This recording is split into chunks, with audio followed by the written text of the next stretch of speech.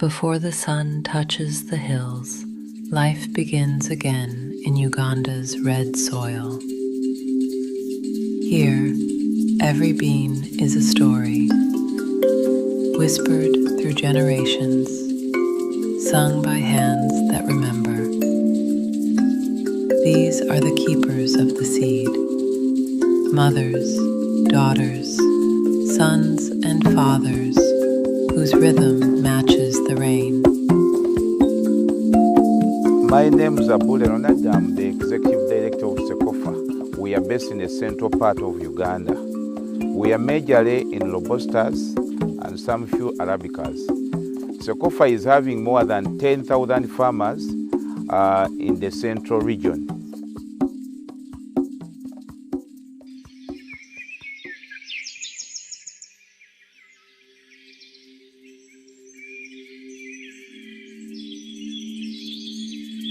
In every harvest, the heart of Uganda beats.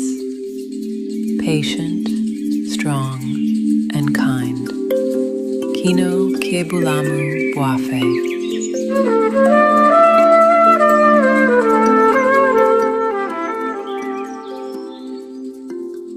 Their language carries the music of the land, and their work, the promise of every morning. As you see here, we are trying to do what we call the pruning.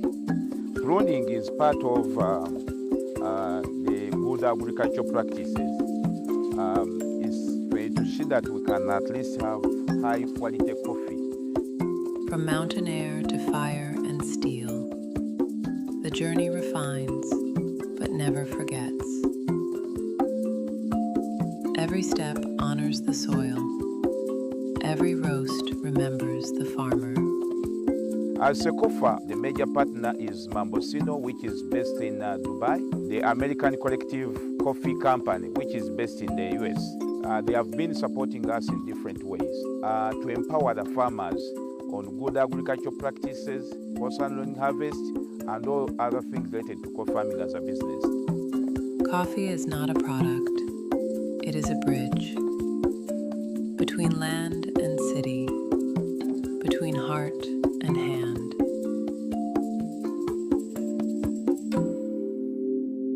This is Union Coffee.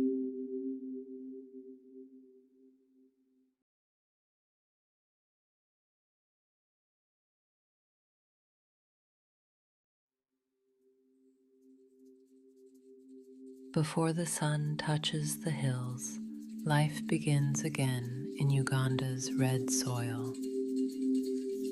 Here, every bean is a story, whispered through generations, sung by hands that remember.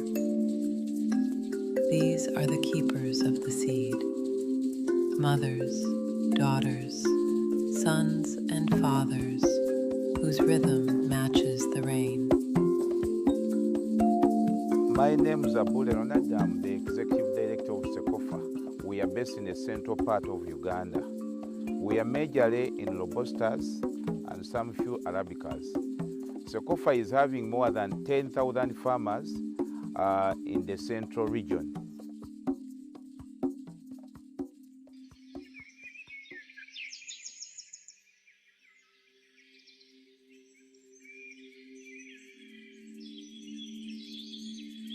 In every harvest, the heart of Uganda beats.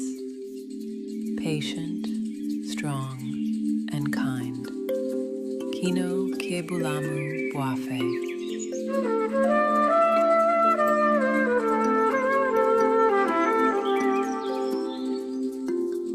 Their language carries the music of the land, and their work, the promise of every morning. As you see here, we are trying to do what we call the pruning. Pruning is part of the good agricultural practices. It's to ensure that we can at least have high quality coffee. From mountain air to fire and steel, the journey refines but never forgets. Every step honors the soil. Every roast remembers the farmer. As Cecofa, the major partner is Mambosino, which is based in Dubai, the American collective coffee company, which is based in the US. They have been supporting us in different ways to empower the farmers on good agricultural practices, post-handling harvest, and all other things related to coffee farming as a business. Coffee is not a product, it is a bridge between land and city, between heart and hand.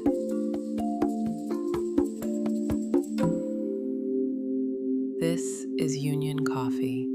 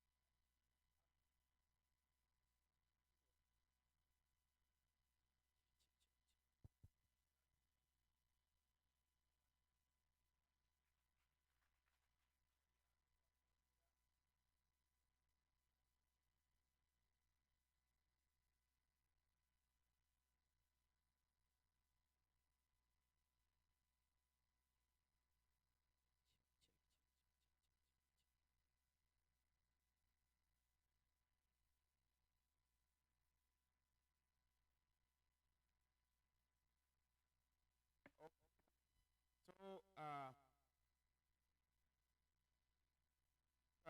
we can tugenda kweyesaala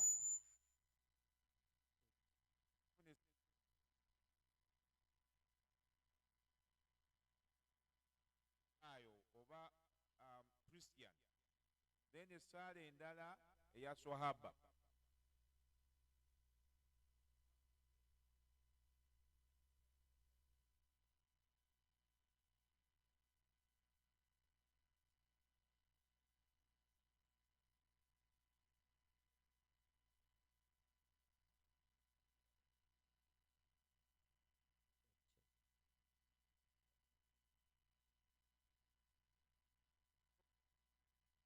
Nti omujjukiza n'okubasinga kimwe era senga Katonda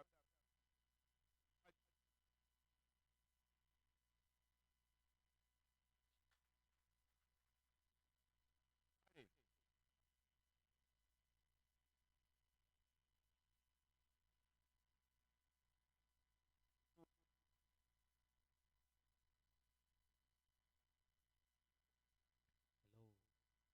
Hello, hello.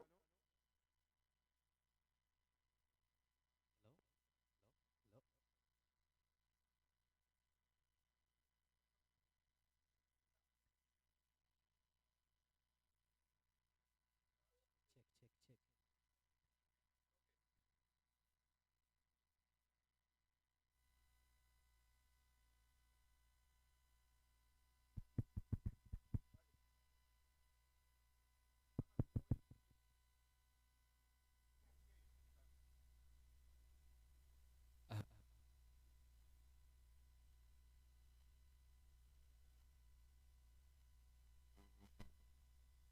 Check, check, check. Check, check.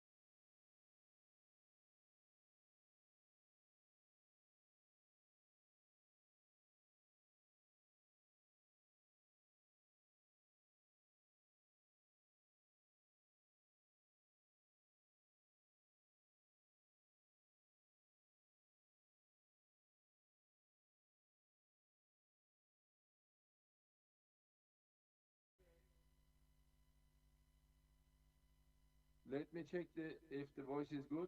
Are we good? Tamam. Okay. Dur şu screen ayarlıyorum çok. Tamam. Bir ses gitti geldi deneme bir iki diyelim. Ben de ondan sonra akışa başlayayım abi. Alo. Mete abi.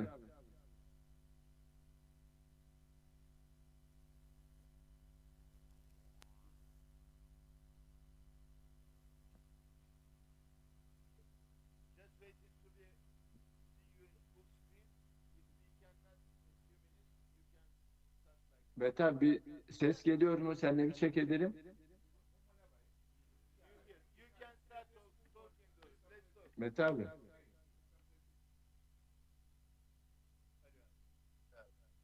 Alo. İyi miyiz? Şu anda başlayalım mı? İyiyiz başlayalım abi. Tamam görüşürüz. Bir şey olursa yazarsın abi. İyiyiz Bana. zaten.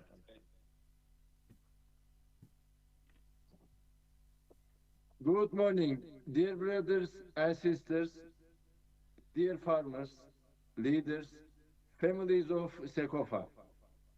I would like to thank to dear friend Ronald and Mete for this great organization. Today I'm speaking to you from Istanbul, Turkey, and you are together in Uganda. By air, we have the distance of 4,500 kilometers. But distance feels small. When we have trust, we feel like very near to each other. So this is the important get together for the end of the year. So from here, I can feel the heartbeat of our farmers, and I want to know that we are close to each other and you are important to us.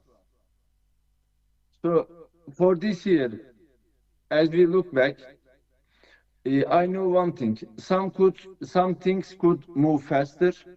Some plans could be better. But this very naturally happens when people are building something real. What matters is what we learn, what we listen, and we are moving forward together with better understanding. I would like to say that everything we do is connected to each other. The land you care for, the plant, the cherry bean, the coffee, hard work you give is not in your farm only. Also, they travel. They travel overseas. That go to America, that go to Italy, that go to Turkey. Cross the borders, cross the oceans. So we reach thousands of people in many countries. So what you do is important to us. And I can say that the world is changing. Technology is changing. Things are moving faster. But it is very important that 100 years ago, coffee was harvested this way. 100 years later, coffee will be again will be harvested same. So it will be with people. So what we need is for the coffee patience, we need care, and we respect for the land. So at the House of Mammuchino, we believe coffee is not a product. Coffee is a coffee carries your effort, your families, and your land. And social responsibility, we talk all the time with our dear friend Ronald, with Mete. Social responsibility is not just the words. It means standing by farmers, paying attention to you, and thinking in the long term for future altogether. So we see the hard work, we respect the knowledge. It is from your families, your older families passed to you, and from you to the youth, to the coming generations. So I would like to say that we honor the effort behind every coffee tree. So this is why our partnership with Cecofa is important to us. It is not only about buy and sell, the trust working together for many years. So, as your international partner, we are committed to bringing Ugandan coffee to the world in the fair and the respectful way. So, this is the way to make sure the value come to farmers and all our communities. So, looking forward to year 2026, our focus is very simple, which is better planning, which is stability and clear communication. So, growth that will help the families, that will make our farms stronger, protect the land, protect our future. So, as this year and the new year begin, I would like to say that prices can change, markets can change, technology can change, but the cycle of coffee, it will be the same. It will be always with people. The coffee cycle start with people, and it is in the service of our families. So from Istanbul to Uganda, from our farms to the world, we are connected not for business, we are connected by trust. So I would like to thank you all. I would like to thank for your patience. I am happy that we walk this journey all together. Together we grow. Together we build the future. So, dear Ronald, dear Mete, and all attendees, all leaders, I wish you, your families health, your families peace, and a great year. Next year will be a great year. I would like to say thanks a lot.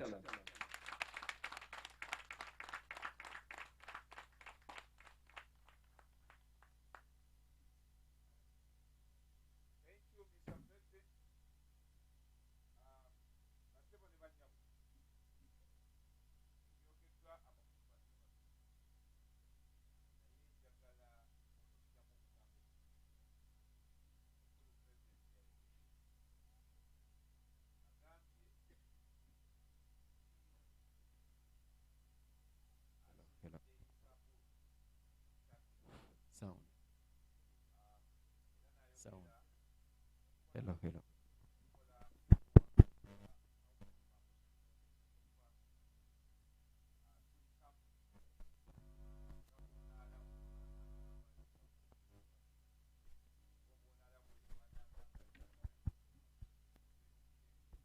Sí, sí, sí.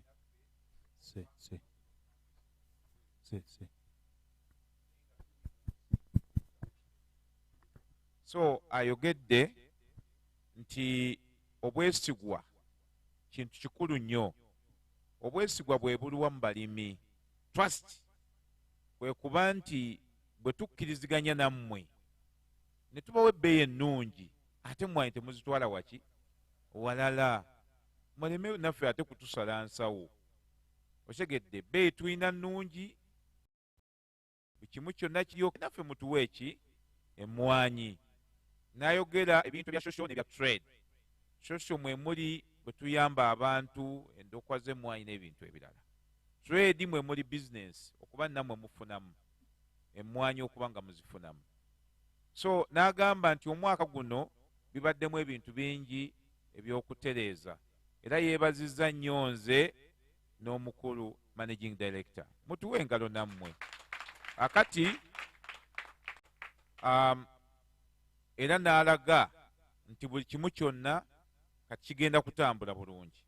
Eggulo I think eggulo ndowooza kubanga Saala oli yakola mu bya logistics baatisse wano containers zafulumye ndowooza aba ku kitundu kino mwazirabye ezaagenze mulimu n'endala ezirimu.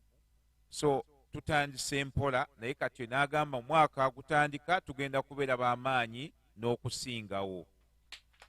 So ebigambo bye bibadde mu bufunze byebyo byakoze eki byayogedde. Bw'anaaba alina kaabuuza akawandiike waki wabbali. So now the next is the chairman. The president is in Turkey, in Istanbul.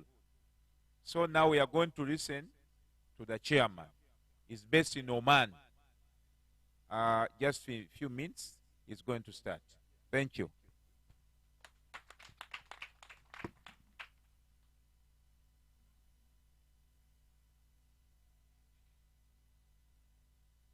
Distinguished leaders of Cecofa,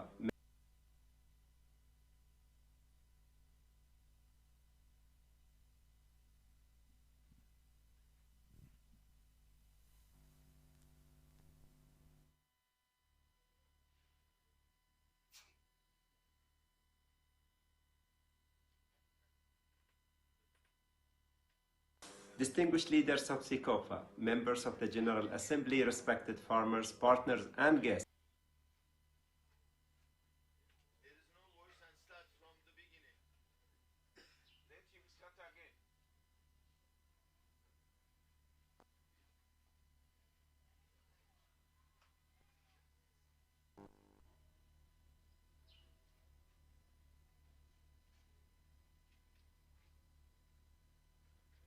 Distinguished leaders of Cecofa, members of the General Assembly, respected farmers, partners, and guests, ladies and gentlemen, it's a truly pleasure to be here with you today. I would like first of all to thank Mr.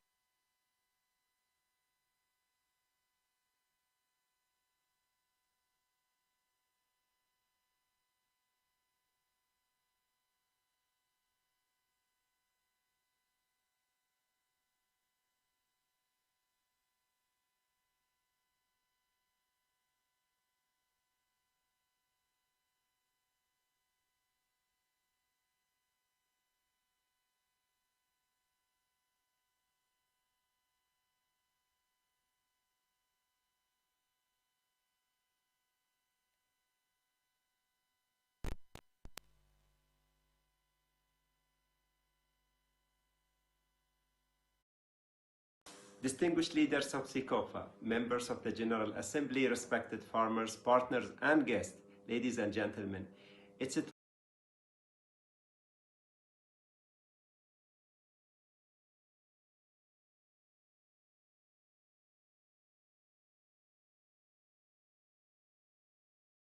of Cecofa, members of the General Assembly, respected farmers, partners, and guests, ladies and gentlemen, it's a truly pleasure to be here with partners and guests.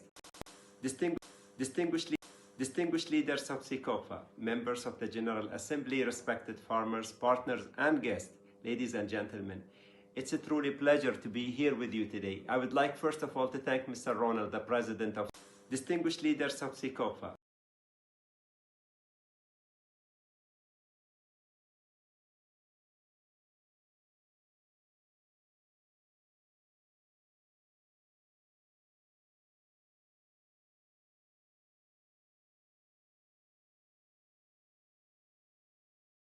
Distinguished leaders of Cecofa, members of the General Assembly, respected farmers, partners, and guests, ladies and gentlemen, it's a truly pleasure to be here with you today. I would like first of all to thank Mr. Ronald, the President of Cecofa, for giving me the chance to address all of you today. I'm very proud to stand in front of the Cecofa family, leaders, partners, and most importantly, the farmers who makes all of this possible.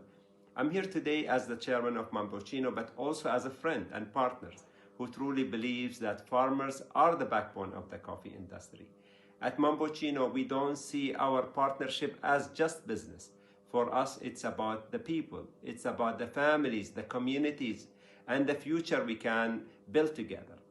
Let me say this clearly from the heart. Mambochino is fully committed to Cecofa and its farmers, not for a season, not for a project, but for the long term.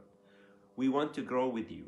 And when I say grow, I don't mean only production or trade. I mean better income for farmers, stronger communities, more opportunities for young people, and real improvement of daily life. Our role is bring solution. Where is it? Better access to market, new ideas, technology, sustainability practices, or value chain support. Whatever helps farmers succeed, we want to be a part of it. Because when farmers success, everyone wins. What inspires me most about Cecofa is the spirit of cooperation, farmers coming together, supporting each other, and speaking with one strong voice. That spirit is exactly why we believe in partnership can go very far with you. Uganda has incredible potential in coffee business, and the future is bright. If we work together, trust each other, and stay focused on shared success. At Mambuccino, we don't see farmers as suppliers. We see them as partners, and we don't believe in growing alone. We believe growing together. So today I want to thank Cecofa for the trust, for the collaboration, and for the friendship. We are ready to continue this journey with you, building strong businesses, strong communities, and strong future of all. Thank you very much. I'm excited about our future cooperation. And asante sana.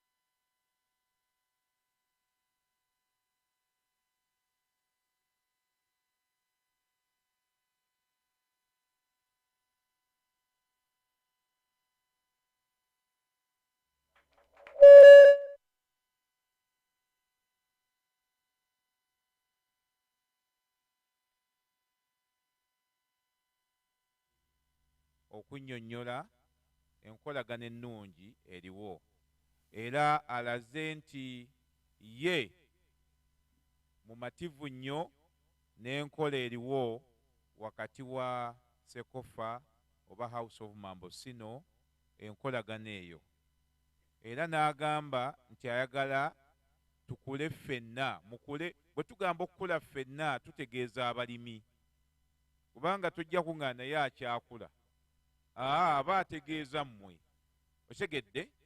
So ebintu ebimu mukoddomi wange ono ananjulira nti kino ekintu kye tukoze si bangi abakikola.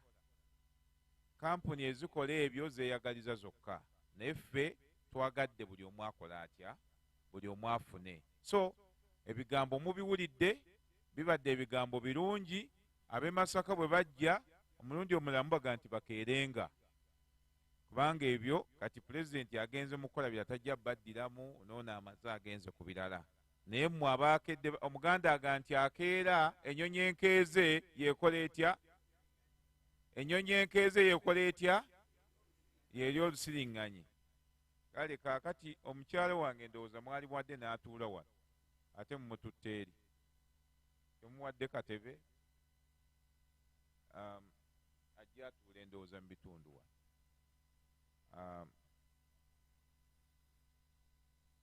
Saala afune wano akatebe. So ndowooza byebyo. So now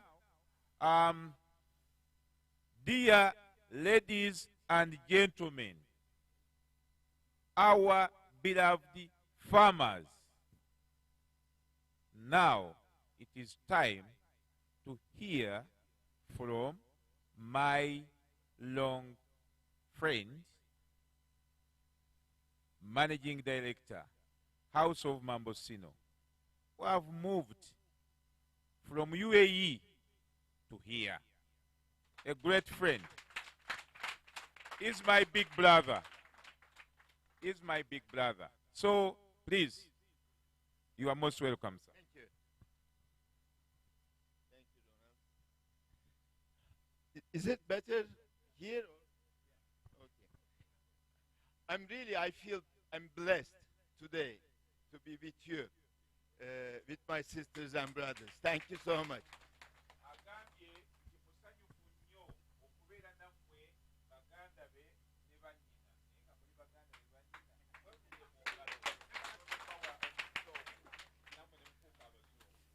Actually, we were planning to come with chairman, but unfortunately, weather condition due to heavy rain in Oman, so his flight automatically canceled, so he couldn't fly with me.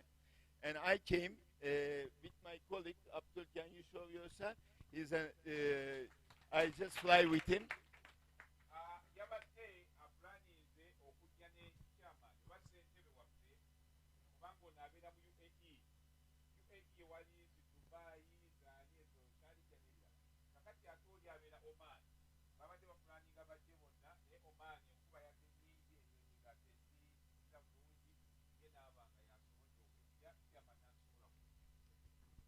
So I just wanted to explain, because maybe you are hearing from our partner Ronald who we are, but I am here to present our company on behalf of my company. I would like to explain what we are doing, how we see the operation, and after that, any question you would like to raise, I'm happy to answer that.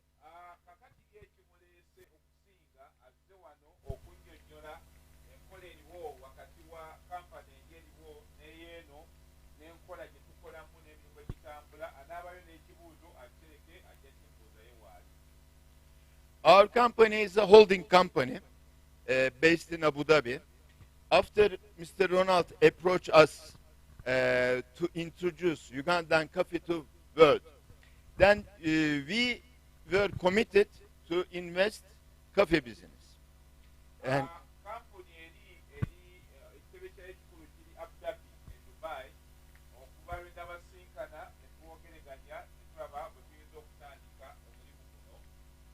as you see that today, our president joined, our chairman joined, I'm here, my colleague here.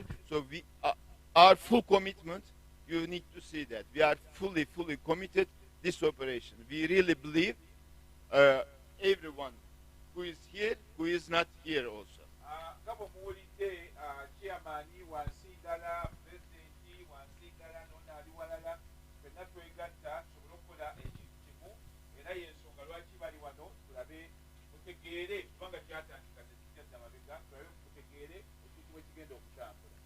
And we have started our operation, I think 8-9 months ago. When we make empathy, because all our chairman, president, they were mentioned that maybe seems that sometimes moves slow, but there is a things behind that. We are looking very long term. We are looking very long term. That's why we would like to make a infrastructure. Omulimu guno gwatandika emabega emyezi 8 naye tuzze okusooka nga tutambula mpola nga waliwo ebintu ebikyatereezebwa okuteeka kampuni zino egindi kuziteekayo nga bwe mubimanyi, naye kati tulabika tutambula kubanga tukola ekintu kya buwangaazi. Ekyo nno mwali kikubidde mu ngalo. As Mr. Ronald approached us, first thing we look back what we are, how we can handle this business.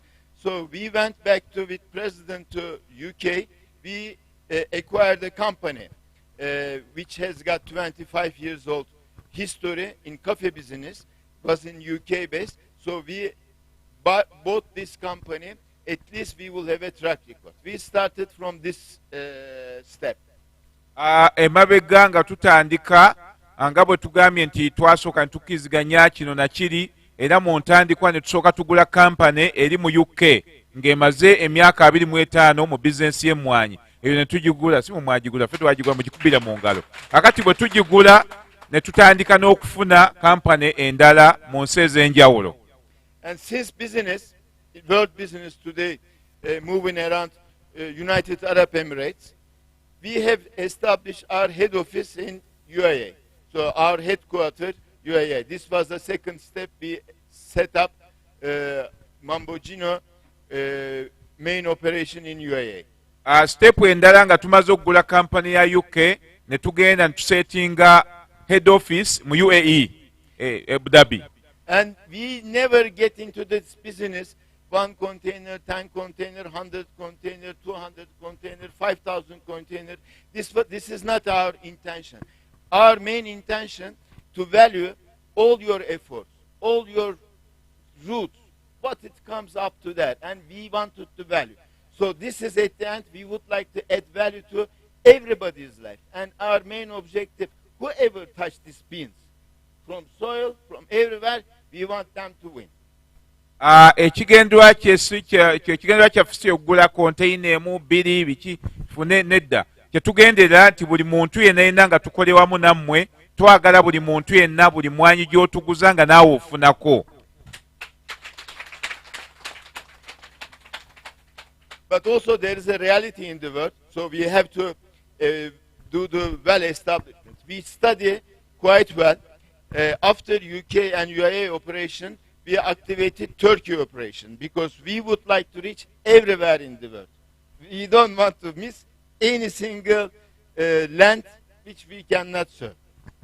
Kati ekyaddako ne tuyingira ettake nayo ne tufunayo kampani nayo ne tugiteekamu. Twagala emmwanyi yaffe etuuke mu nsi yonna buli wamu ng'etuuka ng'eviira ddala kugwana omulimi. Then, in order to capture Europe, we thought that England is a little bit difficult. We established a company as Mamboncino Arte in Italy. Olw'okuba ne mu Europe twagalamu amaanyi mangi nga muvudde ku eri yasooka ya UK, ate era mu Europe ne tutandikawo kampuni ndala eri mu Italy.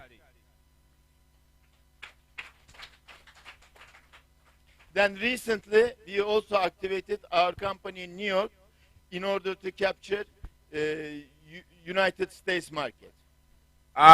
Bannaye muwulirize bino eriroole eyo egenda naye ffe tudde ku mmwanyi wano. Ate ne tuddamu olw'okuba eggwanga lya Amerika nalyo tulyetaaga. Mujjukire Amerika yesinga okugula emmwanyi ennyingi, naye ne tuteekayo ekampani endala eri e New York.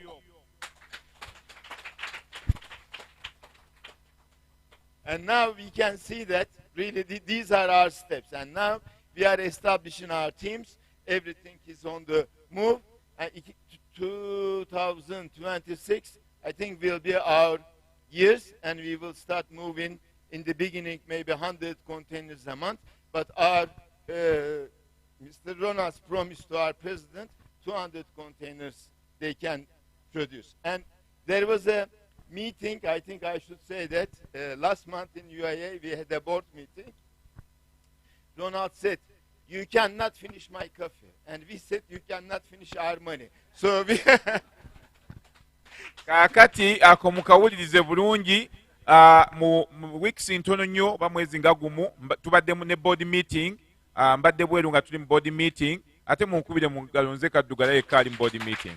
Kaakati nga tukola targets zaffe, twagala container 25 buli mwezi, naye ekitono nnyo wakiri container 10 buli mwezi. Kaakati nze ne bambuuza tunaakola tutya, ne mbagaa temusobola tumalako mmwanyi, nabo ne bagamba lwana tosobola tumalako ssente. Kakati ne tubeera nga lwe lutalo luliwo wakati ani asinga munne, mumalako emmwanyi oba mbamalako ssente. So kyabadde agezaako okwogera. But when we, since 7-8 months, which we started operation, we have started changing some challenges, which we will always inform and Ronald. This makes us a little bit slower because in the market, especially in Europe market today, they become very much price sensitive. And whenever we get the prices, because your coffee is the most valuable beans. Whatever the highest price in the market, you need to get this highest price in the market. Kakati obumu ku bitusoomozezaamu ebitono twali bali twasimbula dda nga container katuli mu nnyingi, naye twatya okulowooza okutandika ng'emiwendo gibadde gikyakola ki gikyali waggulu ng'ate kampuni zino zonna zetutaddeyo zikyali mpya. Kakati ne tuba nga kyatuwaamu challenge, kubanga mujjukire nti emmwanyi ya Uganda yesinga okuba ey'ebbeeyi mu nsi yonna, naye ate twagala nnyo emmwanyi mmwe eviiridde ddala ku mulimi obutereevu. And that's why we were waiting, we were trying to put in a precious place. That's why we prepared the first video you have seen. This was for America. And this is maybe 2 minutes video, but behind maybe 3-4 months work. Most of our valuable farmers are in the scenery, and we wanted to add different value. In this case, when we put ourselves in a different position, price will be on the second position. Then, yeah. Enkola gye tukolamu okutunda emmwanyi zaffe, tutunda emmwanyi ya traceability. Enkola eyawukanamu nti omuntu osobola okunoonyeza emmwanyi gye zikoze eki gye zivudde. Era mulabye ne ka vidiyo ako ke bazannye, omubadde muzeeyi waffe, muzeeyi mukwano gwange abawuubireko, ndowooza mulabye mu ka vidiyo, mumukubire mu ngalo kuba mmwe temukabaddeemu. However, we have seen that our plan is moving very well. And right now, market understood our coffee, Ugandan coffee, especially Robusta coffees, quality. Right now, in US market, in Europe market, now we make this voice, talk, talk, talk, and people start talking about Ugandan coffee in a different value.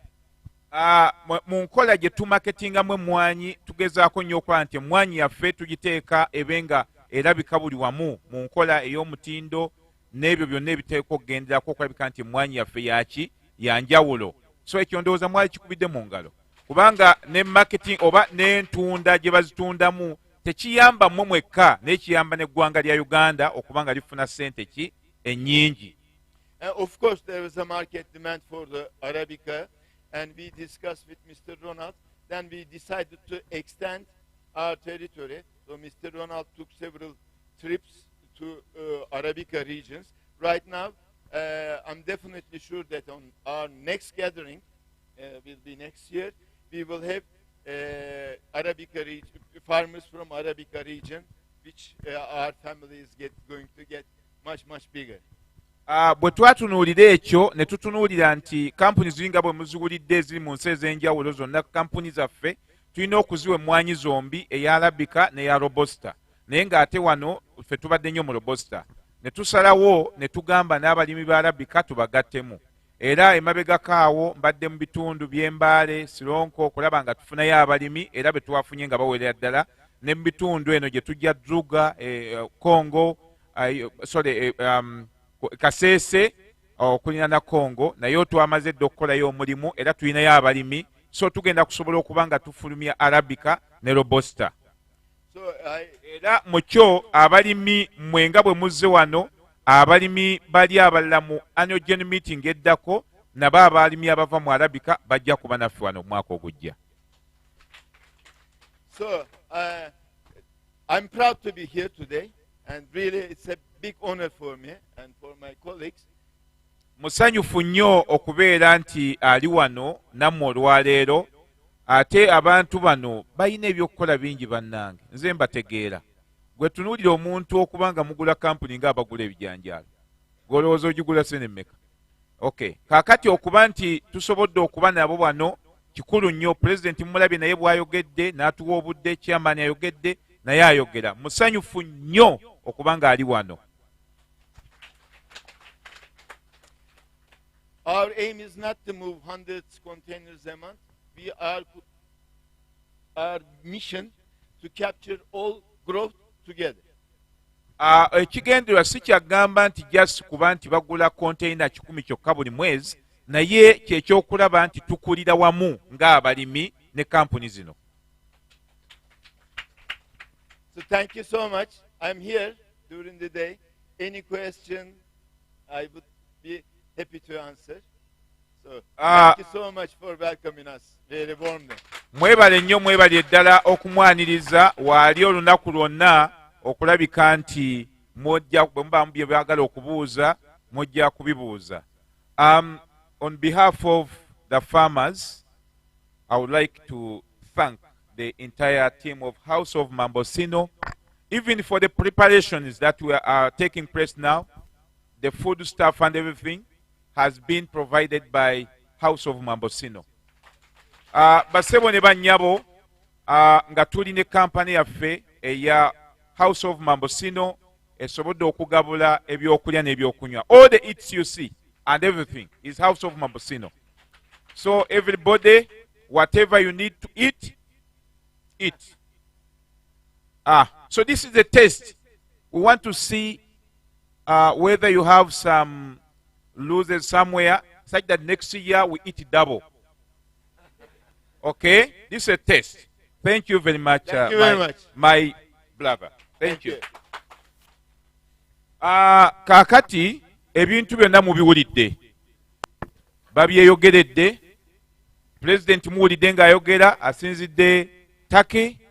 Muwulidde chairman ng'ayogera asinzidde Oman. Muwulidde managing director House of Mambosino ayogerera wano. Ne muwulira nange executive director Cecofa nange njogeredde wano. So our international operations manager naye mumulabye. Ate our local operations manager, where are you? The local operations manager, where are you? You come, you are still a young man. So this is their boss. This is the boss to all that team. Logistics, where are you? We are team. So is the operations manager local? Is the international, global, the whole house of Mambosino. So thank you very much. I think that's so important. Yeah, you can go back. So that's so important. We are trying to build a younger team. Okay? You cannot have a sustainable business without involving the youth. Tosobola kubeera na business nebeera nga ejja kukula nga toyinaamu baki bavubuka. Abakadde bagenda bakaddiwa okujjako Bole Ronaldinz atava ku ki ku main nze sivaako. Nze nabagambye Sebuli bannamukutula ali katebe atudde. Semagulu baatula bali katebe. Nze nkyali ku ki ku main ate asijja givaako kubanga ate nina okukolako n'abaana baabali nabo nkole nabo. So thank you very much, and I think from here we can do some interactions.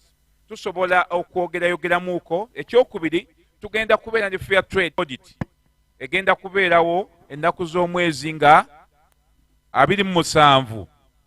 Tetumanyi ebya auditor mubimanyi, tetumanyi oba tunajja Bukuya oba tunagenda Masaka oba tunagenda Luddawa, naye mubeere ready for the audit eya fair trade. Byonna mubiwulidde, bannange bannamasaka muyimirire tubasaasire. Nga mulabye bambi mubakubire mu ngalo. Mwebale kukeera nnyo bwe mutyo era oguddaku mwegenderezanga kubanga ebisolo biyinza obbalira mu kkubo eyo enkeera gye mukeeramu. Akati musanze President amaze okwogera, musanze Chairman ayogedde, bonna boogedde ku online, musanze Managing Director yayogera, naye siyinza newankubadde mukedde nnyo ne muyita ekkubo mwali erabidde mwazuukuse tebunnalaba.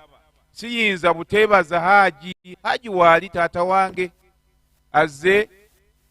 Taata wange Haji waali? No, gwe oli muganda wange. Haji aluwa taata? No, Haji Kawuma tazze. Okay, talabise, tasobodde, naye jangu wano oyo muganda wange bamuyita Kawoyongo Jamiru, jangu bakulabe. Nagamba muganda wange olwananga ne bw'oba okoze ensobi n'otuuka kikeerezi weekwanyakwanya n'obeera mu bantu ne bakulanga eyatuuse dda. Akati salamu alaikum Haji. Yeah, you come next. Come just near here. Haji ono ng'obwedda bwe mbalaga abantu be tubadde nabo tukoleze naye emirimu mingi. Era nga yalwana ennyo okulaba nti Masaka eyo tukolayo omulimu ogw'amaanyi.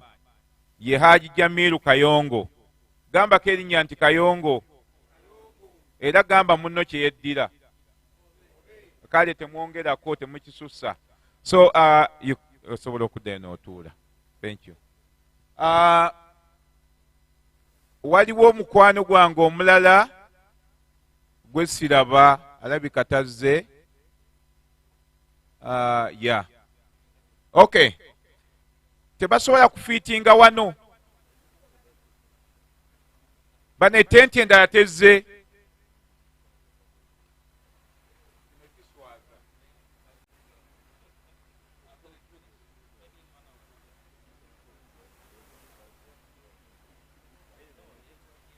Bajje banyige wano obutebe.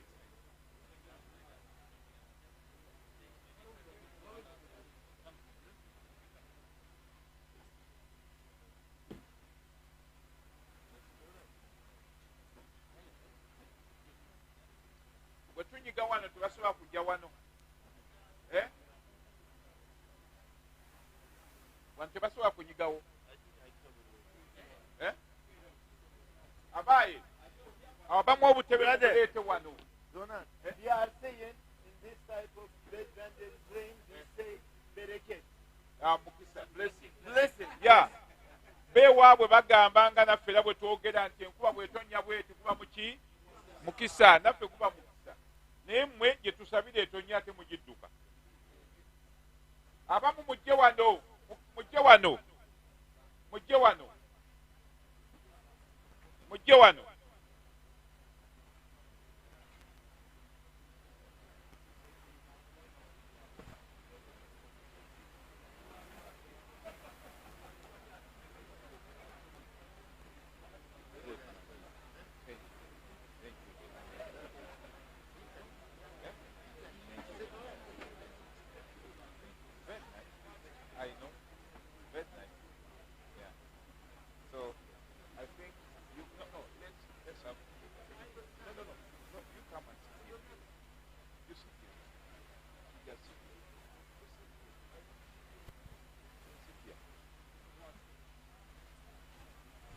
Kaakati bannange enkuba mugirabye, kale muzikubire engalo kubanga tutandise na mukisa, omukisa gw'amaanyi gwe tufunye.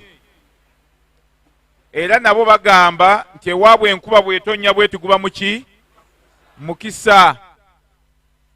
Era tumanyi nti emmwanyi tugenda kuzifuna mu buki mu bungi.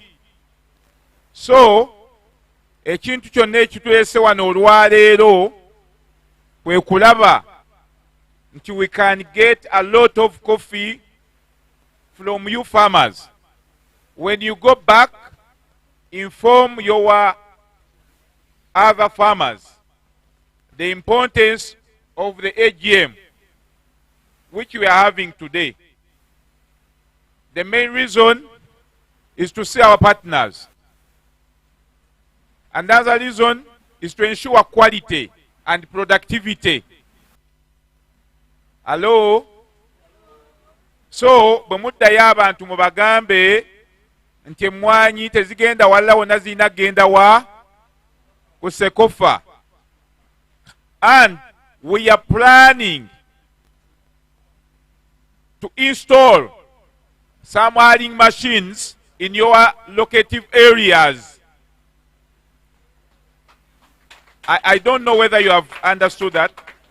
We are planning, not even a plan, it has been decided that we are going to install hauling machines in your locative areas. That is Bukuya, that is Masaka, and that is Luwero.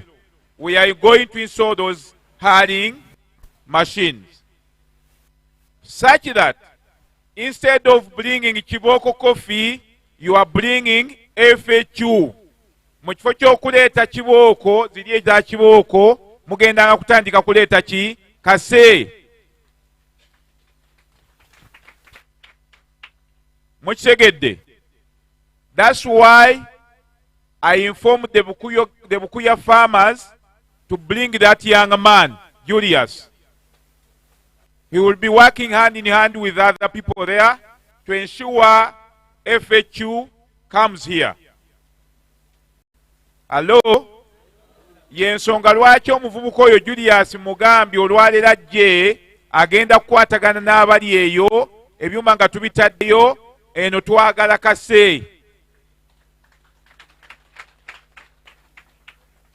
As usual, Cecofa gives good prices.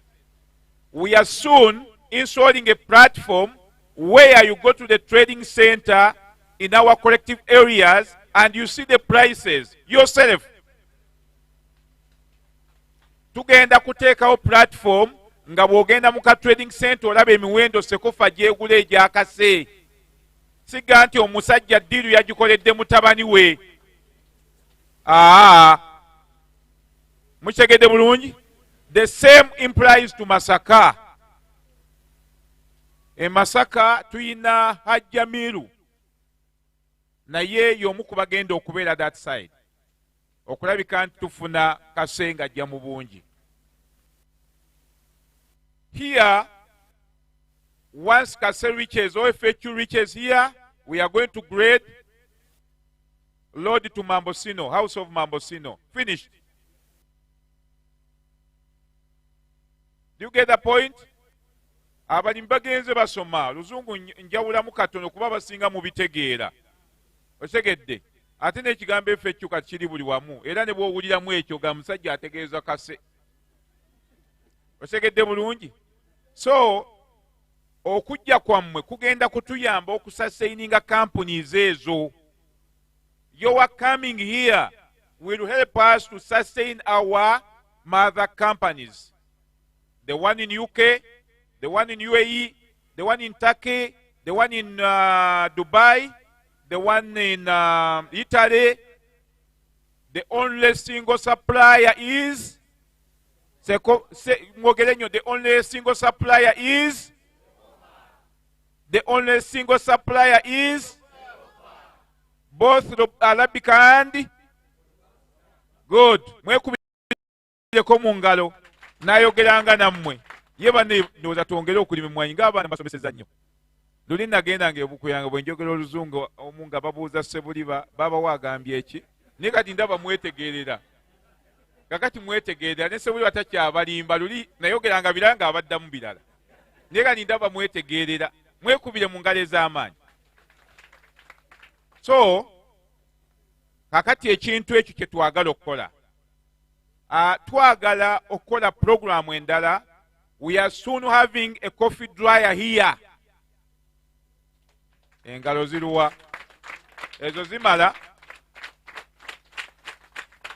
We are, let me go slowly. I think you even doubt, you don't think it will happen. We are soon having a coffee dryer here. Essaawa yonna coffee dryer tugenda giteeka wano ng'emmwanyi zo ezikaza. Mukitegedde bulungi? Abalimba emmwanyi ekyo mukitegedde kye kitegeeza? Is here. We are soon have. Can you confirm that? Yes, I confirm definitely. Not only with the dryer, whatever needs from this gentleman, everything will be provided, of course. Nze banne neewuunya abantu ba ssente teboogera nnyo. Naye ebyo tabiwulidde. I can understand. What have I said? He said we can ask whatever we want. And What have I said? huh? What have I said? You want to kidnap me here? What I said is that I'm just wondering, people with money, they talk little. They don't, because you said, whatever you need, you are going to provide. Yes, because we are family, we are all together. Thank you. Okay, so we are soon having motorcycles.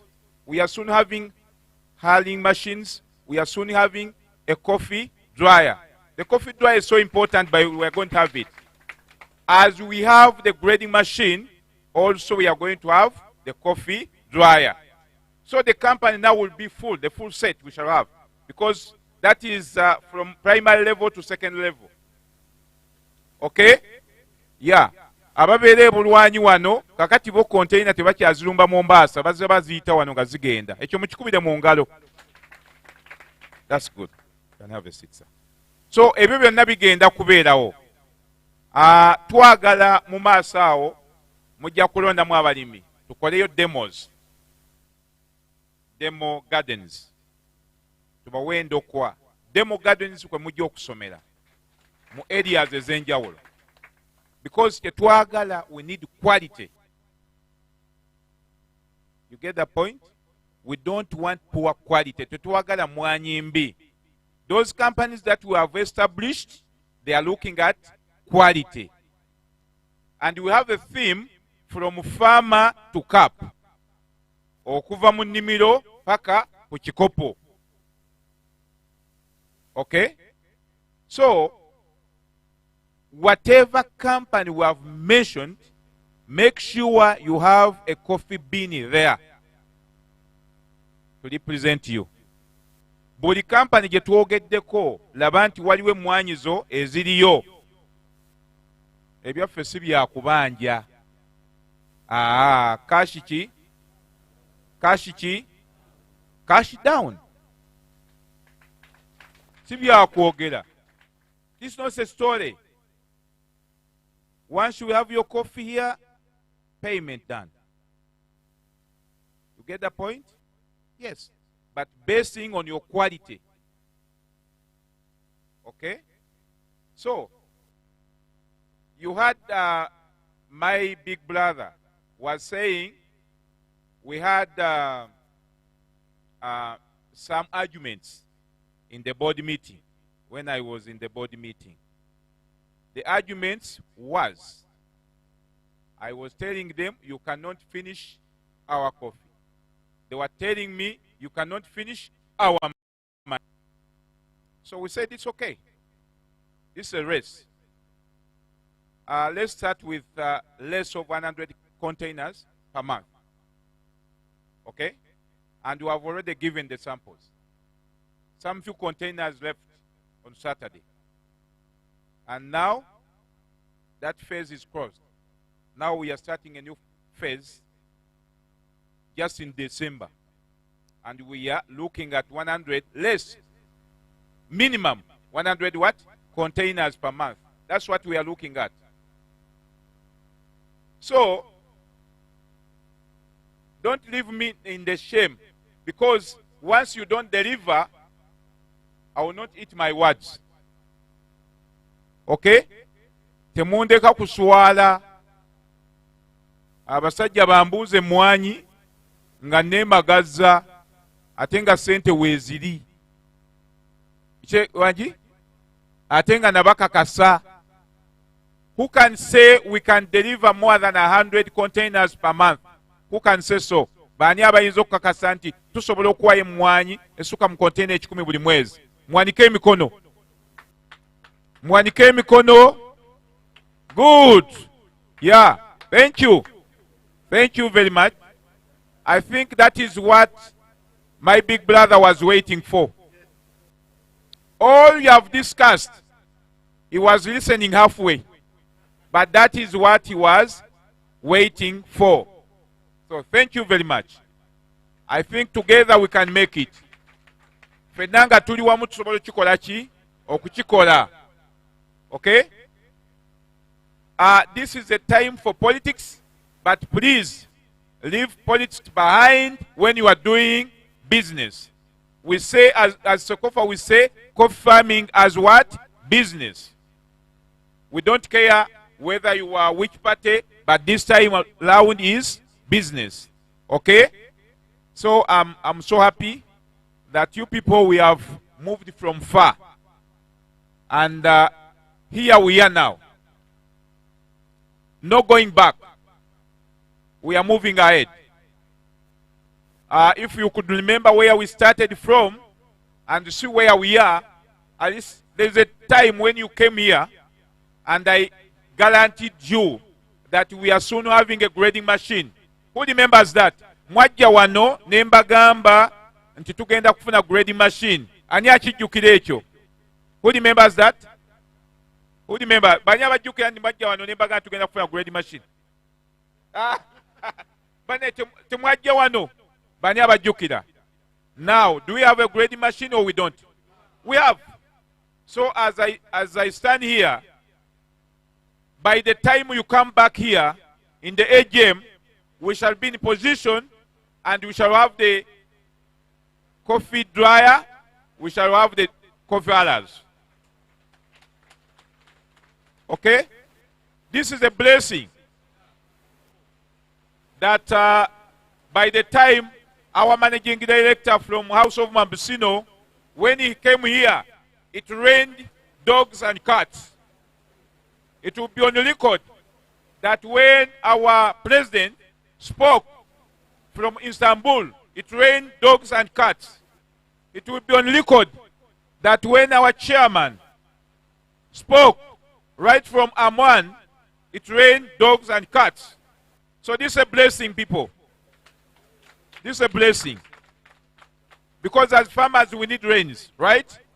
And where we have a challenge with rain is to dry the coffee.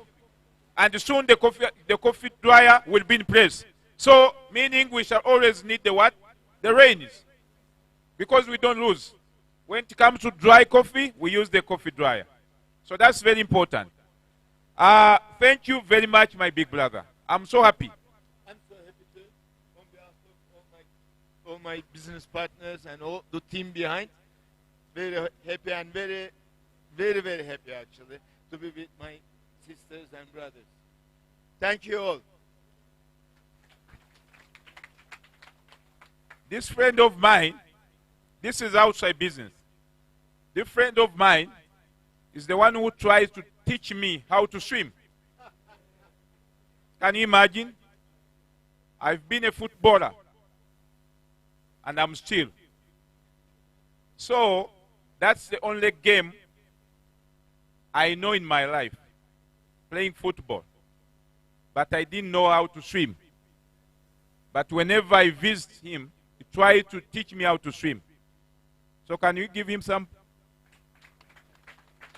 Good. So that's a joke. So now let's talk serious. Let's talk business.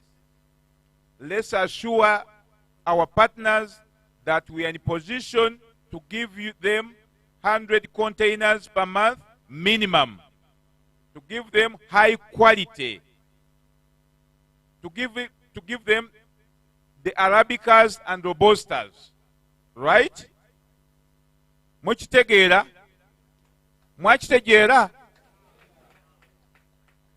So this is very important. Marketing strategy is not easy. But it is done. Marketing your coffee globally with traceability is not easy. I've been in coffee the whole of my life. When I left school, I've been in coffee up to now. So I know what it means. Many companies here have failed to do what we have done. And they have been in the field for so many years. Because here we are not going to look for other things. We are just focusing on our markets, where we get other buyers, well and good. No worries. But our focus is on quality, productivity, and how do we work with community, social. How do we get the certificates? Now we are on the time of renewing our fair trade certificate. We also need the rainforest. We are working out the BR certificate. We have to ensure we renew our 4C certificate. The EUDR is taking place.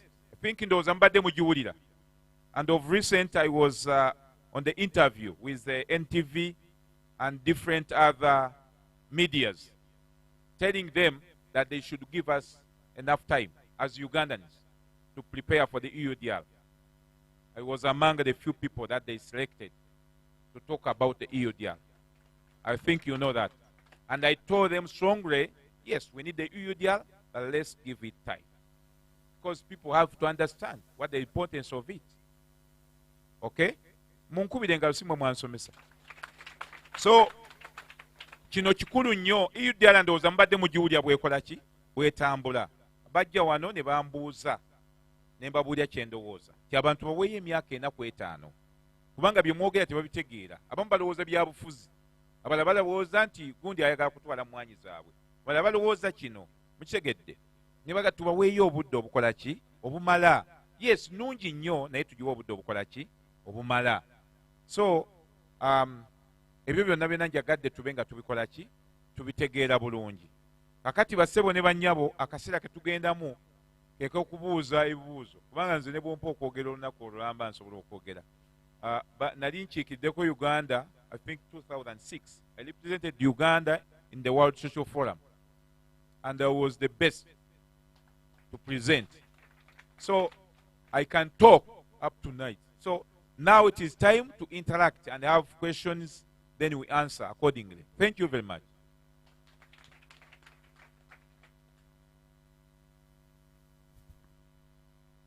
Kakati tulinze buli alina akamusiiwayo katono akoogere.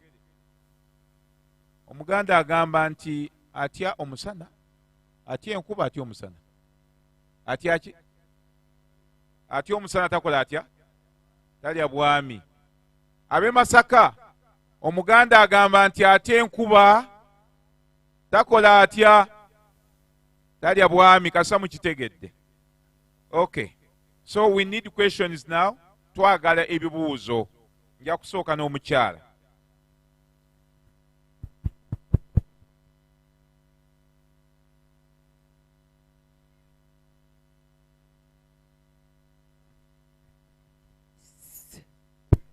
Sebo nja kwogera mu Luganda.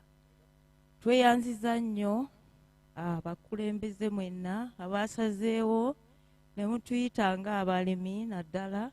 Mulamu wange Ssenyonjo Jebbi nkwebaza ssebo okututegeeza. Olunaku luno baaluntegeezaako naye nali nalwagala dda. Ssebo ekibuuzo kyange kigenda gy'oli aneebuuza. Tugenda tandikira ku zino ze twalima oba tugenda funa gundi mpya? Zino ze twalima kuba tulinamu obuweko obutini abamu tetwazikyusa. Tetwasobola kufuna bulungi za mpekeki nungi olw'ebbeeyi y'emmwanyi endokwa tetwasobola ne tugenda nga tusimba ekika kye twali tulina eky'empeke entono. Kati ekibuuzo kyange ekibuuza tugenda tandika mwaka guno ogujja oba tugenda mala simba mpya? Kyekibuuzo kyange ssebo. Erinnya lyange Christina Kazibwe. Okay, akati tujja kubuuza ebibuuzo ebitegereko bulungi. Tulina abagenyi wano, mulimu ebijjo tuswaza. Kuba kati bw'oga nti ogenda kulima mmwanyi mala emyezi 18. Twakuyise ng'omulimu emmwanyi olina eki? Olina emmwanyi. Okitegedde? Ekyokubiri ani yali awuliddeyo nti emmwanyi eri enkadde baagigobye mu katale? Kakati emmwanyi gy'olina yonna gye tugula. Ekintu kiri kimu kyokka kulabira ki? Mmwanyi yo. So tetwagala nnyo ate ogwolaga abantu obakange n'emitima nti abamu bagenda kutandika kulima. Abasajja balinze emmwanyi buli mwezi baagala kontina 10. Ate awulirayo abaga nti abo bagenda kutandika kulima. So ndowooza ekyo ebimu bwe tuba tubuuza ebibuuzo tubeeko ebibuuzo bye tukola ki? Bw'olabanga ekibuuzo tekijja oyinza n'okubuuza akulinaanye nti wange kino kinaavaayo mbadde njala kubuuza bwe nti. Kubanga tetuli mu baffe aba bulijjo, tuli mu bantu abaki? Abalala ab'ebweru. Business ndowooza kino kibeere so clear. The intention now is to ensure that we shall be able to have a minimum of 100 containers with quality. Okay? Kati mbadde njala nnyo twetoololera awo. Then the fair trade arrangement, I'll briefly discuss it with you. Okay? Purposely for the auditors which are about to start. Okay? Yeah. So for your information, Mama, emmwanyi z'olina kwe tuba tutandikira mukubire mu ngalo kubanga ndi wano abagenda okukibuuza yabayambyeko. Emmwanyi z'olina kwe tutandikira. Kakati bw'otandika kwe tujja okwongereza endala z'osimbye. Good. Sebo mukama waffe, nze ndi mulimu w'e Masaka era nva Masaka. Webale nnyo okutwongeramu amaanyi ne by'otugambye tugenda kufuna fair trade. Era tuli beetegefu ffe ab'e Masaka. Emmwanyi tuzirina naye tukyayagala okwongerako okusinziira engeri gye tunyumiddwa okuzirima. Emmwanyi z'ogambye ze tugenda okufuna tunazifuna ddi tutandike ne zitulina n'ezo ze mugenda otuwa? Sebo kyekibuuzo kyange ssebo. Omanyi abantu ba Uganda mwagala ebyobwereere. Sibalimba. Kakati omukulu muwulidde kyagambye. Olwedda alina ki? Emmwanyi. Naye kati ate ne ziri ezisannajja yagala kumanya zijja ddi. Kakati nze ndowooza tusooke tukkiziganye ne kye tuyina. Let's start with what we have. Then, the other coffee that we want to plant in the future will come along the way. Tutandike ne zino ze tuyina, tutambuze omulimu, ofune akabeeyiko, ofune akasenteko, nga bw'ogenda okola ki? Oyongerako. Okitegedde? So nze ndowooza nti nga tonnanoonya kwongera ku bugagga bw'oyina. Sooka onyweze bw'okola otya? Ebintu biri bisatu. Kuba nze nsomesa n'ebyenfuna. Ebintu biri bisatu waliwo kye bayita okukola obugagga, ne waliwo kye bayita okukuuma obugagga, ne wabawo kye bayita okwongera ku buki ku bugagga. Tosobola kugamba nti ogenda kukuuma obugagga ng'ate tobuyina. Otegedde? Kino ky'oyina sooka okikuume ate oyongereko. Otegedde? So omukulu ow'e Masaka sebo tweyanzizza, naye tusooke tutandike n'emmwanyi z'oyina bwe tuba tukola ki? Twongereza. Ofiisi yaffe nzigule naye mukubireko mu ngalo. Tweyanzeeko. Maama.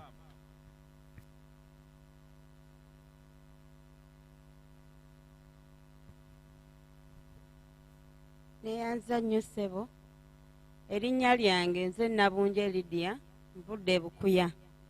Ekibuuzo kyange kiri nti emmwanyi zange nzirina. Neebuuza ŋŋenda kuŋŋaanyizaawa era mu mwezi ogwo gwe tugenda ofulumyangamu emmwanyi ezo obungi, kubanga tudaashuwa nti tugendanga zifuna. Tugenda zijjanga tutya ku balimi eyo gye tuli tuzituuse we tugenda ozikuŋŋaanira, era tugenda kukozesa baani ng'oggyeko mwami Sekate kuba e Bukuya tufunyeyo atya omu. Tugenda zimutuusangako tutya era agenda afunayo banna abalala abamuyamba. Ekyokubiri, ninayo tugeze ensawo, omulala alina ensawo 10, nzigyemu kase wange ena gwe nzigyemu. Bagendanga tutwala nga buli omu ayina obuzito bwe bwawadde, nti Lydia awaddeyo kase kiro 10, omulala awaddeyo kase kiro 5. Bagendanga twawulangamu. Neyanziza nnyo neyanzeege. Okay. Thank you very much. Kakati okudda mu kibuuzo. Musa Aluwa. Manyi Musa bw'ajja Kampala ssebo. Janguuko wano mukulu. Bw'ajja Kampala muyigge. Era oluusi aleeta wano ensonga zammwe ne mugaa nti kakati biwedde ndowooza ddayo naga nja kuddayo enkya. Ne mugaa okay. Jangu ssebo wano. These are your questions ssebo. Kakati tuyina collection centers Sebuliba.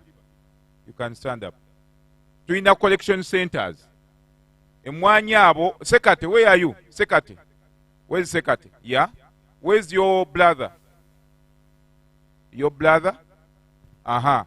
Kakati abo abantu be bakuŋŋaanye emmwanyi ezo. Naye nga bakulemberwani Bwana Musa. Akati, maybe what we can do, we can add more collection centers. Okay? And that's again the importance of having the hauling machines within your areas. Instead of mokuleta chiboko wano, then you just bring FHU, muleta FHU. You get? We have the truck. So bano bebajja okukola omulimu ogwo ne mukulu Sebuliba ne Sekate tovaayo kuba mukisa ogwagala. Ne Sekate n'oli gundi ng'emmwanyi zikola ki? Bazikuŋŋaanya.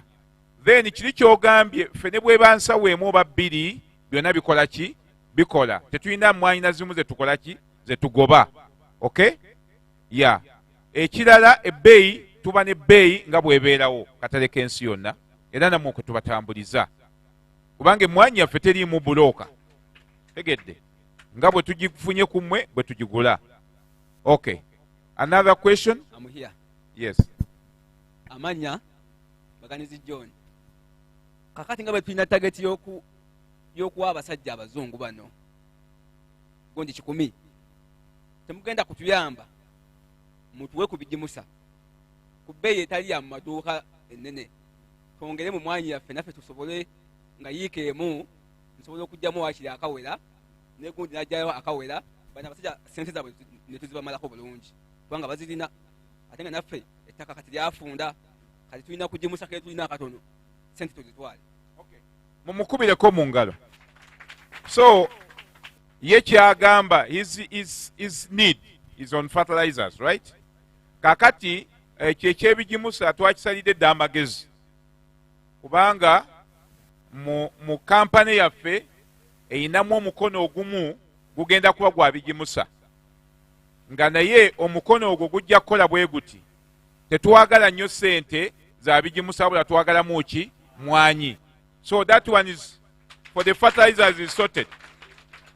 Yeah, we give you fertilizers, you give us coffee. Okay, ekyo mukyongere engalo.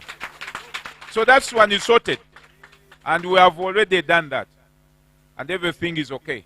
Ebyo twabimu twabirowooza nze bwe mbeera eri mbalowooleza era kyenva mulamba ga nsiva kuki ku main.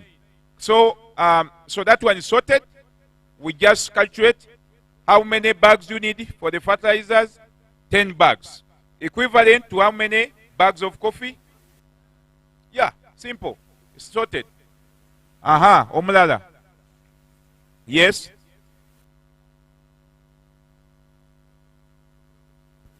Mumwaka zindala.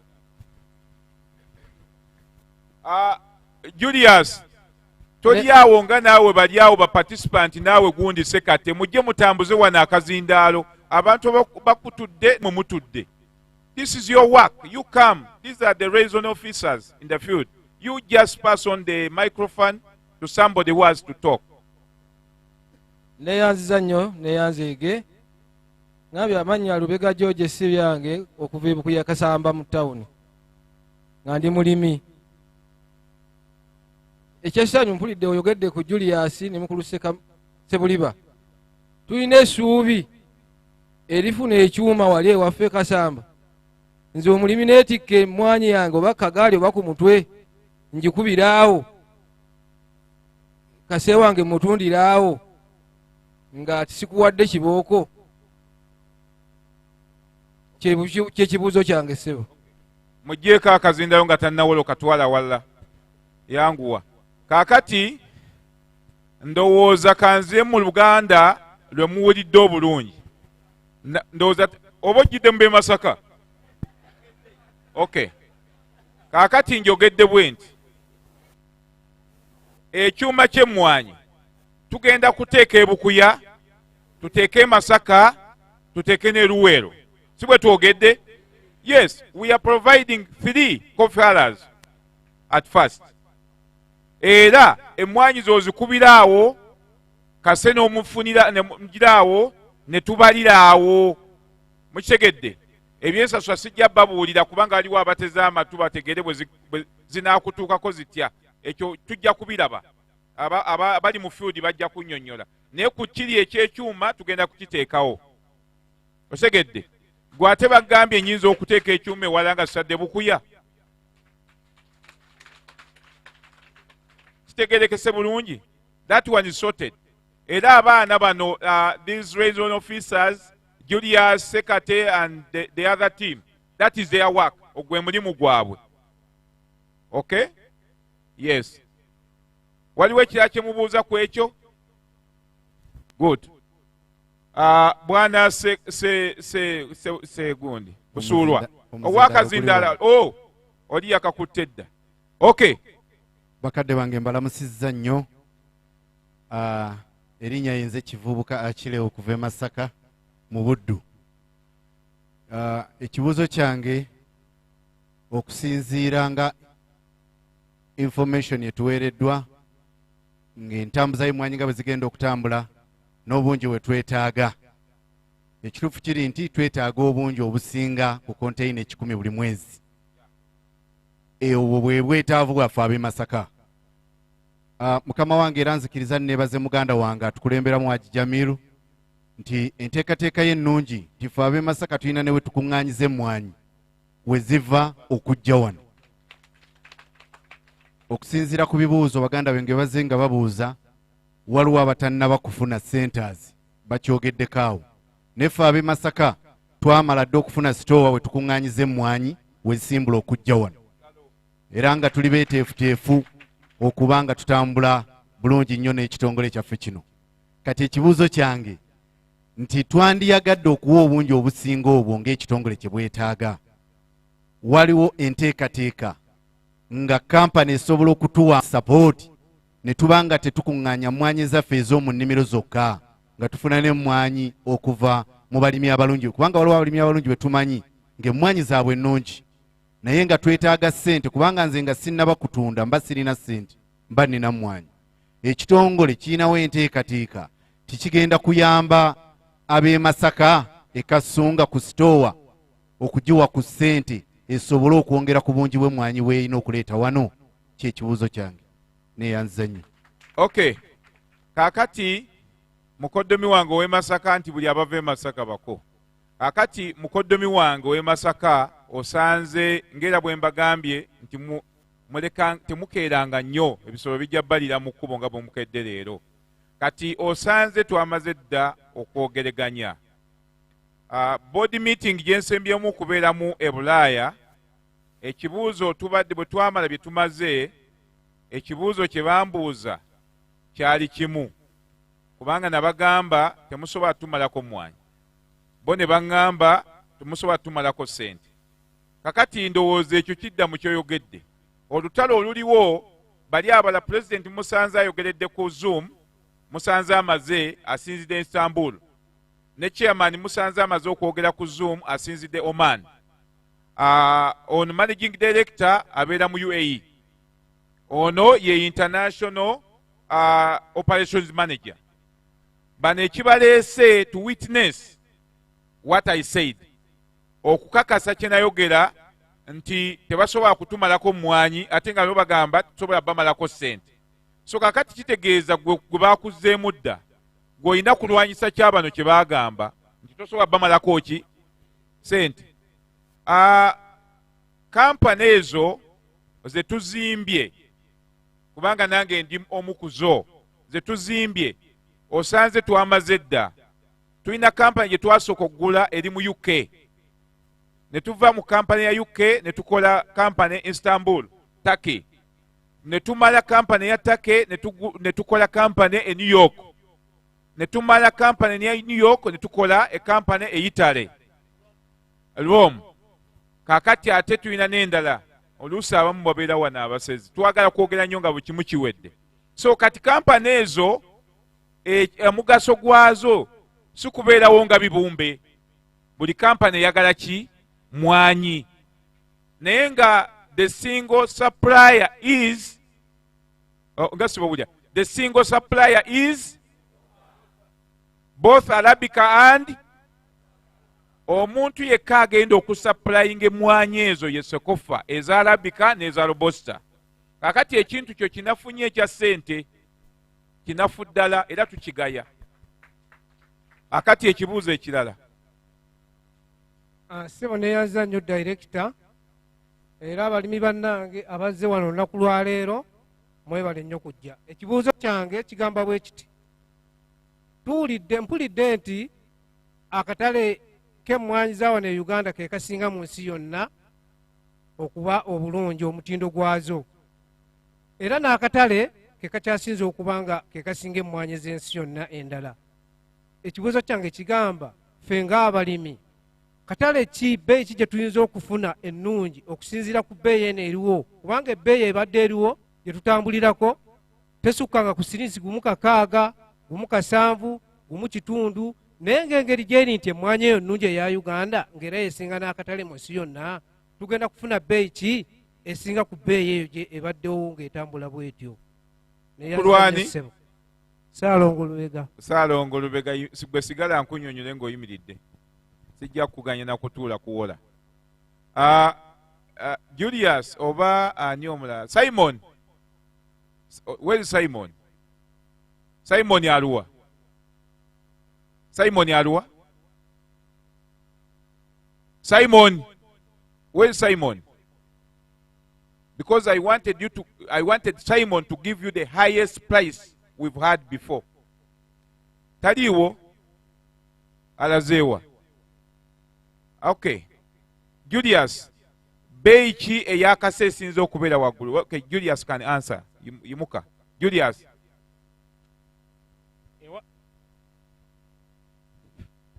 Ebadde bbeeyi ki? Bbeeyi ki esinze mu kyalo okubeerayo emmwanyi we zaalinyira ennyo eyakase? Omunya. Kakati mwatunda nammwe sizoni eyo ndala. Badde njagala obbawo wano. Ffe wano tukomye lwakuba Simon taliiwo. Ebbeeyi gye tukusinga okugula wano ebadde mugumu 7. Okay? So kakati ekyo muteekwa okukimanya. Muyina okumanya nti ebbeeyi buli kiseera muyina okucommunicatinga naani ne kampani. Mukitegedde? Mukitegedde bulungi? Yes. So that is the importance of getting together. Okay. Yes, Busulwa. Mukitegedde bulungi? Kakati olwala ebbeeyi yagudde. Today the prices are down. Ani amanye ebbeeyi eriwo kati eyakase? Yeah. It has gone to 111 now as we are speaking. So this is the time for those big companies to make money now. Okay. Neyanziza ssebo amanya Busula Muhammadi ndiwe Masaka. Akati mukama wange ku nsonga y'obungi bw'emmwanyi bwe batusaba tukukakasa Muzeeyi Buule tujja kusobola obba w'emmwanyi obungi bwe bakola ki bwe beetaaga. Ensonga y'okulala waliwo abantu abalimi bo abali mu mitala Kasaali Namwanzi tebasobodde. Twali badde bangi nnyo olwaleero wano tebasobodde kola ki kutegeezebwa. Naye nga abalimi bo bakyaliyo bangi nnyo bakutubanja entakera kuba gwe wali obawa kabeeyi k'emmwanyi era nga gwe bagula obulungi ssebo. Bye byange. Okay, so there's an assurance. You said, Mr. Managing Director, he said an assurance from the farmers in Masaka that even if you want 300 containers, they are in position. So, yeah. Ekibuuzo ekirala. Neyanziza nnyo ssebo. Amannya gange Kantinti Christopher Salongo, musajja yeddira empeewo. Ekibuuzo ekyali kigamba mukama wange, emmwanyi twagala okuzirima, naye ekizibu kye twasanga mu mmwanyi tulinamu akalwadde. Akalwadde kakawuka ka mmwanyi ako. Ssebo taata tuyinza kutya okweyambisa okuba nti tuyambibwa ku kintu ekyakawuka ako okulaba nga tukatta obutatuliira mmwanyi zaffe. Kyekibuuzo kyange. Omukulu agamba akawuka k'emmwanyi, the cough disease, right? Kakati akawuka k'emmwanyi tukozesa nnyo eddagala ly'enjawulo. Naye tuli wano abasinga mwenna mumanyi. Abamu bakozesa loketi, abalala bakozesa striker, abalala bakozesa walagi, abalala bakozesa abalala bakozesa ki? Yeah, this is an experience. So let's because he's talking about the cough disease, we are trying to show him which kind of chemical that he can use to stop that. So it's like a disease sometimes which affects the coffee trees. Yeah. So eddagala tukozesa locket, tukozesa walagi, tukozesa striker, eddagala lingi. Okay? Ofuuyira, you just spray in your coffee garden.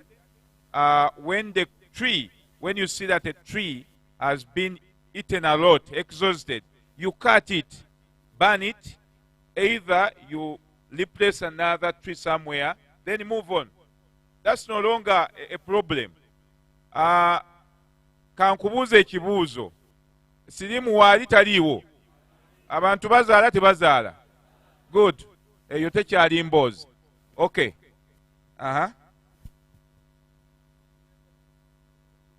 Akazindaalo.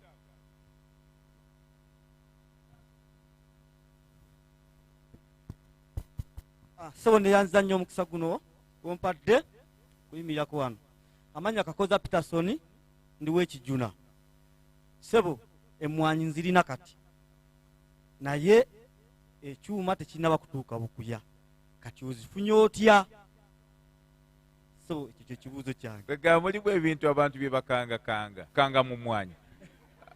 Tonkanga ate naawe byo. Tonkanga naawe. So he's trying to make me fear. He's telling me, I have a lot of coffee now. Now how can you get my coffee? So please, we have money in plenty. So if you have coffee, we are in position to buy.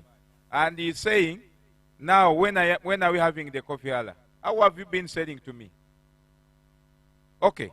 So he's trying to show that he wants to give us coffee when the coffee hour is already there. The coffee hour is coming, but now let's first move as we are. Let's buy as we have been doing. Kati ekyuma kigenda kujja ne katujje tugula nga bwe tubadde tukola ki nga bwe tubadde tugula, okay?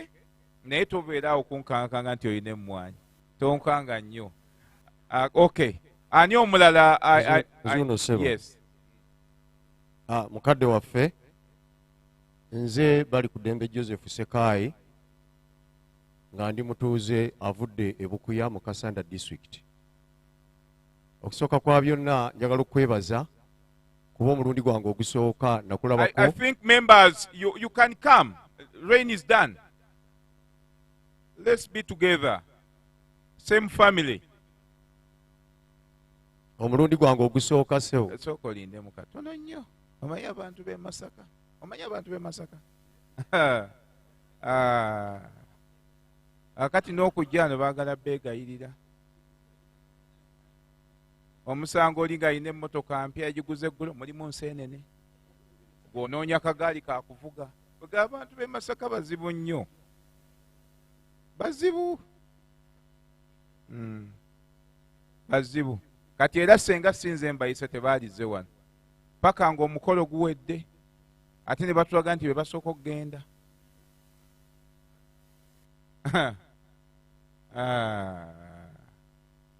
Abantu b'e Masaka nze mbategeera.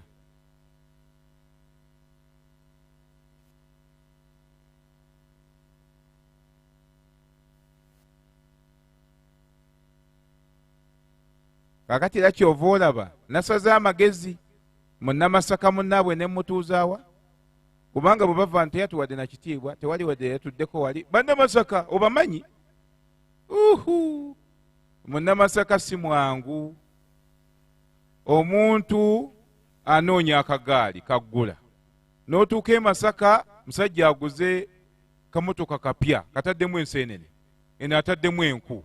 Kugamba abantu bannamasaka bakwata na bwegendereza.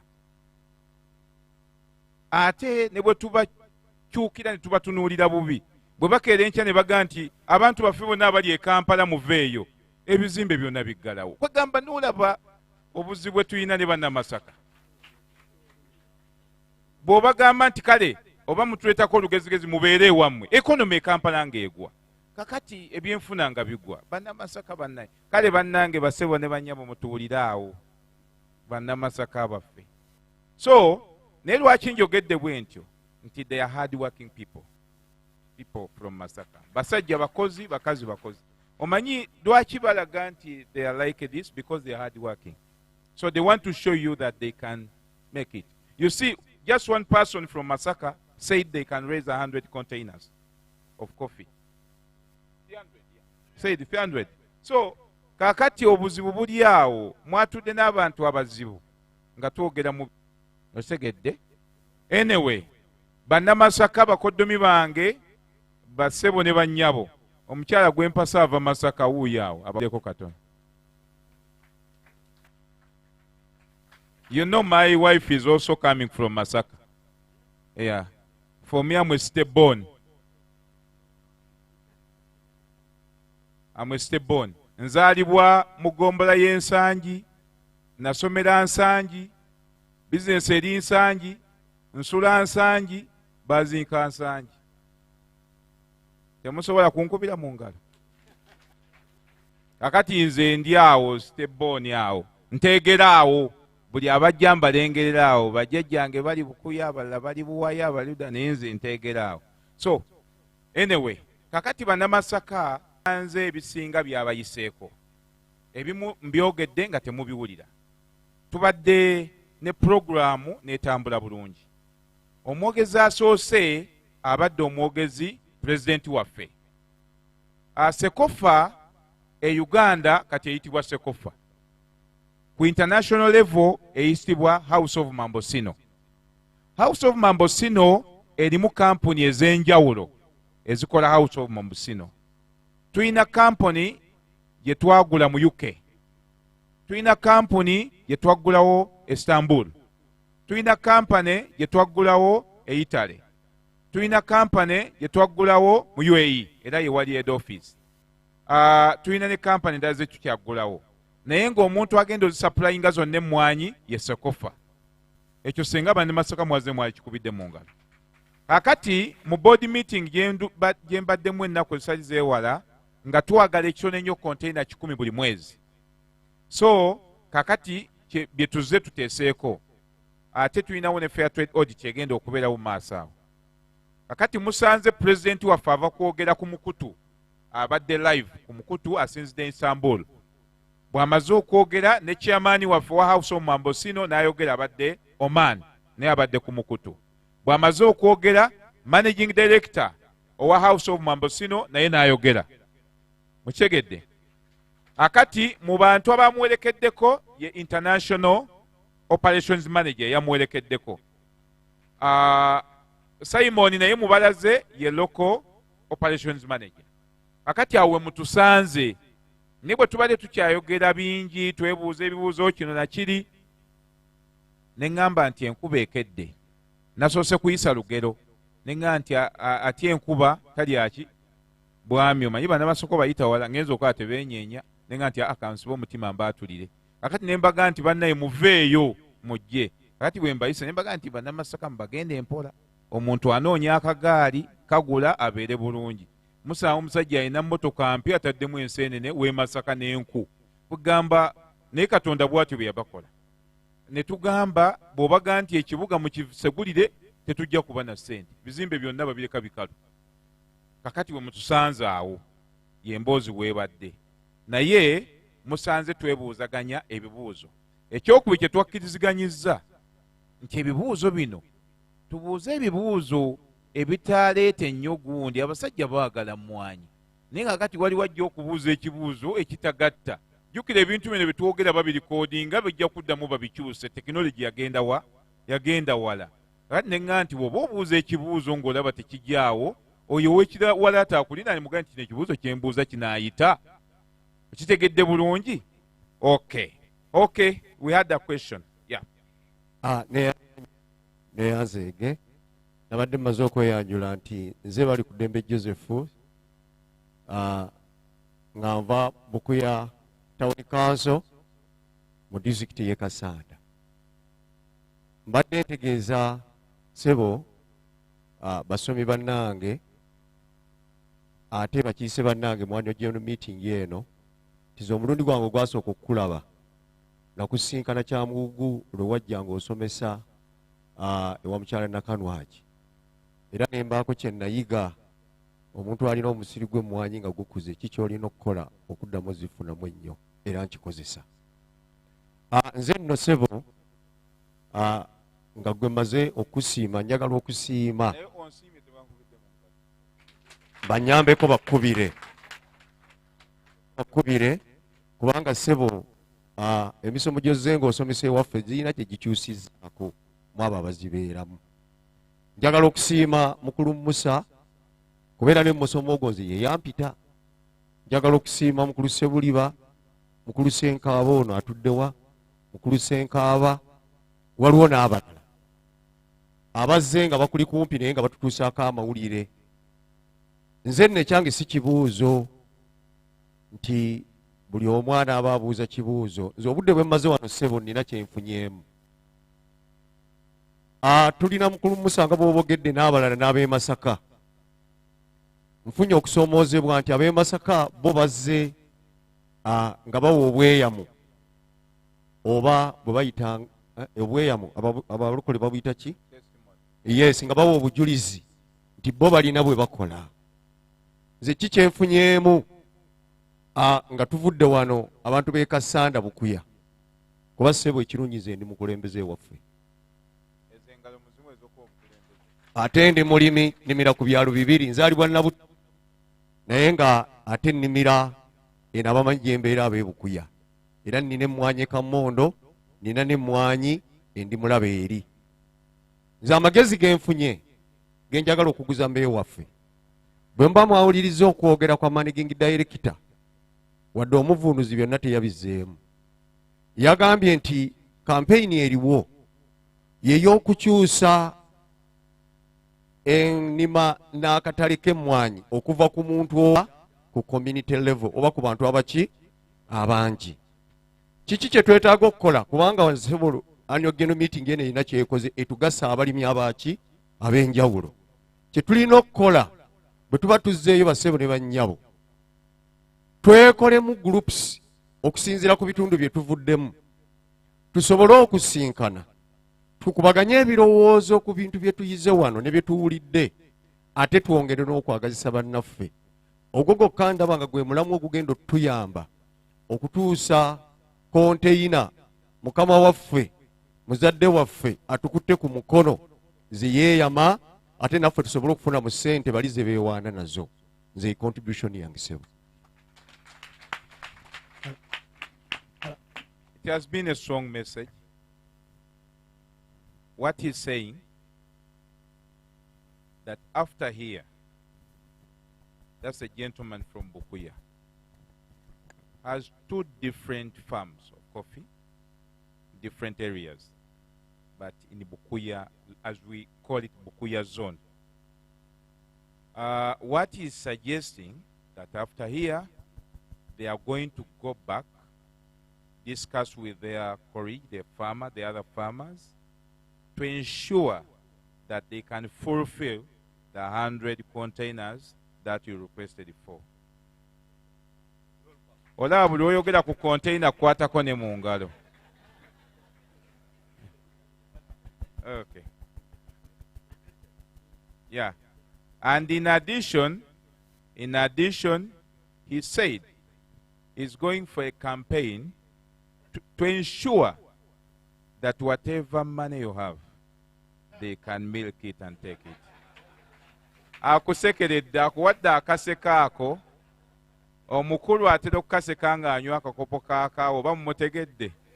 Kati n'ono akakusekeredde. Kitegeeza tolina gy'ozitwala essente. Okay, thank you very much.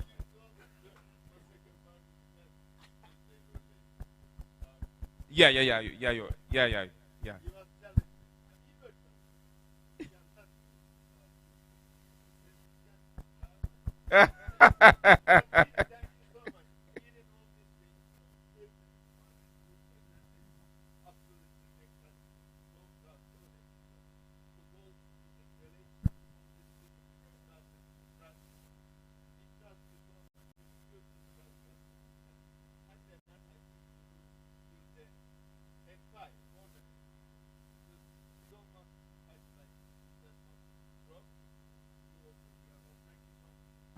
Abeebazizza nnyo nti mwebale nnyo mwebale ddala. Olaba bwe mwogera ebirala byonna tabiwulira.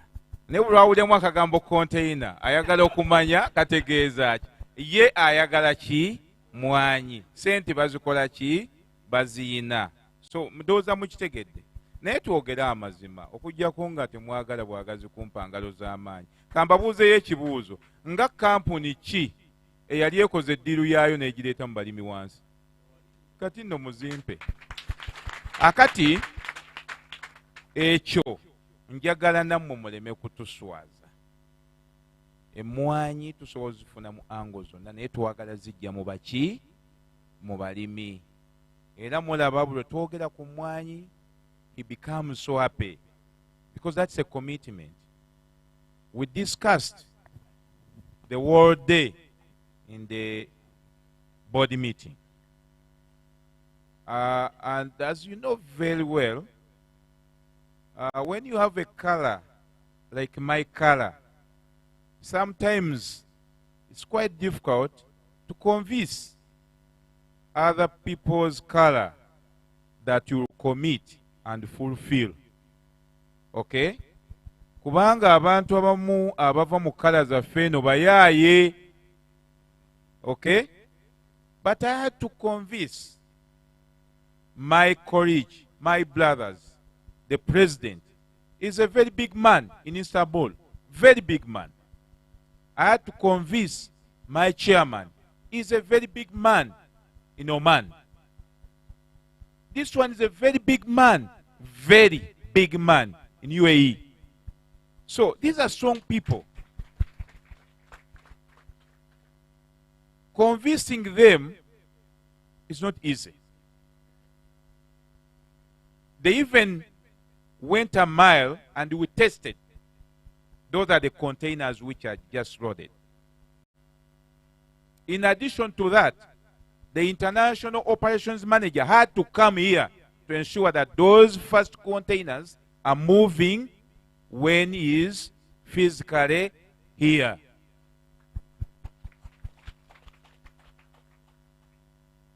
You get the point? Manyi musomi oluzungu mulutegeera. Mbagambye si kyangu omuntu okumunnyonnyola ebintu bino okubizimba tetubizimbye lunaku lumu. Okuzimba partnership ne mugula companies ez'enjawulo mu nsi ez'enjawulo si kyangu. Ebyebweru tebiriimu nguzi.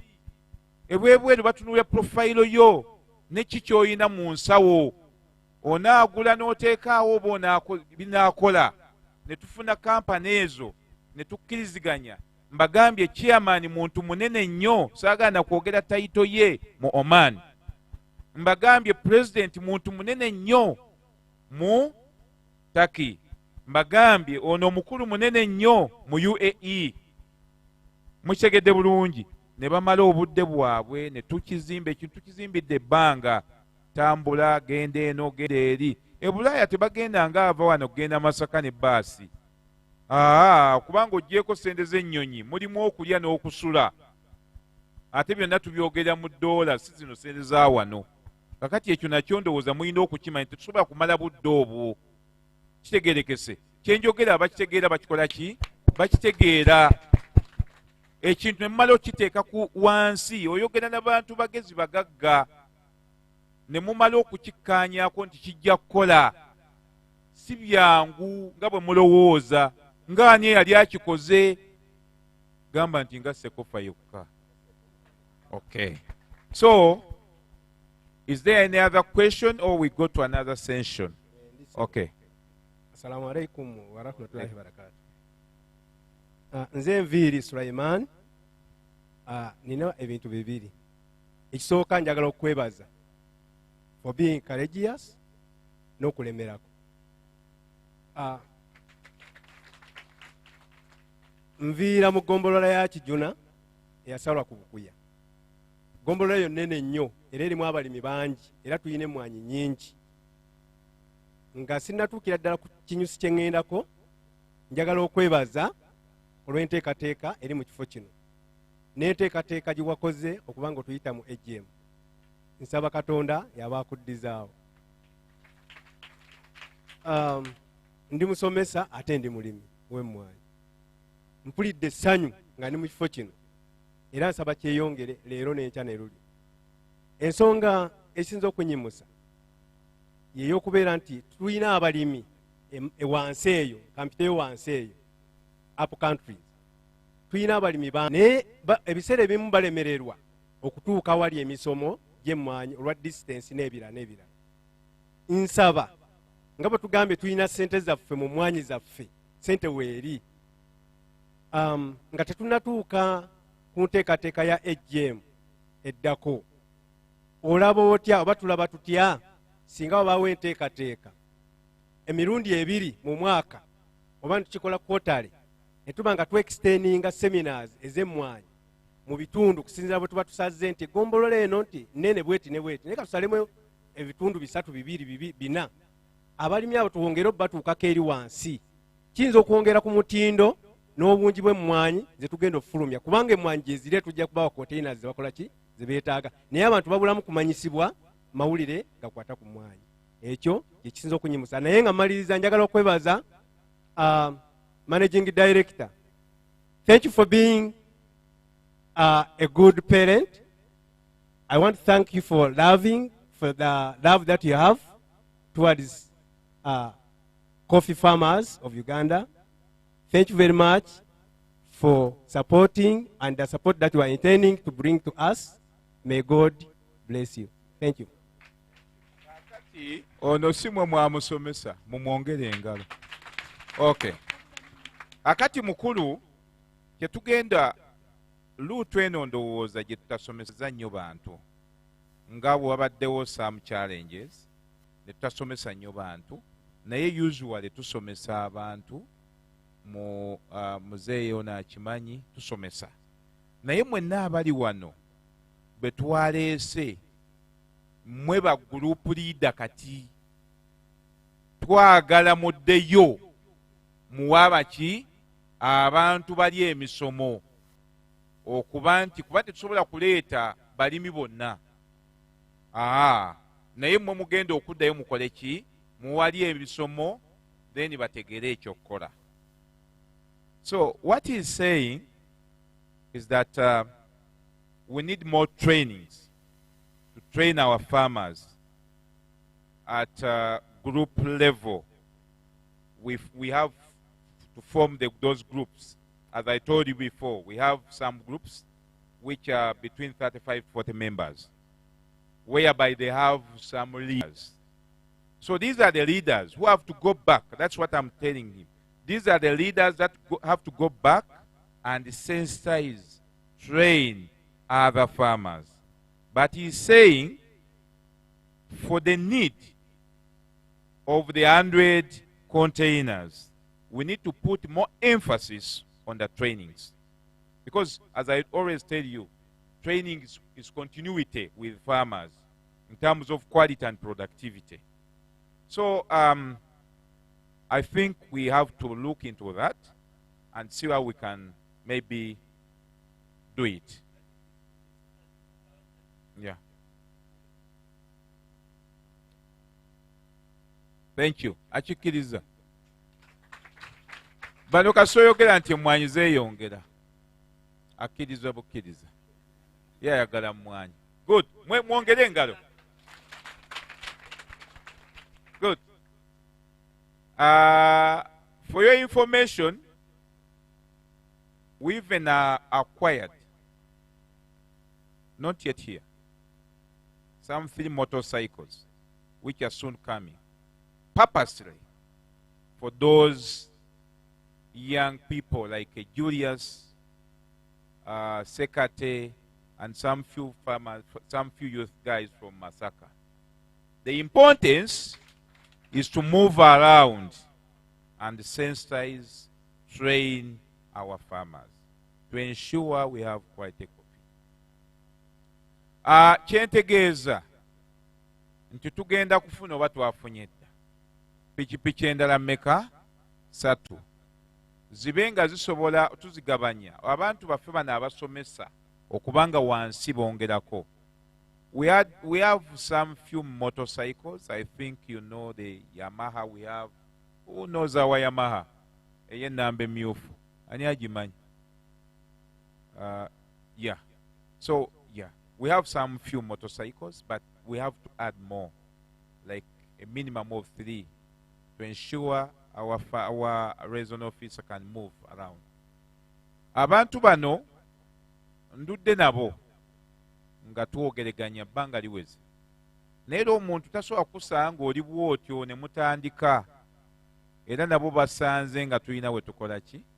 We tuli ng'osobola ate n'okutegeera nga bakumanyi kubanga nze ebbanga ddene ndowooza I think mwaka guwedde gwokka gwe sigenze mu Amerika. Naye okuva mu 2000 buli mwaka nina okugenda Amerika. Buli mwaka. So, ayo tegakyali mawulire. Kakati ekyo kyenjagala mutegeere nti abantu bano tebazze just kuzanya buki, mbayise kubanga muyina ebyokukola. Waliwo omwami mukwano gwange, that young man, you come. Gwe. Yes, Mr. Simanyi kati wagenda wayingira ebyobufuzi, ndaba oyinamu obugundi lw'ebyobufuzi. This one of the man that we have been working together closely, he was getting us coffee from the island. Island, Bush Island. It's Bush Island. We get the coffee from Bush Island. Yes. Bameka abazeete emmwanyi z'e Bush Island. Lwaki mukubira ngalo? Gwomanyi okuyisa emmwanyi ku lyato ekitegeeza. So, lwaki nkuyimusizza mu butale bwaffe obw'emmwanyi n'emmwanyi eziva ku kizinga twagala zitunda nga za njawulo gye bujja. Kitegeerekese. So is getting us coffee from the island. And we have worked with him for so long. I think how many years? myaka emeka?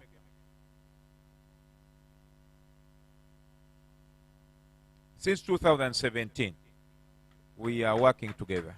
So ndowooza ebintu ebyo mubiwulidde. Mukulu Jamiru ono temumukoowanga, wabula munkoze bubi taata wange temumuleese. Mumutaddewo muzeeyi Kawuma. Where is Mr. Kawuma?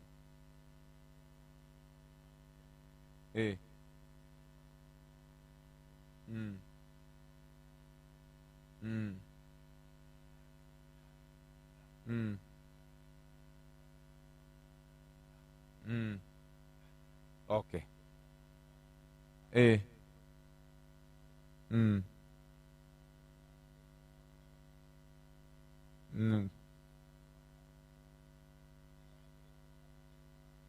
Okay. Yeah. Good. Ngenda chikola. So it was an argument. There is my uncle. He's based in Masaka. He's an old man. I think he's approaching 90. Jamilu. Mzee age aweze myaka emeka? He's 80 plus. So he has he's approaching 90. So he has not managed to come. So that's why I was asking them. But they said it's also very important to recognize. Bana nze njogera. Mukkiriza nga nze njogera? Nze njogera bannange.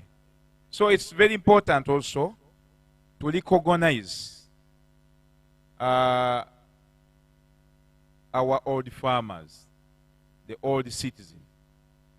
I think we can start with Musajja wa Kabaka. Musajja wa Kabaka means king is man. King is man.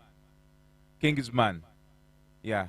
Musajja wa Kabaka. King is man. Those are the people who are near the Kabaka. King is man. Musajja wa Kabaka amanya. Mumutwali akazindaalo. Ani alina akazindaalo kabeere kumpi. Nyago n'emyaka kyokka. Tetwagala birala. Manya mwaka. You have seen, we are going to play this video again for the purpose for the people of Masaka to see. Is already in the video. So we shall replay and you see. Erinnya Leonard Dungu nazaalibwa mu mwaka 1936 nga 11 Apuli. Era mu mwaka ogujja mbayita ku kijaguzo eky'emyaka 9. Olwo naaba mbuzaayo emyaka 10 ndyoka enfe. Okay. You can sit. No problem. Tula. So, I want those old people to first introduce, because they said those old people should introduce themselves to recognize them. So he said, Mamuwulidde. Now, for your information, he said, is Mr. Dungu. Is going to make 90 years, left with 10 years to make 100, and then he dies. That is what he said. So Mr. Dungu omukulu agambye nti agenda kusaba Katonda akwongereko emyaka okuva mu 10. Good. Okay, omulala muzeeyi muwe akazindaalo. Mr. Dungu, some years back, he was a youth and he worked with my grandfather when he was a youth in the same business of coffee. Good.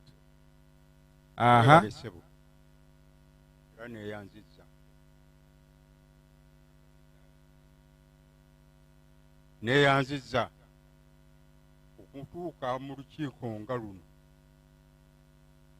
Nze Kayemba Gervasio Saalongo nina emyaka 88. Okay. Is Mr. Kayemba 88 years old? Naye neebaza nnyo mukulu andeese Jamiru. Tubonyebonye ne Jamiru oyo. era nze ekinfudde bwetyo nga ne kooti nkyagirina mwanyi Good. era nzirina. Good. Okay, thank you. Tweyanza muzeyi. So, he said he's 88 years. The reason why he's smart like that, putting on a jacket, is because of coffee. And he still have a lot of coffee. Yep. Omulala, abazeyi abalala baluwa. Muzeyi, yes.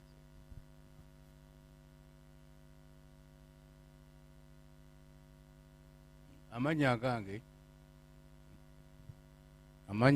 nze Lemegiyo Kangave ampangalira Lusanga awo nazaalibwa 1905 emyaka 75 gyenina. Okay.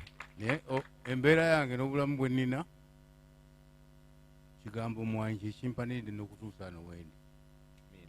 So is 75 years.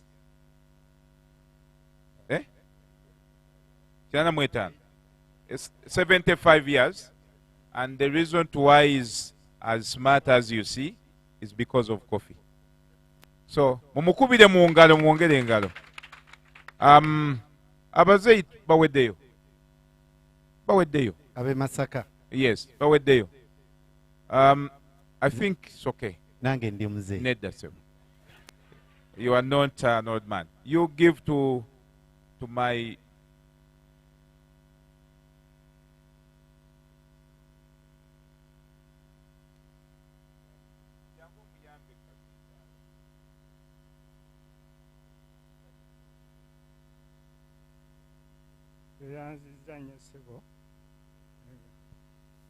Hello. Nze Charles Kasasa Ssalongo nazaalibwa 1955 kati nina emyaka 7. Mr. Kasasa is 75. Is 70 years. Maybe he has been a friend for so many years. And he was among the first people to support the arrangement to ensure that Cecofa gets coffee in that area of Masaka. Thank you very much. He is very smart because of coffee. Yeah. This one is a neighbor. You can listen to him. He's my neighbor in Bukuya. Amanya nze mulangira Paul Kikulwe. Mpezezza emyaka 7 omwaka guno. Naye kyensaba tusaba ekyuma mu Bukuya kubanga kye tugoba emmwanyi zaffe zisobole okuvaayo amangu. Ebikuta biri ebisusulwamu emmwanyi ezo tubenga tubiweebwa ffe abalimi tusobole okuba nti nno emmwanyi zaffe zinyirira bulungi kuba emmwanyi okuva edda buzzeekamu ebikuta by'emmwanyi ebyo ziba bulungi nnyo okusinga ebigimusa bino eby'ennaku zino. So we say to introduce ourselves like the old people. For him, he says they need a kofiala in Ibukuya. That's what he was saying. And I want again to assure you that we have already allocated 3 kofialas. The one will go to Masaka, the other one will go to Bukuya, and the other one will go to Urwelo.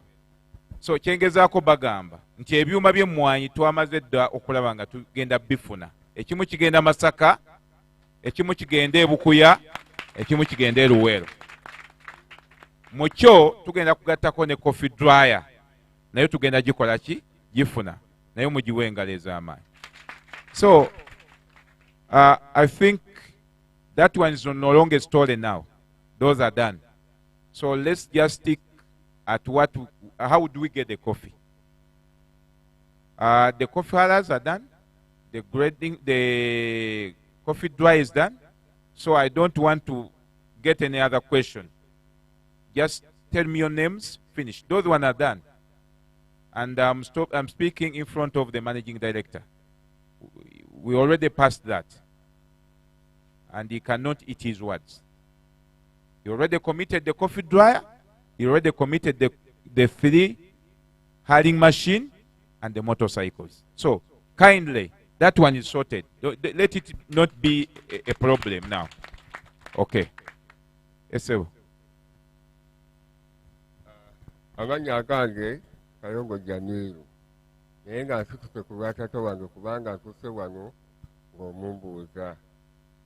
Taata wange yazaalibwa mu mwaka gwa 1944 emyaka ndowooza 81. Wulira naye taata waffe yatwagaza nnyo emmwanyi kwe kulabika nti nze navaamu ne ntambula ne muzeeyi Buule.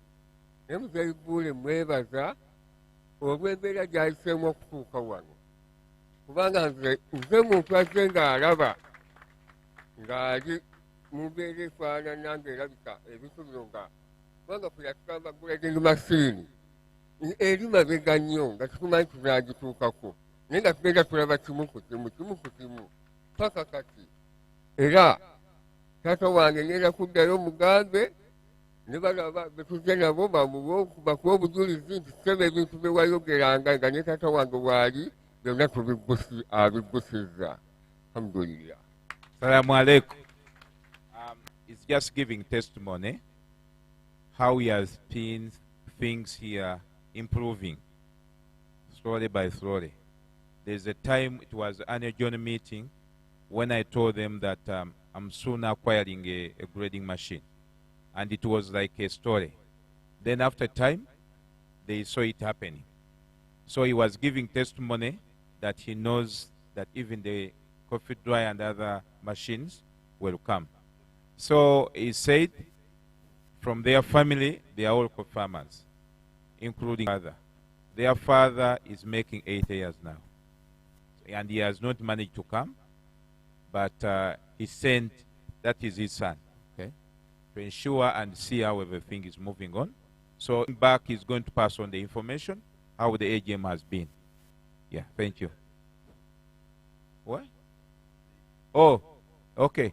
The managing director has allocated the other lady to speak. Okay. Tugenda kuwa mukisa. Esebo. Sebo tweyanza nnyo tweyanzeege. Amanya Kasenge Expedito Saalongo nga nvudde mu Bukuya. Emyaka gyange nazaalibwa 1952 mwezi gw'okutaano. Mpozi era nga ndi mulimi wa mmwanyi. Emirimu nali nkola mingi nenjawukanako n'enzira mu bulimi. Nga akabondo kendimu bakayita nabutitti. Akaala ako kalimi ka mmwanyi. Era naffe kitulese wano kubeera bamalirivu ku kyotuwadde ku kyotwolesezza nti mutuwonyezza bano abaze batulinnyirira ng'ate batubba kusinziira ku bbeeyi gye badde batugulamu. Kyamukisa mulungi tugenda kuba n'enjiri eri balimi bannaffe tubakuŋŋaanye tube nga tusobola naffe okubeerawo. So nga yadde badde batubba naye nga nange gwolaba akanyiro kennina kamwanyi. Mwebale nnyo, mwebalire ddala. Okay. He's also taking his, he's just thanking what has happened, the promises, and I know the promises will come to reality. So he's as smart as you see because of coffee. And yeah, he said even having those coffeeholders, it will support the competition between the middlemen and our farmers. You know, we have the middlemen, those who buy on behalf of the multinationals. So, meaning if they have the hauliers down there, they can process their coffee into FHU, and then we can be able to buy direct from the farmers. Yeah. So, I think that's so important. Mbalamusizza nnyo mu linnya lya Mukama waffe Yesu. Sebo tukwebaza nnyo ku lw'omusavumo gw'otuleetera. Webale nnyo, webalire ddala. Naye nze mbadde nsaba nti ewaffe Masaka emmwanyi yo gyeziri naddala mu bantu ba wansi. Naye nga kyensaba muyambeko ba agents babeere ne ssente kubanga omuntu we wansi yakoowa ewatali ssente okujja ne bamuggyako emmwanyi ze ne bamugamba nti tujja kuleeta ssente oluvannyuma ate oluvannyuma batamuwa ssente. Kati abantu baakoowa baagala kaashi. era tubadde tusaba wabeerawo kaashi bajja bbawa emmwanyi eziba teziriiwo tebajja bbawa mmwanyi. Okay, now I think ngenda kudda mu Luganda nkuddemu ne mu Luzungu bano bategeere. Akati ekyo gamba nti abantu tusale amagezi sente zibeere wansi ku byalo. Mulimu ebisobola okukalubamu tukkiriziganye. Sente weeziri. Naye bwe mba nkuteereddewo ekyuma n'okuba emmwanyi zo ne zibanga emmwanyi bwe zituuka wano bakusaswa kashi, ekyo sikiraba mu buzibu. Naye ng'okubye kase ate ne wabaawo enkola endala mu eriya ezimu ne tubeerawo n'abaana abatonotono be twesiga ababeerawo ne ssente entono esobola okukola ekintu ekyo. Sente z'emmwanyi muzimanyi nnyingi, tosobola kukwata buwumbi 3 4 5 obuteeke wansi eyo mu byalo.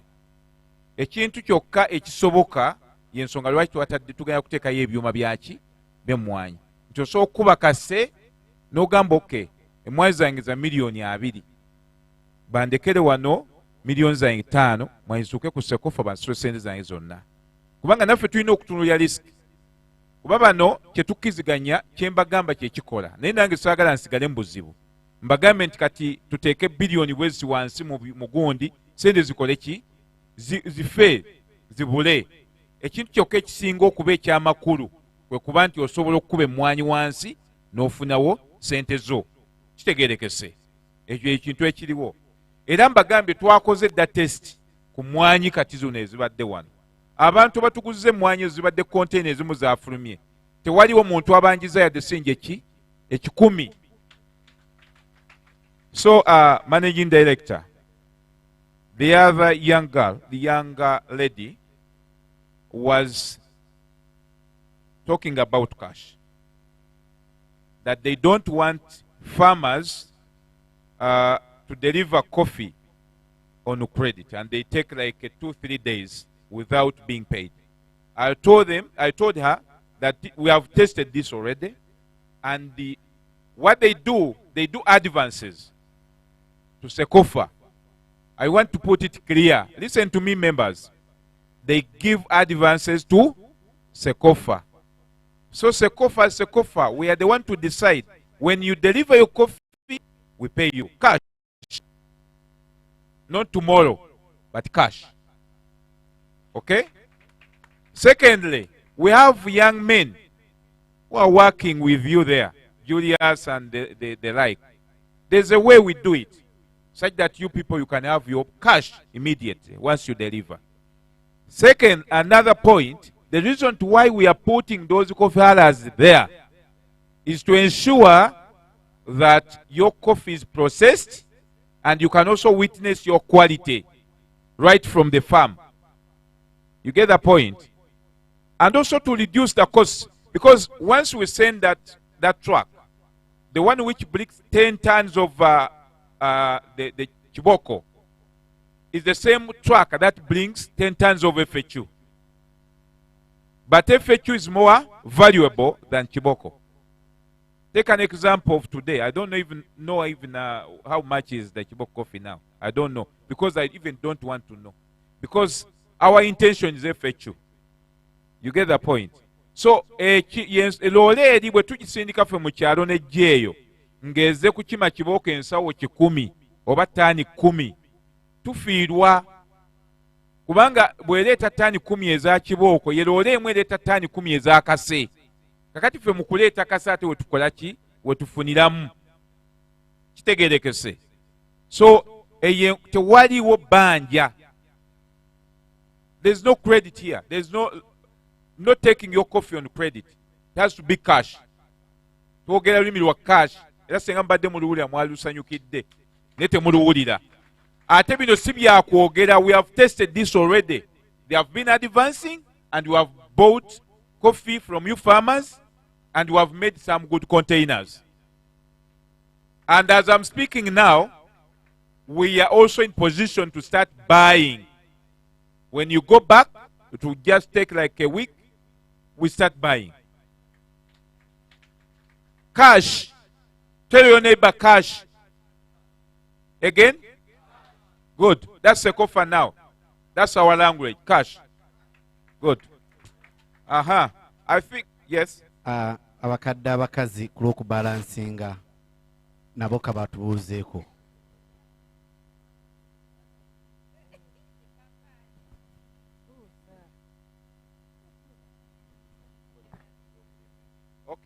Okay.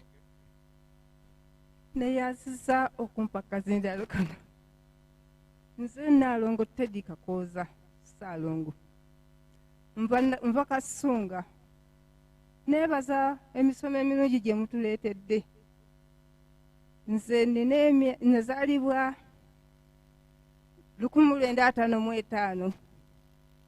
Ndowooza mpezezza emyaka 7. Tweyanzizza emisomo emirungi gye mutuleetedde. Era emmwanyi tuzirima bulungi. Maama tumwebazizza, talabika myaka 7, ate mukubire mu ngalo omukyala okwogera emyaka gye.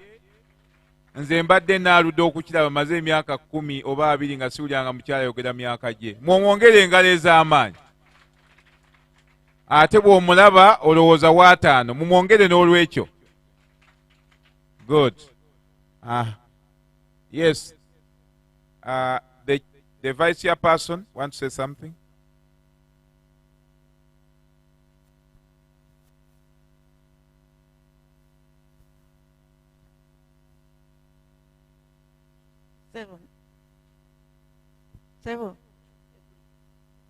Seven neyanzizza nnyo.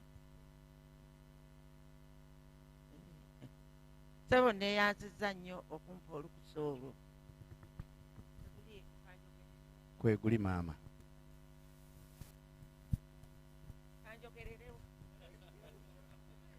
Tebakuwulira.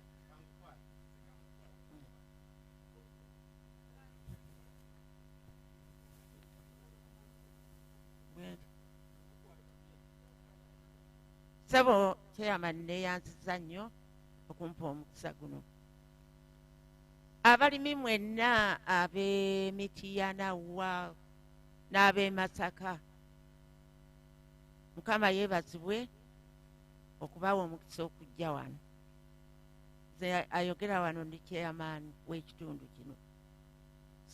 Si kibuuzo, sigenda kubuuza, wabula ngenda kwebaza omukulu ono. Abali wano mukitwala ng'ekintu ekikulu. Naye omukulu ono Mukama yeebazibwe yamuteekamu omutima ogwo. Abasinga tuli naasi wa mukange, naye ye tali mukaasi wa mukange. Kyenvudde nga nti oba mukitwala ng'ekintu ekikulu. Bangi nnyo bakulaakulanya ebitundu gye basibuka, naye ebirala ne bagamba naye otumwebaza, ssebo tukwebaza, kubanga wasalawo, wayimirirawo era osazeewo paka okutuusa Mukama lwali kuwummuza n'osalawo okulaakulanya ebitundu.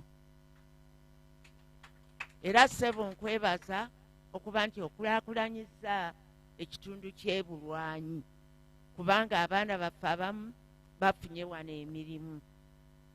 Ate era n'oleeta pulojekiti eyo mu kitundu kyaffe etebanga nabo. Mukama akwongere nnyo omukisa. Amen. Nga mmaliriza akantu kano abaabaddewo nnabagambye, bw'oba tolina kitabo ky'owandiikamu ebyafaayo, kati bw'ova wano genda okigule owandiikemu ebyafaayo. Naye ng'obiwandiika ku mwami ono engeri gy'abakulaakulanyizaamu, ekyo ekitabo oli kibikulira omwana wo n'omuzzukulu. Omwana ono omuzzukulu amanyi omuntu ono yaleeta pulojekiti. N'ekirala entanda gye mbasibirira, omuntu yenna kambe w'e Masaka obe w'Emityana Bukuyawa, omuntu yenna bw'aleetanga pulojekiti mu kitundu tomuteerangawo kuuli, kubanga agasa ekitundu. Ssebo webale nnyo okutuleetera meneja oyo n'omukulu ono n'omulala pulezidenti gwe tulabye wali. Mukama akwongere nnyo omukisa. kwe kwebaza. Okay, now the chairperson, he has been thanking me for what I have done to the nation, to the community, and she suggested that when you go back, get a book, write on Bull Ronald, such that in future you can open that book to your children and grandchildren to see what Bull Ronald did to the entire country and the community as well. I think even internationally, because now we have gone on international level. So that is thanking me. I think that's very important because here in Africa, people want to appreciate somebody when he's already gone. All right? So that's very good. But I personally, I thank God for that. I cannot say it has been my power. No, it has been God who have used me to do such things. Thank you, Mama LOC1. Thank you very much. Yeah, thank you.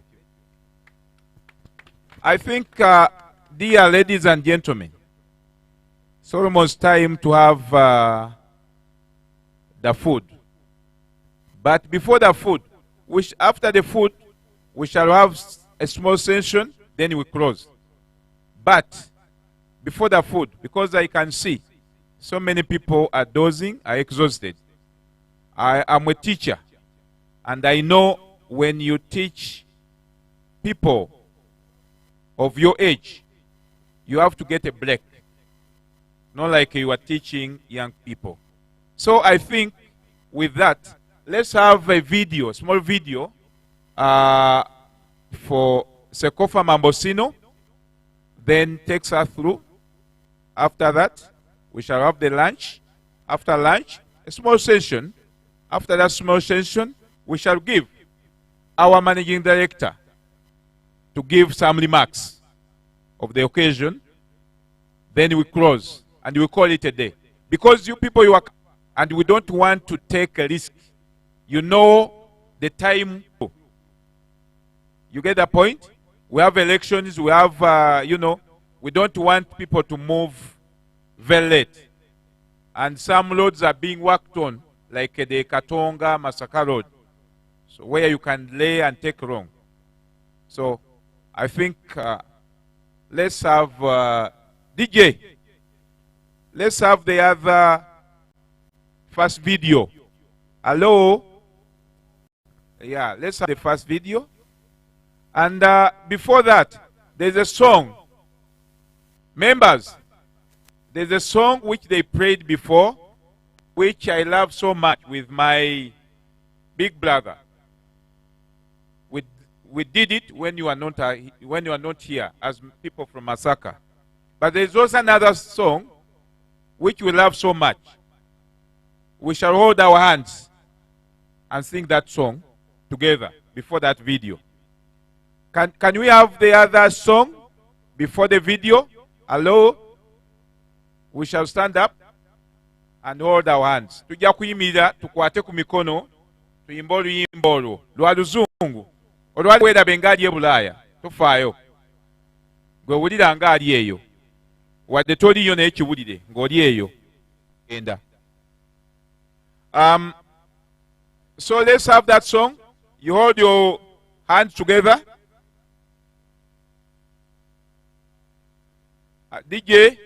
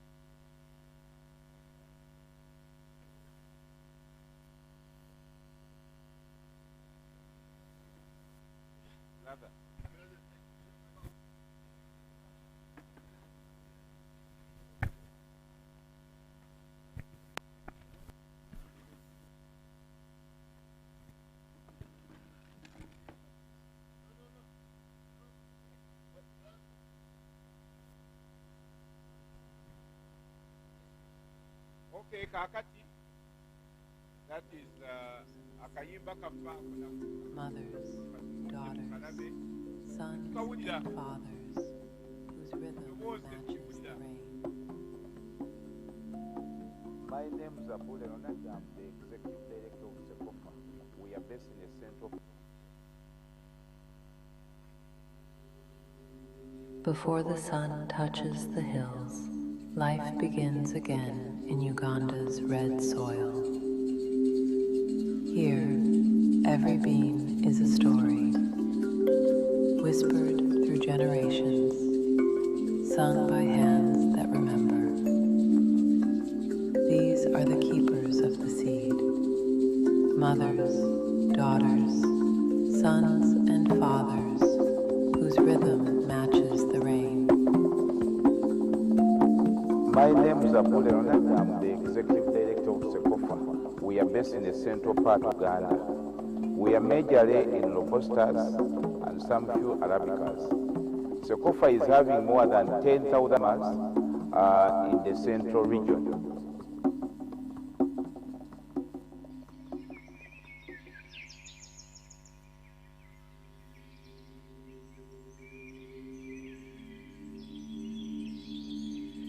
In every harvest, the heart of Uganda beats. Patient, strong, and kind. Kino Kiebulamu Bwafe.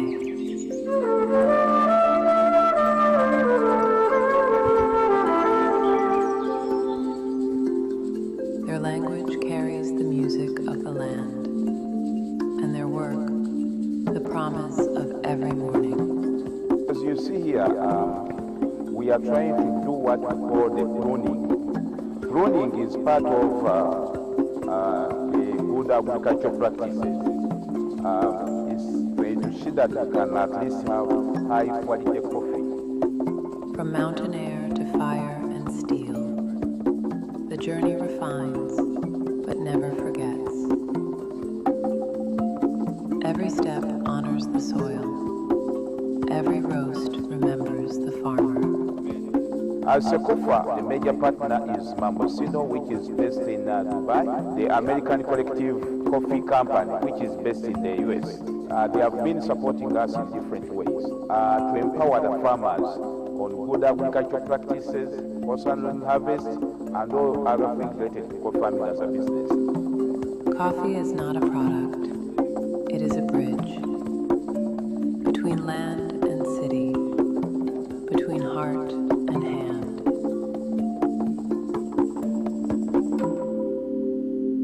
This is Union Coffee.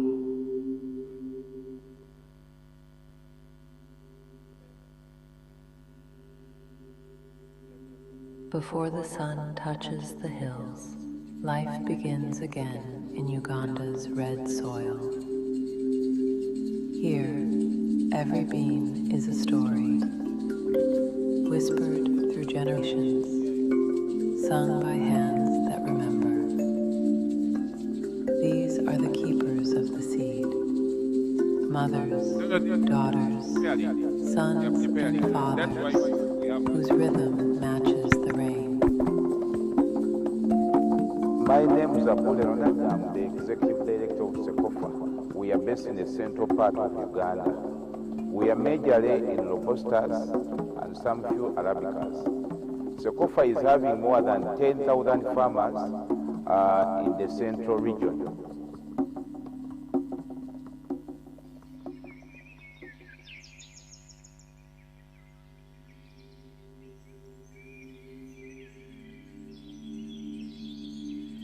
In every harvest, the heart of Uganda beats.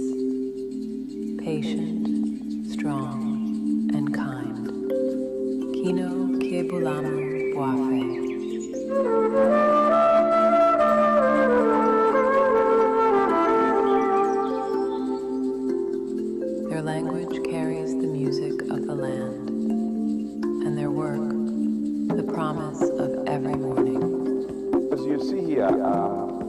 we are trying to do what we call the pruning. Pruning is part of the good agricultural practices. It's to see that we can at least have high quality coffee.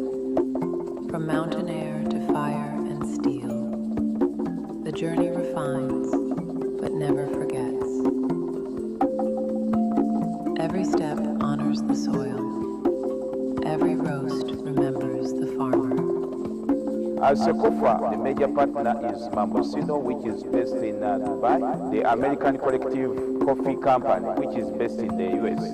They have been supporting us in different ways to empower the farmers on good agricultural practices, post-harvest harvest, and all other things related to farming as a business. Coffee is not a product. It is a bridge between land and city, between heart and hand.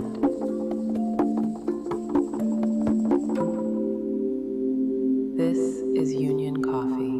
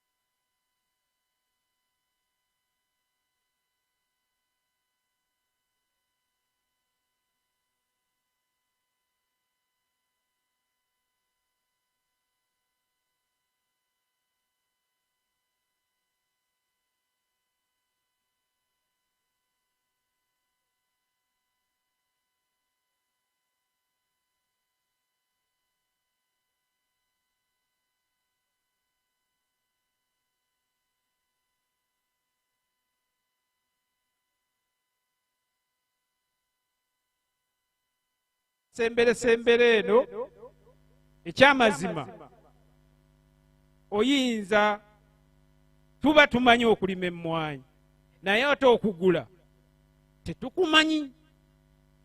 bwe baba batusomesa, bwe tuba tusoma kuzirima na kuzitunda zikomyawa wano.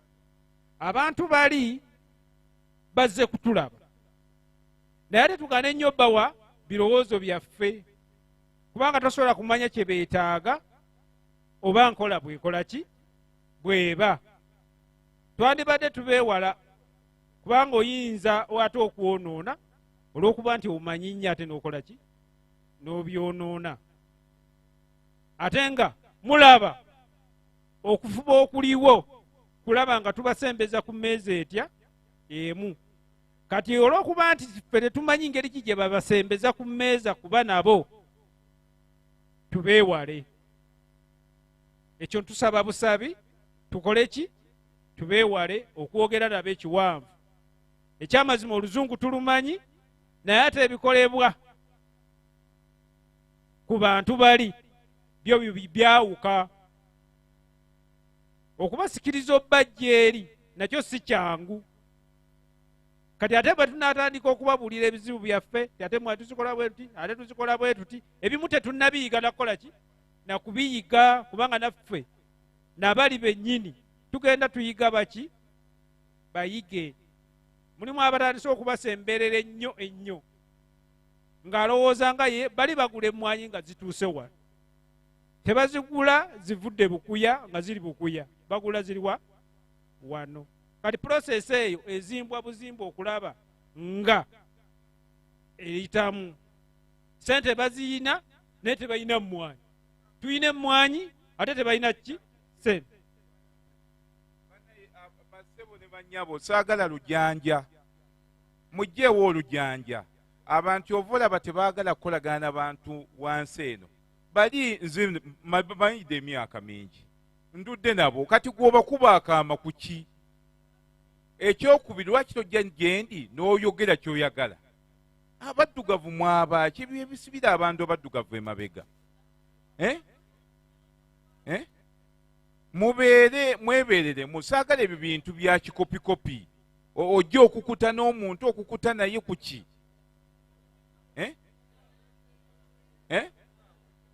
mukitegedde bannaye tetubyetaaga ebyo. Abantu tuluse ekintu kyo myaka mingi okukiggusa wano. Kati gw'oyagala kujja omubuulire nga bw'olina n'eddiru ya kwete, omubuulire nga bw'osobola n'okukola paani. What is that? Bannaye mbeegayiridde temukola ebyo kubanga okusooka tebajja kubawuliriza naye mutuswaza. Biba biswaza kubanga kati abantu nga mwabaze nga abakulembeze okuddaayo information ewalala babatunuulira nga baga nti bano tebalina na approach tebamanya muntu bw'otuukirira muntu. Mukitegedde bulungi ebyo sebuliba mukwatagane n'abantu bammwe mukole kati kakuyege w'abantu butalaga busiiwuufu bwa mpisa. Tetukyagala ekyo, saagala kuddamu kiraba kikyamu. Ono Musa ajja kwogera mpola ng'asiinya kubanga atya muyinza omumma akalulu k'erosi. Okitegedde naye ng'ebyo abimanya ebbanga lyetudde nga tukola ebintu bino si kirungi, ebyo si byagala kuddamu biraba. Mukitegedde bulungi? Saagalira ddala.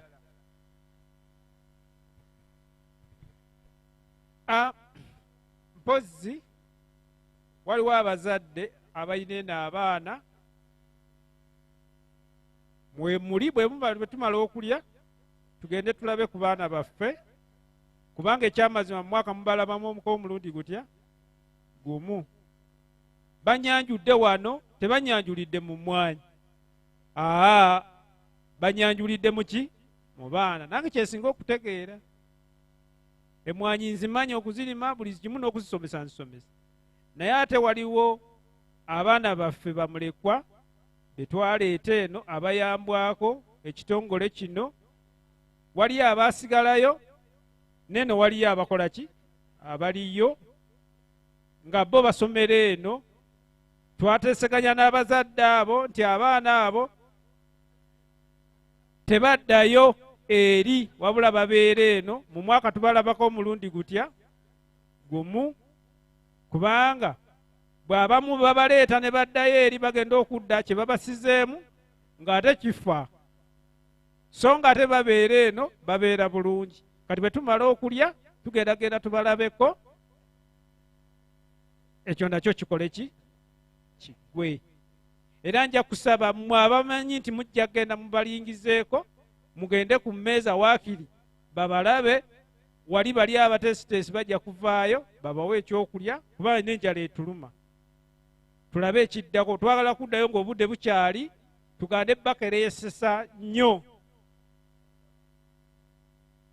Twagala kutambula ng'obudde bukyali, twala twavuddeyo kiro, ate twagala tuddeyo kiro.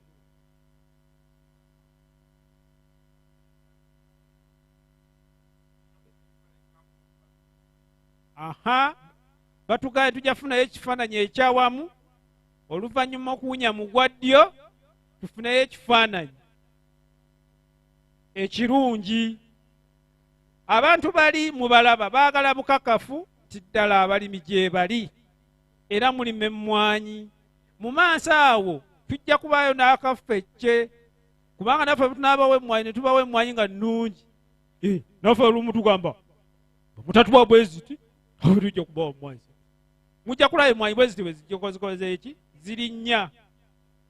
Etegeera nga bwe bazikola kyekigenda nga kiviirwako ebbeeyi okulinnya. Emmwanyi zino zirina tuzikolera mu butale buna obusinga obukulu. Tulinayo akatale ka fair trade ke boogeddeko. Enkola y'emmwanyi ya fair trade efaanana n'eya FOC, ebitundu oba bonna butale. Tulinayo akatale ka Forest Alliance, tulinayo aka oganiki. Emmwanyi oganiki kitegeeza togenda giteeka mu kijimusa kyonna oba eddagala. Eyo akatale kaki kalungi. Wano mwami Bula abagambye tukomye ku gumu 7, naye tababikkulidde. Mubamu ekiki ekyama ekikuweesa agumu akaki aka7, n'ebiri bazigula. Singa oba okoze eki ogoberedde. Oba okiraba zino emmwanyi ezaffe ze tulima eri ezitalina kumanyisibwa nnyo bazita convention coffee. Twala tugende wayandise otya biki ebyo tebalondoola. Ezo ze z'ebbeeyi enki entono. Naye wano olw'okuba tebagambye gumu 7 eba ya FOC wabeerawo byekukugira. Tolima mmwanyi ezo mu kisenyi, tokozesaamu mukyala nga muzito. Oba okiraba erina amateeka gaayo g'ogoberera. Kati emmwanyi bwe zityo muwulira za gumu 7 naye wabeerawo byokola ki byogoberera. Kyova owulya nga zo ziba ne odita, omukugu ava eno bamusindika okuva ebweru ne bajja ne bakebera abalimi, oba mulina abalimi 50,000 ne balabayo abalimi nga 5 ne bagenda nga bakola sampo. Era bwe batuuka wano baga tujja genda ebukuya tulabe omulimi ono noono. Bava eno nga bo gwe siga obawa amagezi, wabula bakola bukozi ki choice. Ne bajja ne bakubuuza ebibuuzo, bw'obiddamu obulungi kampuni n'eryoka efuna certificate ekkiriza okugula emmwanyi ezo. Neeno kampuni era bagiteekako kondisoni, oteeka okugula emmwanyi zino ku bbeeyi bweti oba bweti. Bwe batakikola license nga bagisazaamu, enkolagana nga bagijjawo. Kituufu mubawulidde tugenda kukolagana nabo, naye era mulimu ebikaluba. Si byangu nnyo nga bw'obirowooza. Kyojja kupakira n'ettaka lyozanike mu ttaka olowooze nti banaakuwa ogumu 7 oba 2. Era wabaawo byokola ki emitendera gy'ogobererwa. Ewaffe eri gye mpangaalira waliyo abagamba ti emmwanyi nze nazisoma dda taata wange yazinjigiriza. Kituufu yazikuyigiriza, naye ennaku zino ensinga bwegenda ebintu bigenda bikyuka.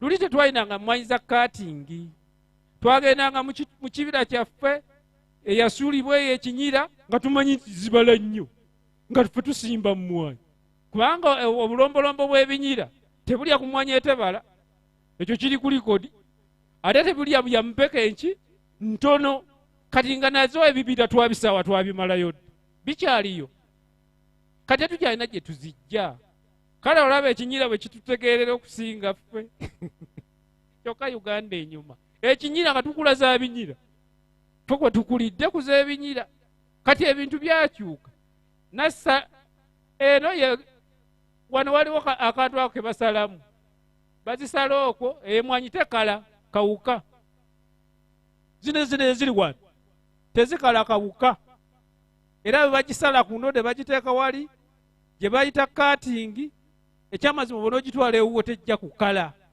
okujjako ajja kuliibwa kano akakaza obuki obutabi naye ng'okukala ngwekaze bulwadde ekyo tekikyaliwo oba okiraba kati ebintu bigenze bikola ki bikyuka kyova olaba twetaaga okumanya ebitambula omuntu ng'alina emmwanyi nnyingi n'ozireeta wano bazigulira mu guledingi eri awo lwakuba bayinza obutakituukako ndaba ng'obudde obuki obutono ate nga kyandibadde kya mugaso nnyo mugirabe kubanga emmwanyi ezo basonsulamu ez'empeke nnene za bbeeyi ndala empeke eziddako entonotono ze bayita scream 15 nazo za bbeeyi nki ne 12 ndala kati ate nga ffe baba bagula ewaffe eri emmwanyi bagula luki kati batuukale ne bagula edinga ogenda okulaba nga maama nyabe yali mu bwempeke entono osigadde ku zero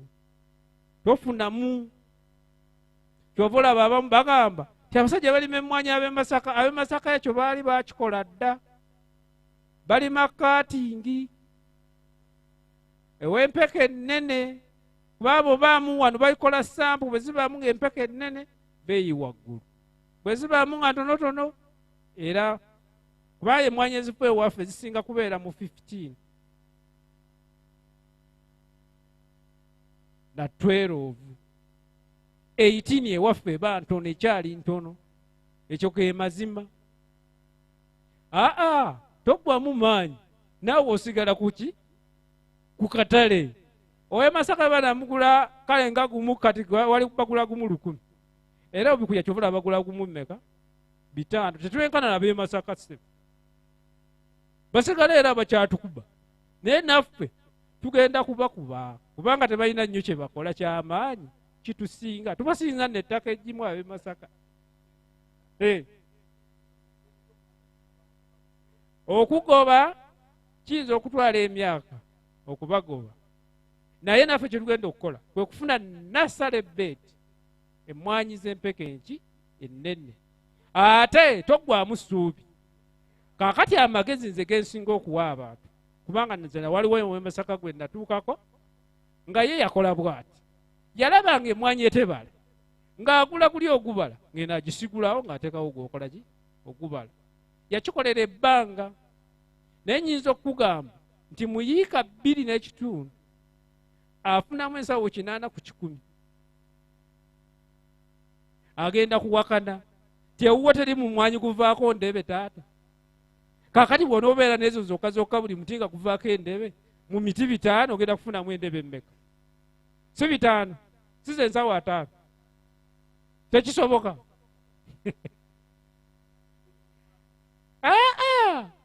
nedda tozitemawo lumu genda ng'osalira tyeno tebala ng'ogulayo emiti gyaga ng'oba wazimakinga dda kuba ennimiro oba ogimanyi ng'oteekawo ogubala nga newo sizoni ejja bwoti okukikolera emyaka 4 tojja kuddamu kulaba mwanyi etebala ate ne ziri z'olaba ng'ezitabala bw'onoozirabirira nazo zigenda kukyuka naye ffe tubadde tulima bulimi ne tuleeta eddagala yaffe ne tugenda ne tutambula ne tugenda tetuwawaagula tetukola ki naye bo bali gwe mulimu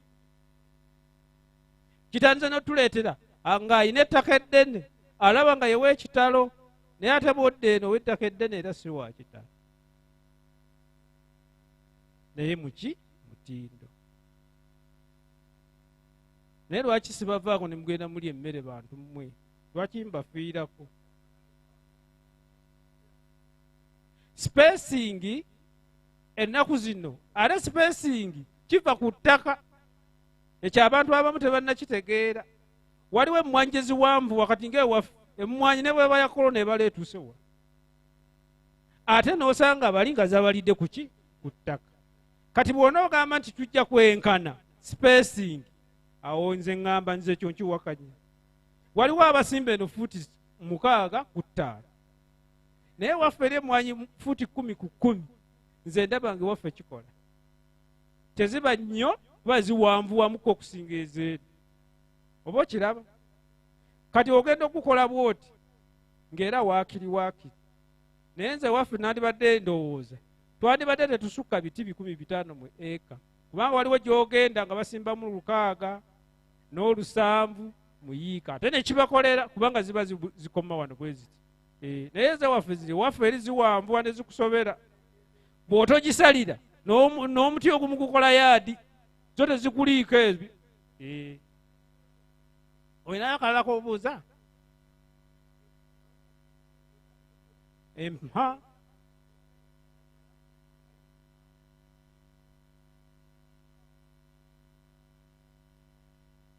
emuwogo toteekamu mungi kubanga tuba n'ettaka ttono ebitooke zandibadde fuuti 2 ku 2 ng'osimba mu mmwanyi n'oleka omwana gutya gumu ate n'okuuma ng'osalira kubanga bw'otoosalira ennyo munyeera abeera nnyo mu bisanja ajja kuzireeta muki newankubadde nga munyeera yagobaka akawuka ate akali obutabi naye ate bw'ayitirira nga kati mu kiseera ky'ekimuli ate akolamu ekintu ekirala emmwanyi tezikwata kati ebintu byonna byonna bibirina kubanga bya kipimo kati ekyojja okukola ojja kusooka okendeezeemu mu kubikka kubanga munyeera oyo asinga kuleetebwa bisoolisooli kaakati oyo ojja mumufuuyira eddagala osobola okukola siturayika naye lwakwasi ekizibu kya siturayika w'amaanyi olina okwesabika ate loketi awunya nnyo era abamu abakuba ebigo muki mu nnimiro naye kati olina okuba nga weesabika lwakuba nti oluusi abantu tulemererwa okugenda mu misomo naye nga amagezi gonna gabeerayo enkozesa y'eddagala ebiwuka obissa otya obitta ddi ebijimusa obikozesa ddi kuba si buli budde nti ojja kukozesa ebijimusa oyinza obiteekamu ne bikusala ate nga wataddemu sente nyingi kyova olaba nze nkubiriza abantu emisomo bwe ginaaba gitandiseeyo wansi tusabe nnyo tufune entambula kubanga abeeyo tetusobola batuukako nga tetulina ntambula naye ng'ate amagezi ku ofiisi gabeerayo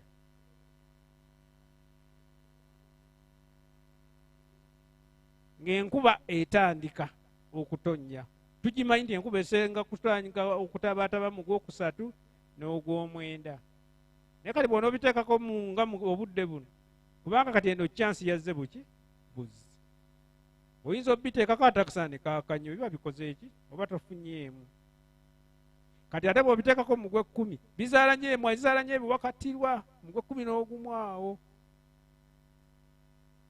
ne byonoona so nga ate byagalamu enkuba nga ntonotono nga tera tennaba kuba nyingi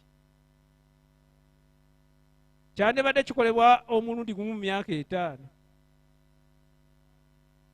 anti emmwanyi ziyina buli obulandiro obutono bwe tuyita root nodules kati bw'obeera ng'obutemaatema buli sizoni kitegeeza emmwanyi tejja kunywa buki bulungi kati olina okukabalamu emirundi mu myaka 5 n'okabalamu omulundi gutya gumu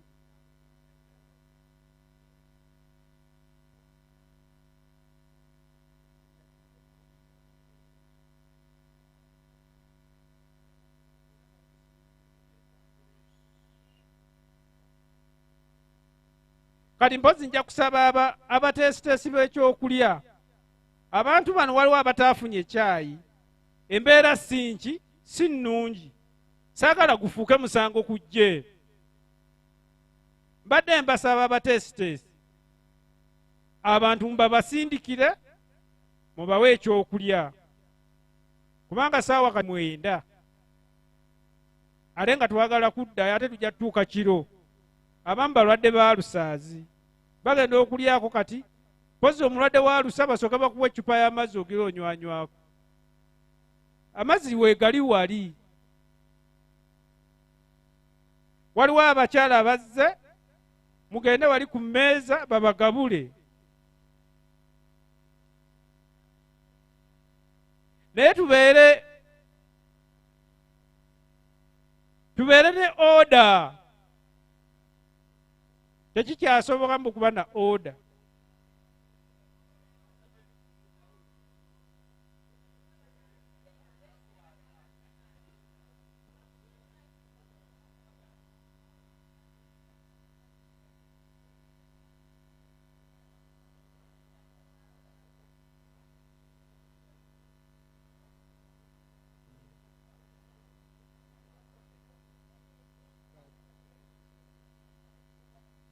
Bannange tubeere ne oda. Tubeere ne oda. Tabayo ku baana abatototo. Waliwo mukadde waffe wano yatugambye yasaba aweze 10 alyoka agende. Tajja kusobola layini ezo.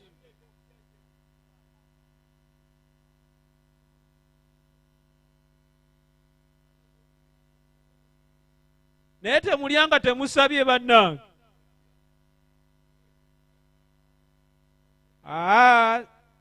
Nyinza okumanya okwogera okusaba ne kunnema. Byonna banasobola bikola. Naye tulina wano abakugu mu kubuulira enjiri. Musumba Senjoro, jangu otusabire emmere tugirye egana na tulakira. Jangu. Ate gw'onooviira yaawo. Olinga munnabyabufuzi bamumma akazindaala bamumma emmere. Mukama tukwebaza olw'ekyokulya kyotuteekedde. Nsaba buli muntu yenna agenda okukirya kimukole bulungi. N'abadde talina appetite naye afune appetite. Mu linnya lya Yesu omwana wa Katonda abeera omulamu. Amiina. Ekyokulya bamaze okkiwonga mu maaso ga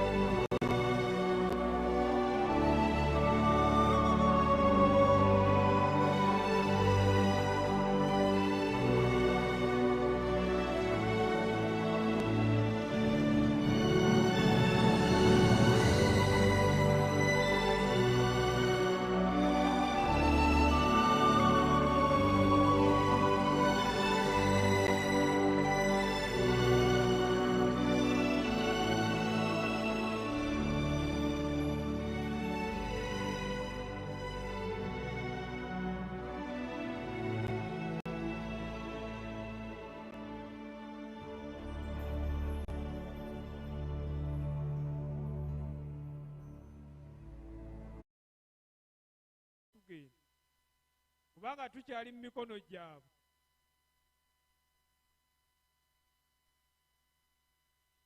Abali ewala musemberesembere tuggalewo omusomo gwaffe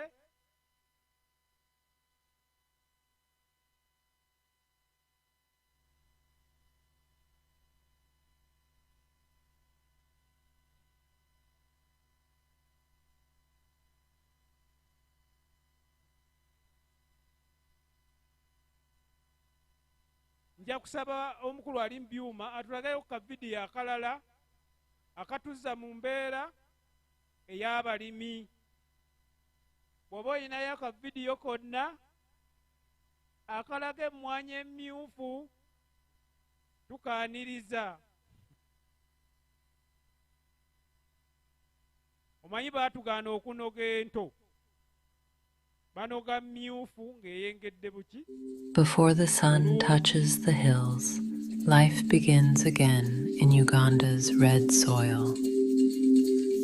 Here, every bean is a story, whispered through generations, sung by hands that remember. These are the keepers of the seed, mothers, daughters, sons and fathers, whose rhythm matches the rain. My name is Abule Ronald. I'm the Executive Director of Cecofa. We are based in the central part of Uganda. We are majorly in Robustas and some few Arabicas. Cecofa is having more than 10,000 farmers in the central region.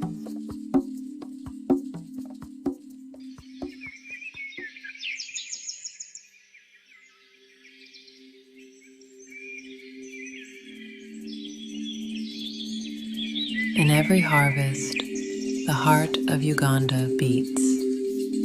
Patient, strong, and kind. Kino Kiebulamu Bwafe.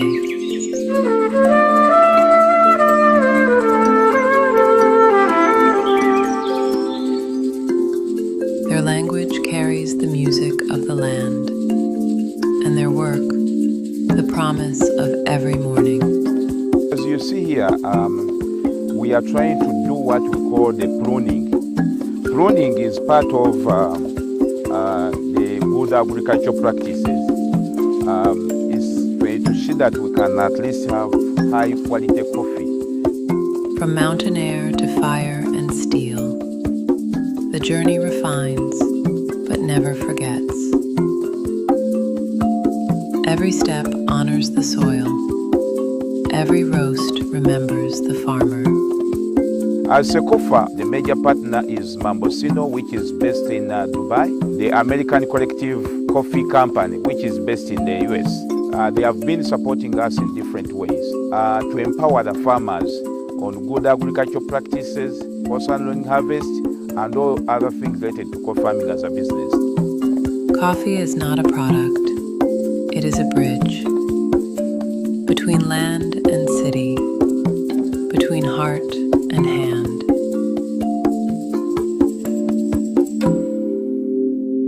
This is Union Coffee.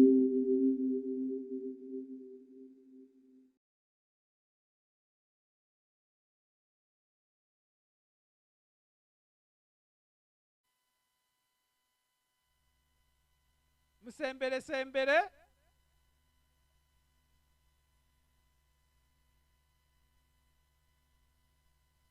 Tulabe abakulu bali nga nabo bafune ekyemisana kyabwe nga bamaliriza okukifuna naffe tulabe kye tuzzaako.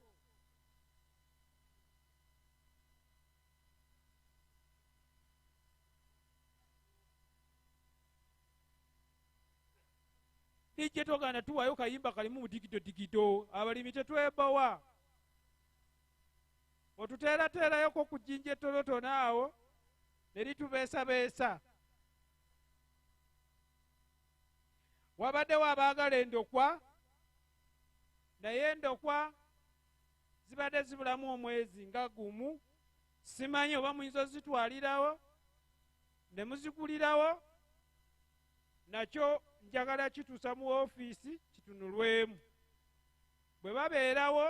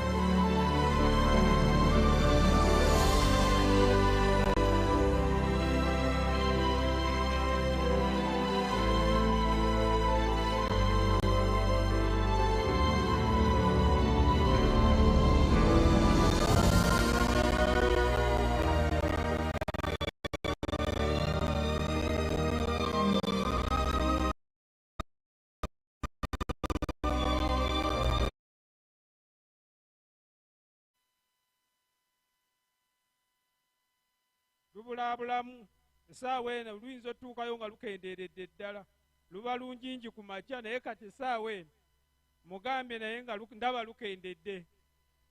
Naye nga mugende eyo, musajja mulungi, lwakuba nti olulimi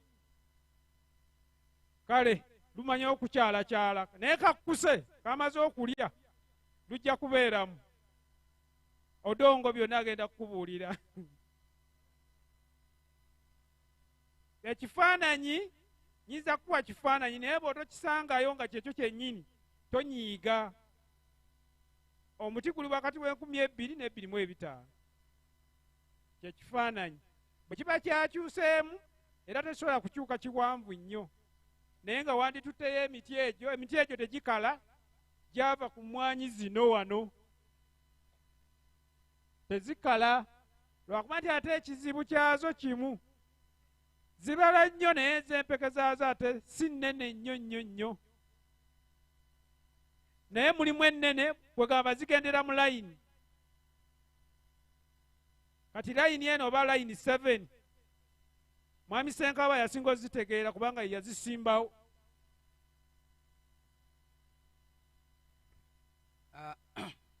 Emmwanyi ezo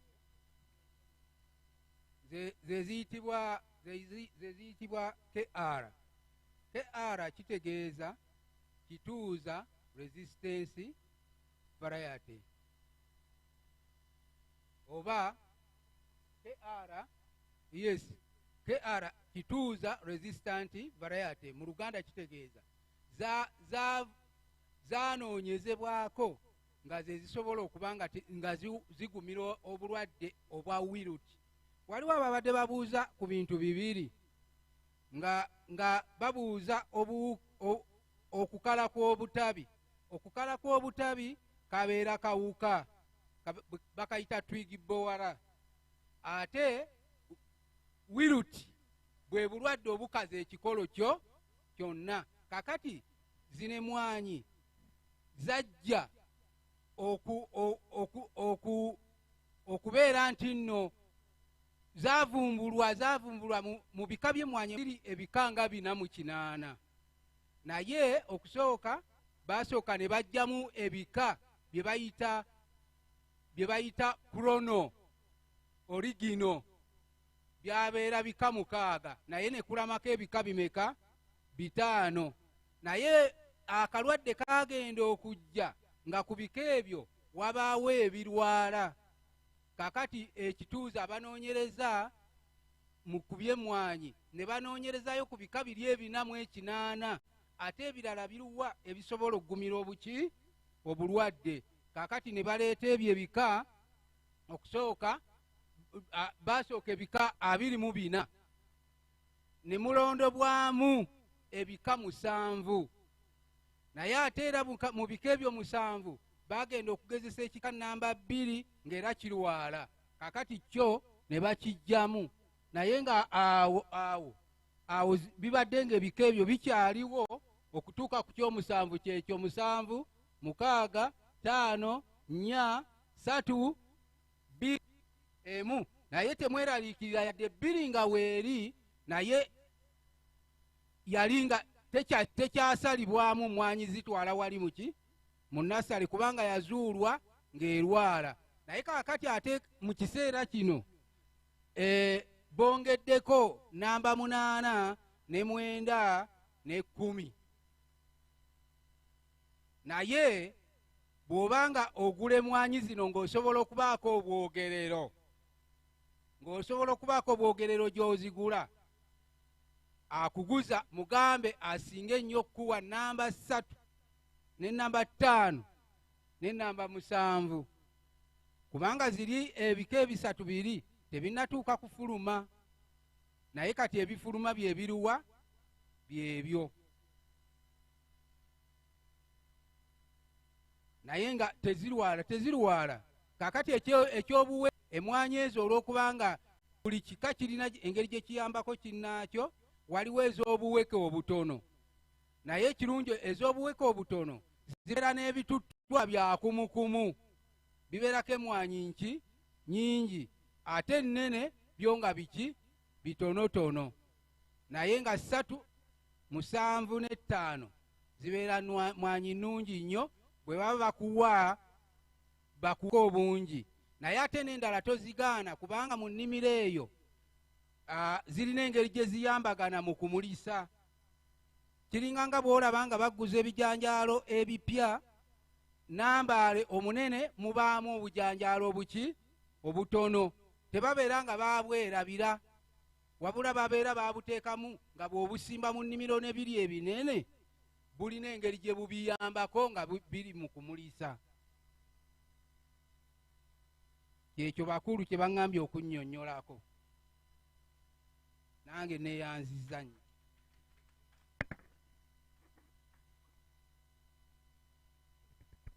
Naye era nja kwongera okusaba omuntu oyinza okuba nga olina ekibuuzo ekikwatagana n'emmwanyi. Mwami Cecofa emmwanyi yava mu kuziyonka n'anaaba nannaabe. Oyinza okuba nga olina ekibuuzo eyo, mubuuze, buuza akuddemu mu kaseera kano nga bwe tulinda bakama baffe. Amiin. Olina kibuuzo sebo? Mubuuze. Nze nsuubira kati kana akaseera katumaze wa twamaze dde okumanyirigana. Omanyizo nyina polisi byotya nemwongerayo ekibuuzo kimu, nemwongerayo ekibuuzo kimu. Gwani obeera wa? Muzibu. Sebo webale nnyo omusomesa waffe olwaleero. Balimi bannange mwenna, nange neesimye okufuna akazindaalo kano.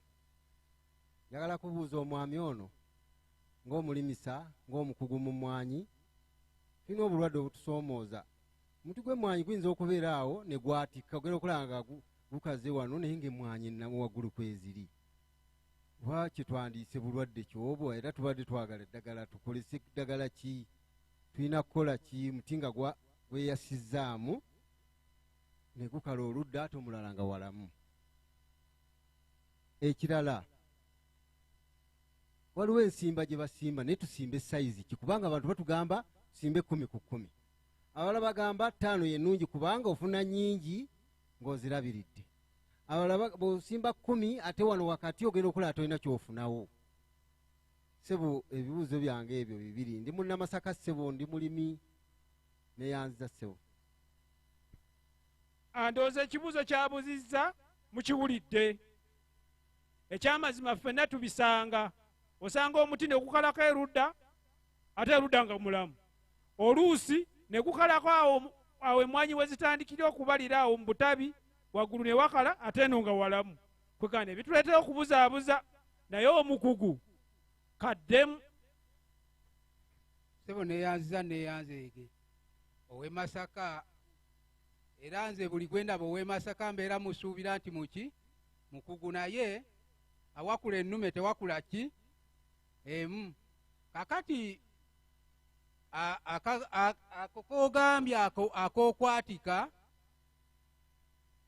emirundi egisinga ke kamu ku bubonero obulaga omuti nti gulwadde obulwadde obwo obw'okuwotoka obwa wiruti. Bw'obanga ng'okebera emimwanyi gyo n'ogulaba nga gutandise okwatika bwe gutyo, otegeera nti nno akalwadde ako kagukoze eki? Kagukutte. Akalwadde ako tekanguwa nnyo, era bw'obeera nga oyanguye omuti ogwo n'ogutemako, guli guyinza okumalawo emyaka egisukka n'ebiri nga gukyakola bulungi, naye guba gwakola ki? Nga gwalwala. Ate olulala emiti gyaffe tusanga nga gikoze bwe gityo. Waliwo akawuka ke bayita stem bowara.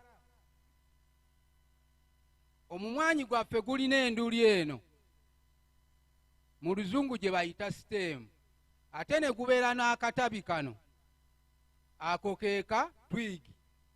Kakati waliwo akawuka akayingira omuti nga kaguyingidde enduli eno, ako nako kakola omulimu gwe gumu nga kano akalumaguluwa guno yadde nga si bwa Luganda. Kaakati kano ne tukayita kasitemu bowala, nako kayinza okuluma omuti ogwo ne kaguleetera engeri ezo ez'okwatika. N'olwekyo bw'obanga tonnasalawo kutuuma linnya lya bulwadde oba lya bulabe obuzze ku mumwanyi, sooka ogutunuulire ogwegendereze, kubanga guyinza okuba nga gwatise kawuka ako, oba nga gwatise bulwadde. Naye guli ogw'obulwadde bwe guba gwatiseemu ennyafa bwe ziti, zitera okujjamu n'obuntu obuddugala obujijiji nga buddugavu. Obwo bwe guba gulwadde obulwadde buli obwa wiruti. Guno ogwatise guyinza okwatika wano, naye n'olaba ng'ate nga guleeseeko ebitabitabi, nga okwatika kuno kuleetedde kino ekyawaggulu okukala, naye eno ne wajjayo amatabi. Kitegeeza omuti ogwo mulamu, wabula akawuka ke kayonoonya ekitundu kino ekyawaggulu.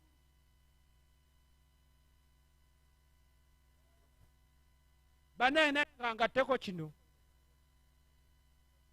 akawuka k'emmwanyi kano akazikaza katambulira mu mpewo, katambulira ku majambiya, oba katambulira mu nkumbi. Kubanga banaye osanga omuti gutandika okukala kuva mu makoola.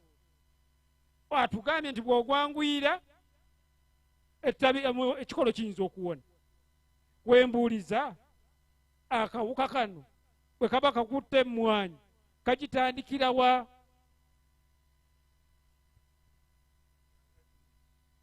Neyanziza nnyo neyanzeege, naye nga sinaddamu kano. Waliwo abambuuziza wano nti biri obiwaddeeko, otubuulidde bwe bibeera, naye tobiwaddeeko magezi. Katusooke kuguli omuti gwe tulabye nga gukala, gwe tugambye nti tusobola okutemako ne gusigala nga gukola ki, nga gujja emyaka ng'emeka, ng'ebiri. Eryo nalyo limu ku ddagala. Eddagala eddala oyinza okugusigulirawo ddala, kyekyandibadde kituufu. Gusigule ate tosigulawo muti ogwo oba totemawo n'ogwetikka ng'oyita mu nnimiro ogukola ki, ogutwala. Kubanga wano we gwayatika, obwo bwe tuba tulaba obwo obulavu gabeera magi. N'olwekyo bw'ogenda ng'otambula nagwo obeera ng'osiga obulwadde. Gusigulewo awo wennyini w'oba ogwokera, gumalewo ebbanga erisukka mu mwaka, olyoke osimewo ekinnya, osimbewo omuti omulala. Ate waliwo kali ak'obutabi. Ak'obutabi ako, akawuka ako wano twakalaba mu 2009 mu Uganda, naye nga akawuka ako katandika dda mu nsi nga mu Asia, kabeerawo dda mu 1300. Akawuka ako katwigibowala kalabika, naye wano ekibadde kikalwisizza nga tekannatuukawo, twabadde tulina emiti egy'enjawulo. Naye kati olw'okuba twalwanyisizza ebibira ne biggwawo, obuwuka obwo okusigalawo bwanoonyezza nga we buyinza okuzaalira awalala, bulina kuzaalira mu mwanyi. Kaakati kyova olaba nga weebuli.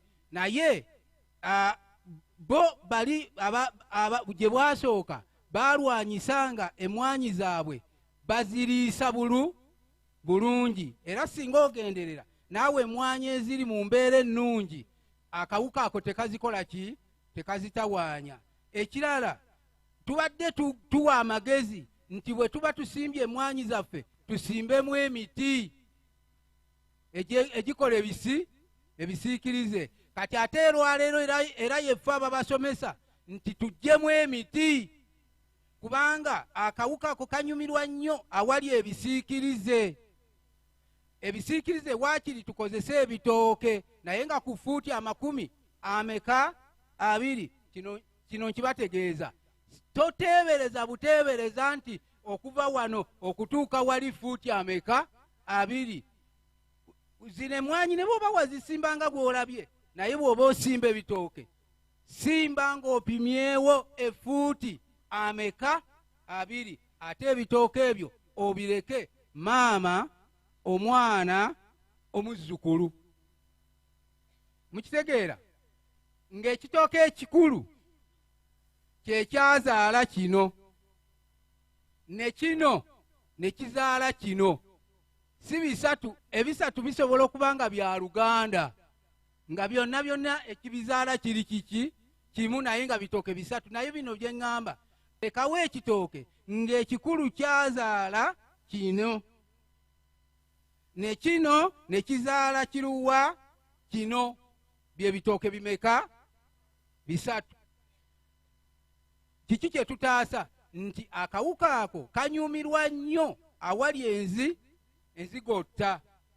Ate era n'emmwanyi zaffe tuziggyeko ebiki ebiwakatirwa. Kozi wabuuziza akakyakalala. Akawuka kano kali omuti kuvaawa? Ekyamazima akawuka kali omuti kuva wansi mu ttaka. Naye olw'okubanga bwe tuba tutunuulira omuti ogwo tetusobola kulaba mangu mu ttaka, tulabira ku bikoola kukola ki? Kukala. Kubanga akawuka kaleetera amazzi okuba nga tegakyatambula mu muti ogwo. Amazzi bwe gaba tegakyatambula, kakati olwo ebikoola biba birina okukola ki? Okukala. Kati olwo nno ffe ne tugamba kaako katandikira waggulu. Akawuka akatandikira waggulu kawiruti ka bitooke. Kubanga akawiruti k'ebitooke ko kasaasaanyizibwanga obuwuka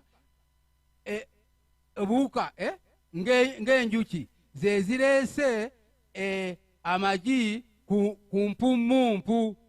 Kakati awo ettooke litandika okwengera, era bw'oba ng'olwanye bw'olaba nga likaze n'olitema awo wakati nga tewali masira, kitegeeza biri ebitooke ebirala bijja kuba nga bisigadde bira. Naye bw'otema n'olaba nga amasira weegali, ddamu otema waki? Bw'osanga nga kyonna kiweddeyo, kitegeeza n'ebyana byonna byakoze eki? Byakwatiddwa. Bisigulewo, bitemeeteme, bikka n'endagala. Kubanga okusaasaana kw'obulwadde okwo buba buwuka bwe bugwa ku masanda ago ne bugenda ne bugwa ku mpummumpu z'ebiki?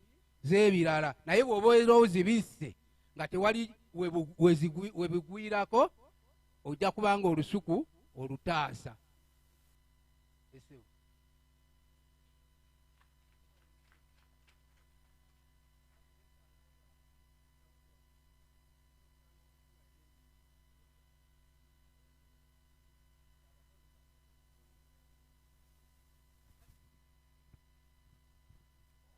Neyanza nnyo neyanzeege. Ekibuuzo kiri nti waliwo omuntu oba omulimi ng'ayina emmwanyi nnyingiko, abakozi ayina batono, naye nga ayina obuwuka obuli amatabi bungi, emmwanyi nnyingi bikoze eki? Bulwadde. Ng'oggyeko kuŋŋaanya obutabi obwo okubutwala obwokya, waliwo engeri endala eyinza omuyambako n'atabonaabona nnyo na kukuŋŋaanya buti? Kubanga alina ebyokukola mu mmwanyi bingi. Tweyanziza nnyo ssebo. Ekyamazima kyandibadde nga enkola weeziri, naye bantu mmwe tukyali banafu kuki? Ku mmwanyi. Twandibadde ng'ekyamazima tusobola okukuŋŋaanya obuti obwo ne tugenda ne tubwokya, kubanga bw'oyo ky'oba okendezezza omuwendo gwaki? Gw'obuwuka obwo. Naye ate ekibi oyokya nga muliraanwa ye takoze eki? Tayokezza. Kakati ekirala twandibadde nga tukozesa eddagala eriri systemic. Mu ddagala erikozesebwa n'erijjanjaba ffe abantu waliwo eriri systemic n'eriri contact. Kankijje ku bantu. Bwe tuba nga tujjanjaba ebiguuna, eddagala erijjanjaba ebiguuna libeera contact. Bw'osiiga ku mutwe wano bw'oti ng'eno tosiize eyo, ebyeno tebiwona, ebyeno ne bikola ki? Ne biwona. Eryo eddagala libeera contact, era ne muli lye tukozesa yadde ku middo babeera bawandiikako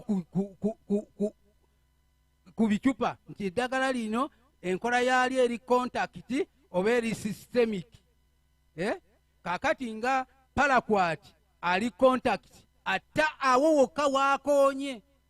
So nga glyphosate, glyphosate kyekirungo ekibeera mu weedmaster, mu weedall, mwani ekirungo ekyo kiri systemic, kyolukoona ku langi eya kiragala, omuddo gukola ki? Gufa. Kakati ne bwe tuba tufuuyira obuti obwo twandikozesezza eddagala nga liri systemic, nga tafuga.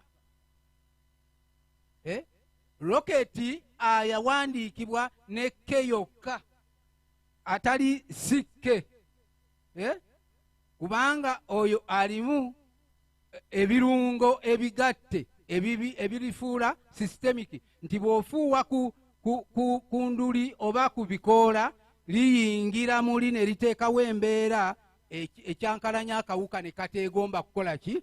Kubeeramu.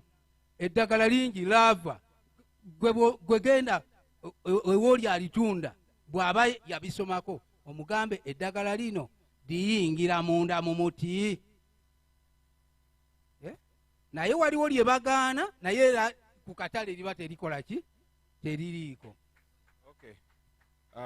Basebo ne bannyabo, engalo ze mukubidde mukoddomi wange ezo munaazikubira omulala, naye nga nze bwennyimidde mumwongere engalo. Mwami Cecofa, weebale nnyo, weebale ddala ebigambo ebirungi. To be a good teacher, because this is what we are looking at. There's what we call TOT, trainer of trainee. So buli muntu ajja wano ng'alina ky'amanyi n'akisomesa omuki, ate ne mukizzaayo. You have to carry this information back to the farmers, because what we are aiming at, quality, productivity, and profit margins, good profit margins. That's what we call coffee farming as a business along the coffee value chain. Mukitegedde bulungi? So tumwebaza olw'ebigambo ebirungi byasomesezza, ate mubizzeeyo musomese abalala. Any comment about the food? Any comment? Mu mwaka zindaalo. Any comment? I need some comments about the food. Whether you are not satisfying me, food is still there. So any comment?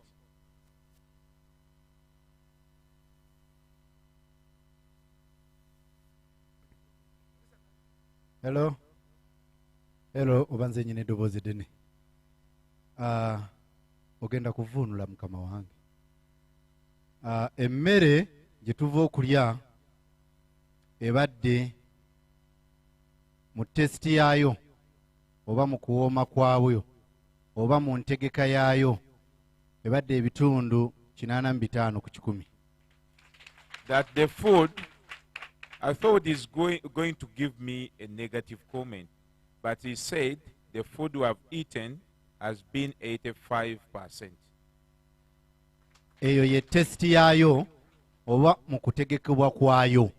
And even the full arrangement. Kati ate mu kyetuyita nti ebadde emala oba temala, ekyo kyo kibadde 100%. Now about saying it was enough or not enough, he said is 100%. I think 100 plus, because the food is still there. Kati. Yeah. Kama wange tusobola okufuna kaveera. Erinnya yenze kivubuka akireo nga nakuguka mu kye bayita tourism and hotel management. Good.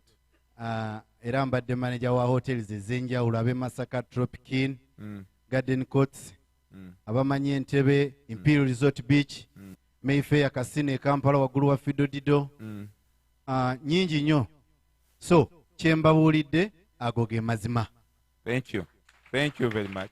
So, because whenever we gather, my intention is to ensure all my farmers have eaten and satisfied. So, now I feel happy. Now, after the certification of food, because the managing director is going to give his remarks, are we very sure of the container to deliver? Mfenna tukkiriziganya nti container ekikumi tunazikola buli mwezi. Those who say yes, good. I think we should take this video to such that I am contented. Put your hands back. You take that one.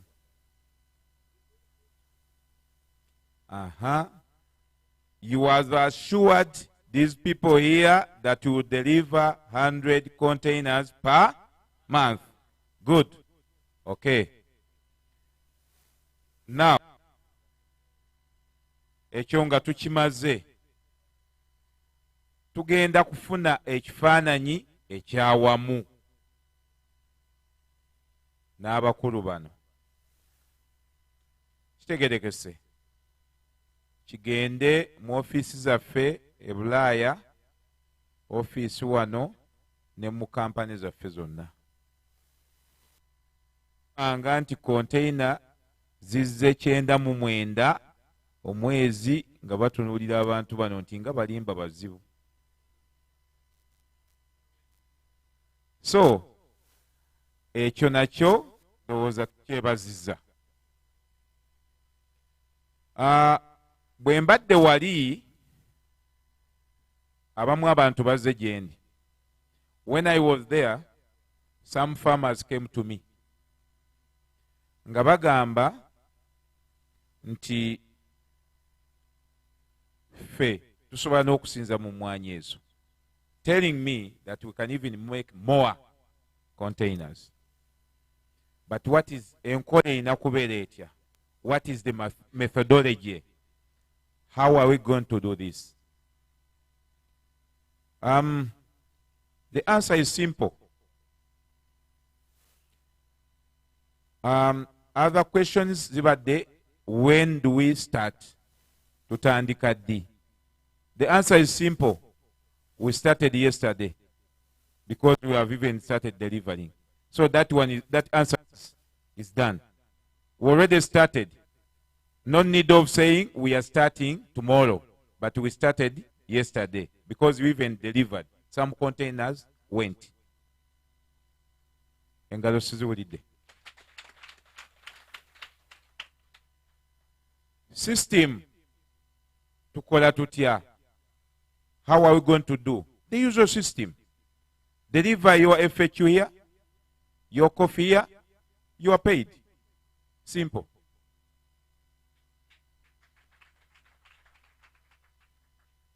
Do what? Deliver your coffee here, you are paid. Because tukola tutya? Kye tukola, bwe tufuna contracts from our mother company. Whenever they send us a contract, they also send the money. You get the point? So, Buremba gamba nti kati twagala mwanyi, contract tuzina, mwenga ab'omunda, understand we have the money. You take it there? Whenever we sign a contract with our mother company, I repeat, let's assume we have signed 100 containers, we already have the money on the account. Meaning, whenever you deliver FHU here, cash and go. But you all know we don't pay big bulk here. You pay from the bank. That one you know. ekyo mukimanyi. We don't do that. So but bear in mind, mukiteeke mu bwongo nti whenever we sign a contract, kasambaga nti kati twagala mwanyi contract tuzaagala, we have the money. Whenever I tell you now we need coffee, understand we have the money, we have cash. Hey, executive director, can I see the cash? No. First deliver the coffee. You don't need to see the cash. We have to pay you. Yes. Okay? How do we pay? The usual system. Bank. Go to the bank, pay you. As simple as that. Because in business, mu busuubuzi ebintu biri bisatu. There are three things: minimum risk, medium risk, and lower risk. You get? So tubitunuulira ebyo byonna. Apart from buying your coffee, okujjako ekyogamba oggula emmwanyi zo nga ziri mu kase nti ofunamu, but also mitigate risk. Naffe tukendeeza ku bizibu. The reason to why we buy FHU, apart from you people getting more money, because whenever we buy FHU, you also get more money, but we also mitigate our risks. You understand? Mukitegedde? Kubanga tugula kye tumanyi. Omuntu agula ente nnamba n'omuntu agula ente nga ntementeme nga bonna batunzi ba nnyama, aguze entemeteme akusinga, kubanga tajja kugulira mu busa. Agula kikoze eki? Yes. Ne bw'omuseera naye aba akusinga kubanga agula kyategedde. Kitegerekese bulungi? Okay. Bino byonna tuli mu kufunza. All this we are winding up. Okay? Ekirala, coffee trees, obulokwa bwe mbadde mwogerako. We are soon developing more nursery beds in our locative areas.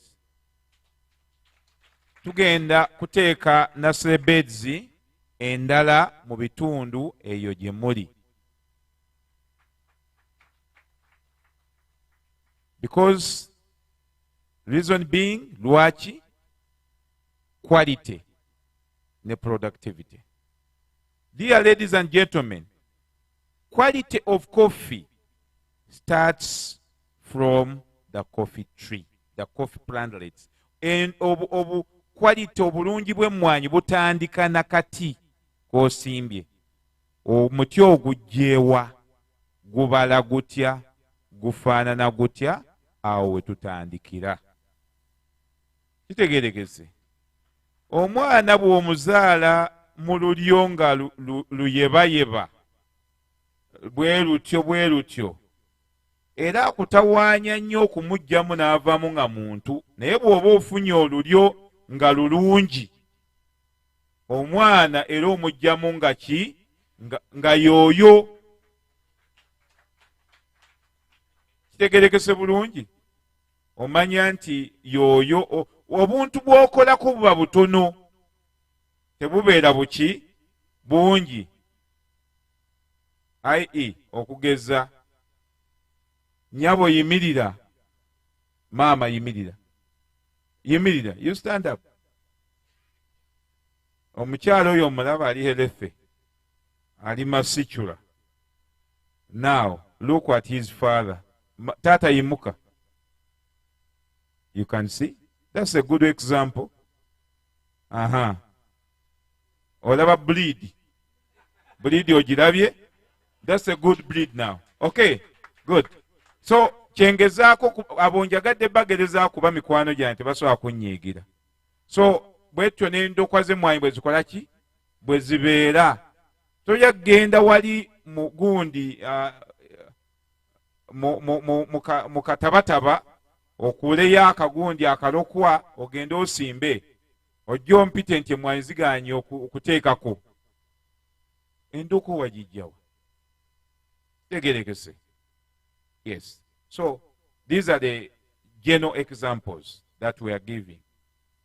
I have a friend of mine, some 5 years back, an MP. Yagula endokwa, n'azitwala, n'aziwa abavubuka ku nnimiro. Eka 10 tebajjamu buveera ne basimba. So I have a friend of mine as an MP. He wanted to plant 100 acres of coffee. So he went to a certain nursery bed.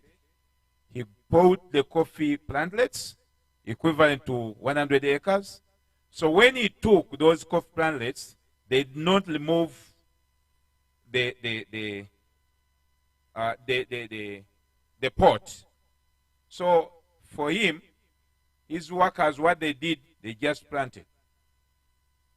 After a year, he came to me, Ronald, you have been sensitizing about people to grow coffee.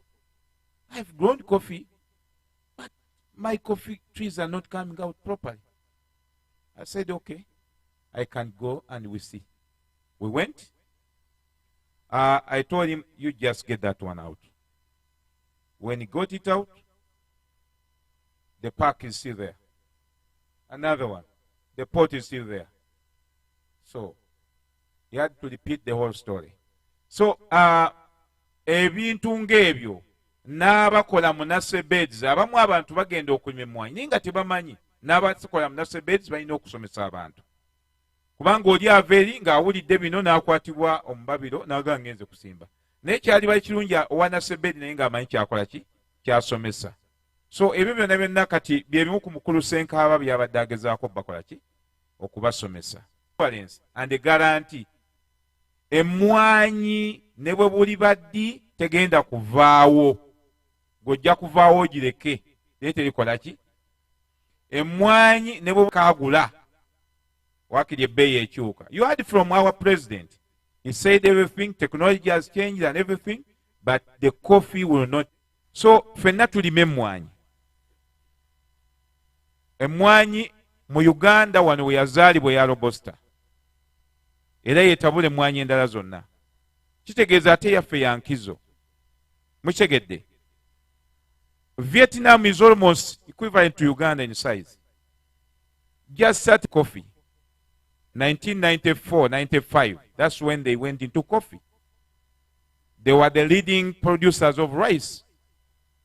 But when they changed the whole story. Now they are beating us in terms of Robustas, in volumes. We only defeat them in terms of quality, the aroma, the flavors. So, kitegeeza nti singa naffe twongera ku bungi, we can compete the giants. Mukitegedde bulungi? Ekikyatawaanya ensi eno, Uganda, ekyo nkyogera buli gw'ensinkano mukulembeze. Ekikyatawaanya Uganda mu byekonome, butateeka maanyi ku mmwanyi. Kyekyoka, ke balikeera enkya ne bazuukuka ne bateeka amaanyi mangi ku mmwanyi. Ffe tutambudde ensi eno, ensi ngitambudde. Ndowooza ze sinnatambula ensi z'entono. Naye ekigitawaanya kyekyokka. Bakikolanga by the way. Tugenda mu kino kati katugire bwe tuti. Naye bwe balikeera enkya ne bateeka amaanyi ku mmwanyi, bajja kulanga ensi eno ekyuse kinene nnyo. Ethiopia has been the leading producer of coffee. We just defeated it 2 years back. Not because they declined in terms of bags. No, they do a lot of domestic consumption. Si lwakuba nti emmwanyi zaabwe kati baakendedde okulima, naye olw'okuba banywa nnyo ki? Kaawa. Mukitegedde? Emmwanyi ya Uganda ya Robusta yesinga okuwooma mu nsi yonna. Emmwanyi eddako, emmwanyi esinga mu nsi yonna ya Arabica ye Ethiopia. This coffee was discovered by a man called Khalid. Khalid was a herdsman.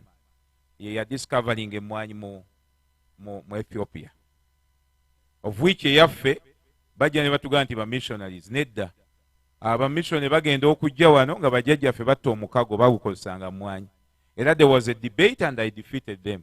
kubanga fe omukago gwabeerawo dda. Abagundi bano bagenza okujja ba missionaries ng'omukago gwabaawo dda.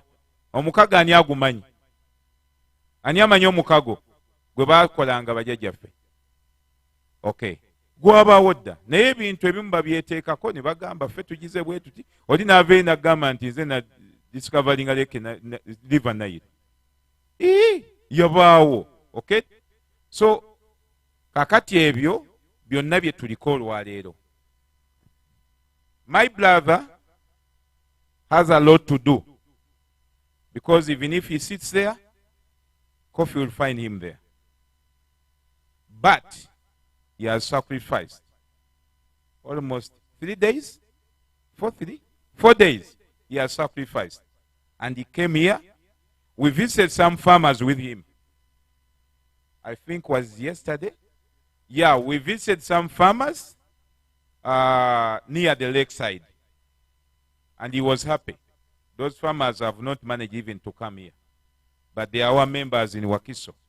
So why he's doing so? Because he's so keen about the volumes. And muchegedde lwaki twagenze tulambula abalimi amaziwa n'ennaku nnya twagenze tulambula abalimi abo ayagala kukakasa nti emmwanyi tuzikola ki? Tujja kuzifuna.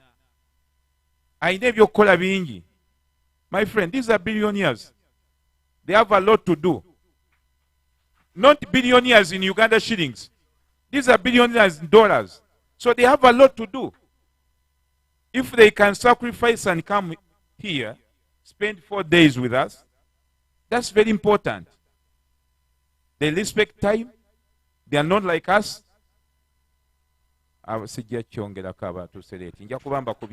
So kakati ebintu ng'ebyo njagadde mutegeere lwaki baakoze eki bazze.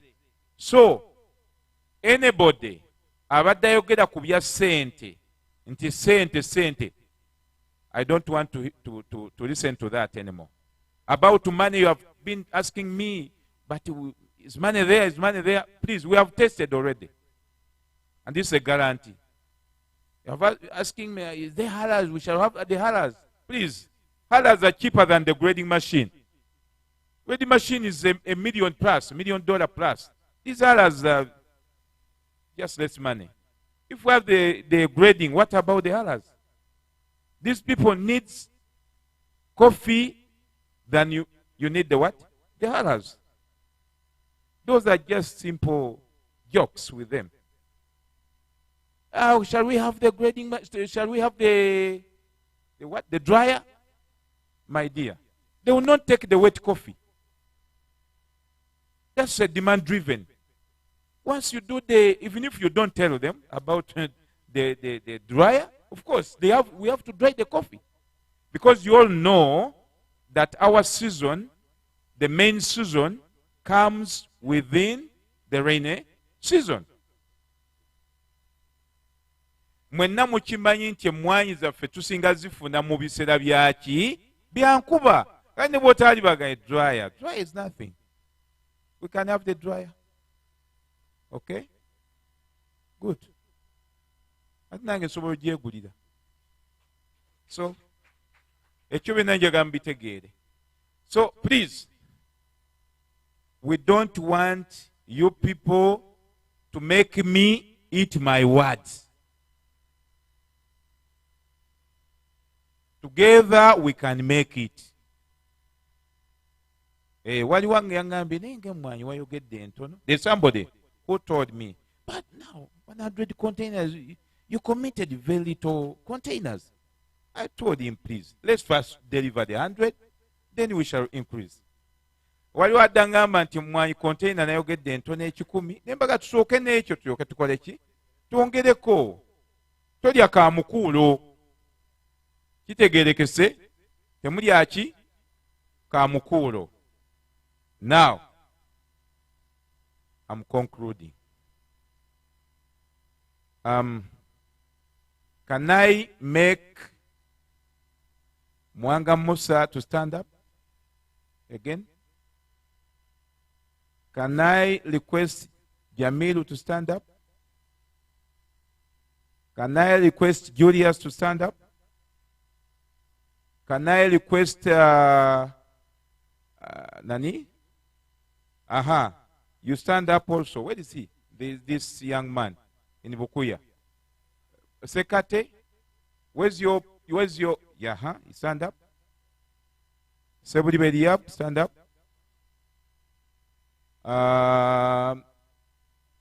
Yes. Stand up. Aha. Yes. Omukyalo we wakisala ze wabadda. Amweru. Good. Yes, stand up.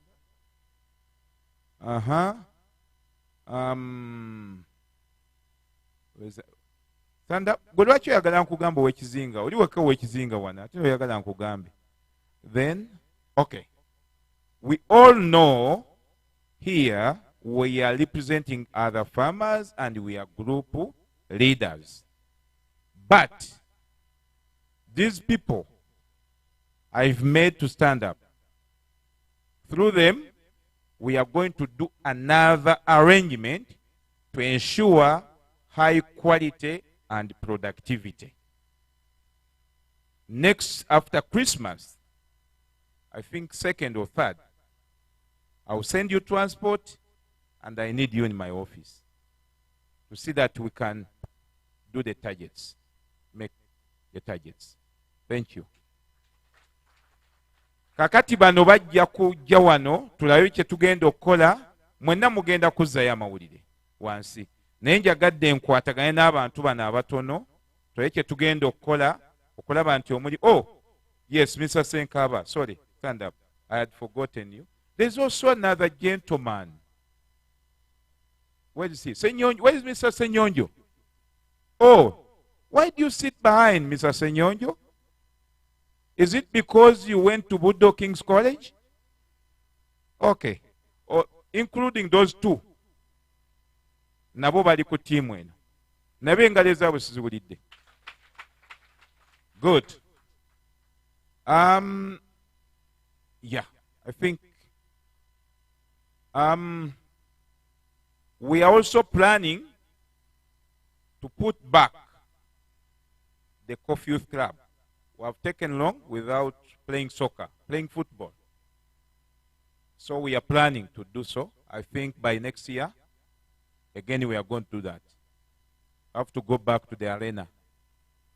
The other years we have been second after Yugakov. Yugakov has been taking our trophy. But this time round, I think Cecofa will take it, the Coffee Youth Club. So I also want to revise that to see that we can do it again.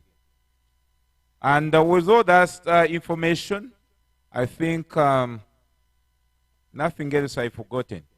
Have I forgotten anything? Do you think there's something which I have not touched? Is that okay? Good. I love you. Cecofa, love you so much. House of Mambosino, love you so much. Our branch in UK, love you so much.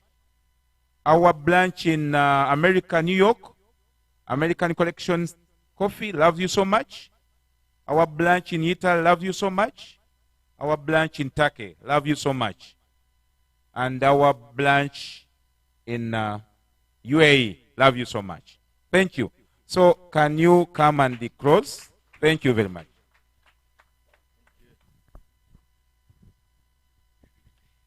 So it was a great day.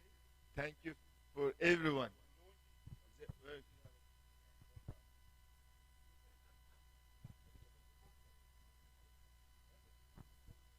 Is it working? Yeah, it's working.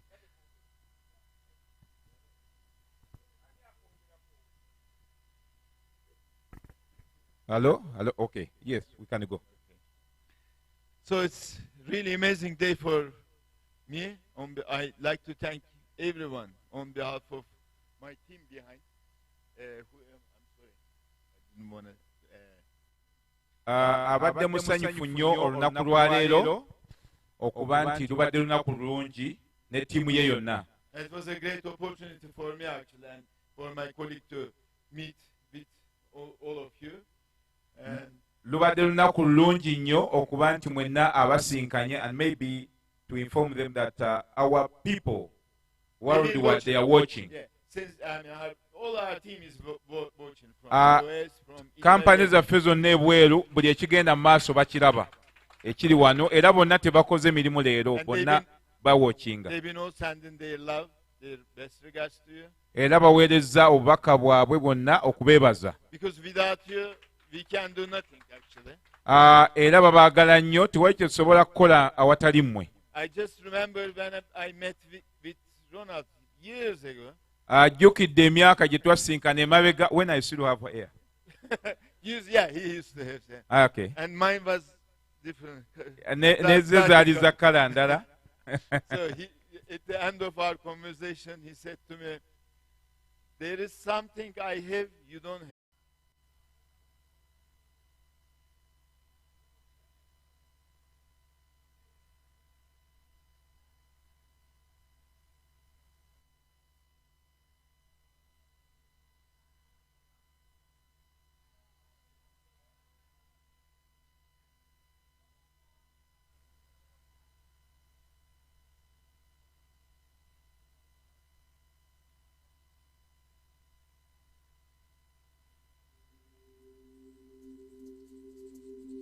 Before the sun touches the hills, life begins again in Uganda's red soil. Here, every bean is a story, whispered through generations, sung by hands that remember. These are the keepers of the seed, mothers, daughters, sons, and fathers, whose rhythm matches the rain. My name is Abule Ronald. I'm the Executive Director of Cecofa. We are based in the central part of Uganda. We are majorly in robustas and some the good agricultural practices. Is to see that we can at least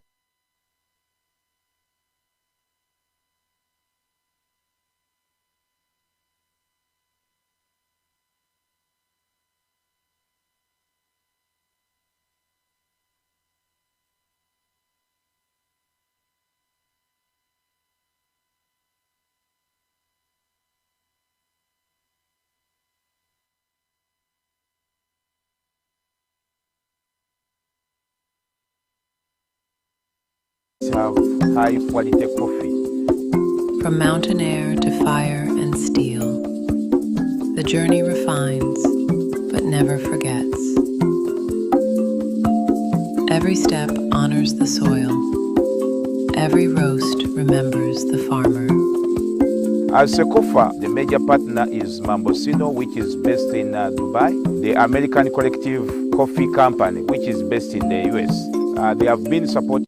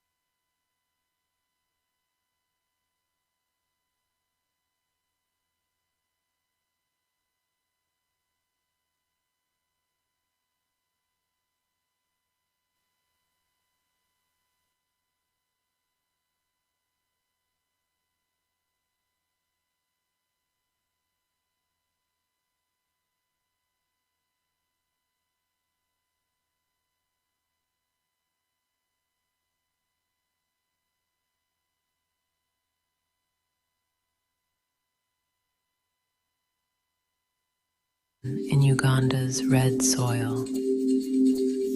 Here, every bean is a story, whispered through generations, sung by hands that remember. These are the keepers of the seed, mothers, daughters, sons, and fathers, whose rhythm matches the rain. My name is Abule Ronald. I'm the Executive Director of Cecofa. we are based in the central part of Uganda. We are majorly in Robustas and some few Arabicas. Cecofa is having more than 10,000 farmers in the central region. Distinguished leaders of Cecofa, members of the General Assembly, respected farmers, partners, and guests, ladies and gentlemen, it's a truly pleasure to be here with you today. I would like first of all to thank Mr. Ronald, the President of Cecofa, for giving me the chance to address all of you today. I'm very proud to stand in front of the Cecofa family, leaders, partners, and most importantly, the farmers who makes all of this possible. I'm here today as the chairman of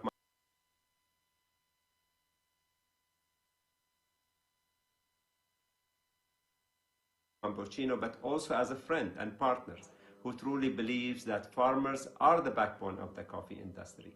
At Mambochino, we don't see our partnership as just business.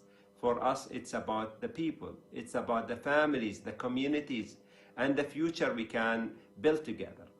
Let me say this clearly from the heart. Mambochino is fully committed to Cecofa and its farmers, not for a season, not for a project, but for the long term. We want to grow with you. And when I say grow, I don't mean only production or trade. I mean better income for farmers, stronger communities, more opportunities for young people, and real improvement of daily life. Our role is bring solution, where is it better access to market, new ideas, technology, sustainability practices, or value chain support. Whatever helps farmers succeed, we want to be a part of it. Because when farmers success, everyone wins. What inspires me most about Cecofa is the spirit of cooperation, farmers coming together, supporting each other, and speaking with one strong voice. That spirit is exactly why we believe in partnership can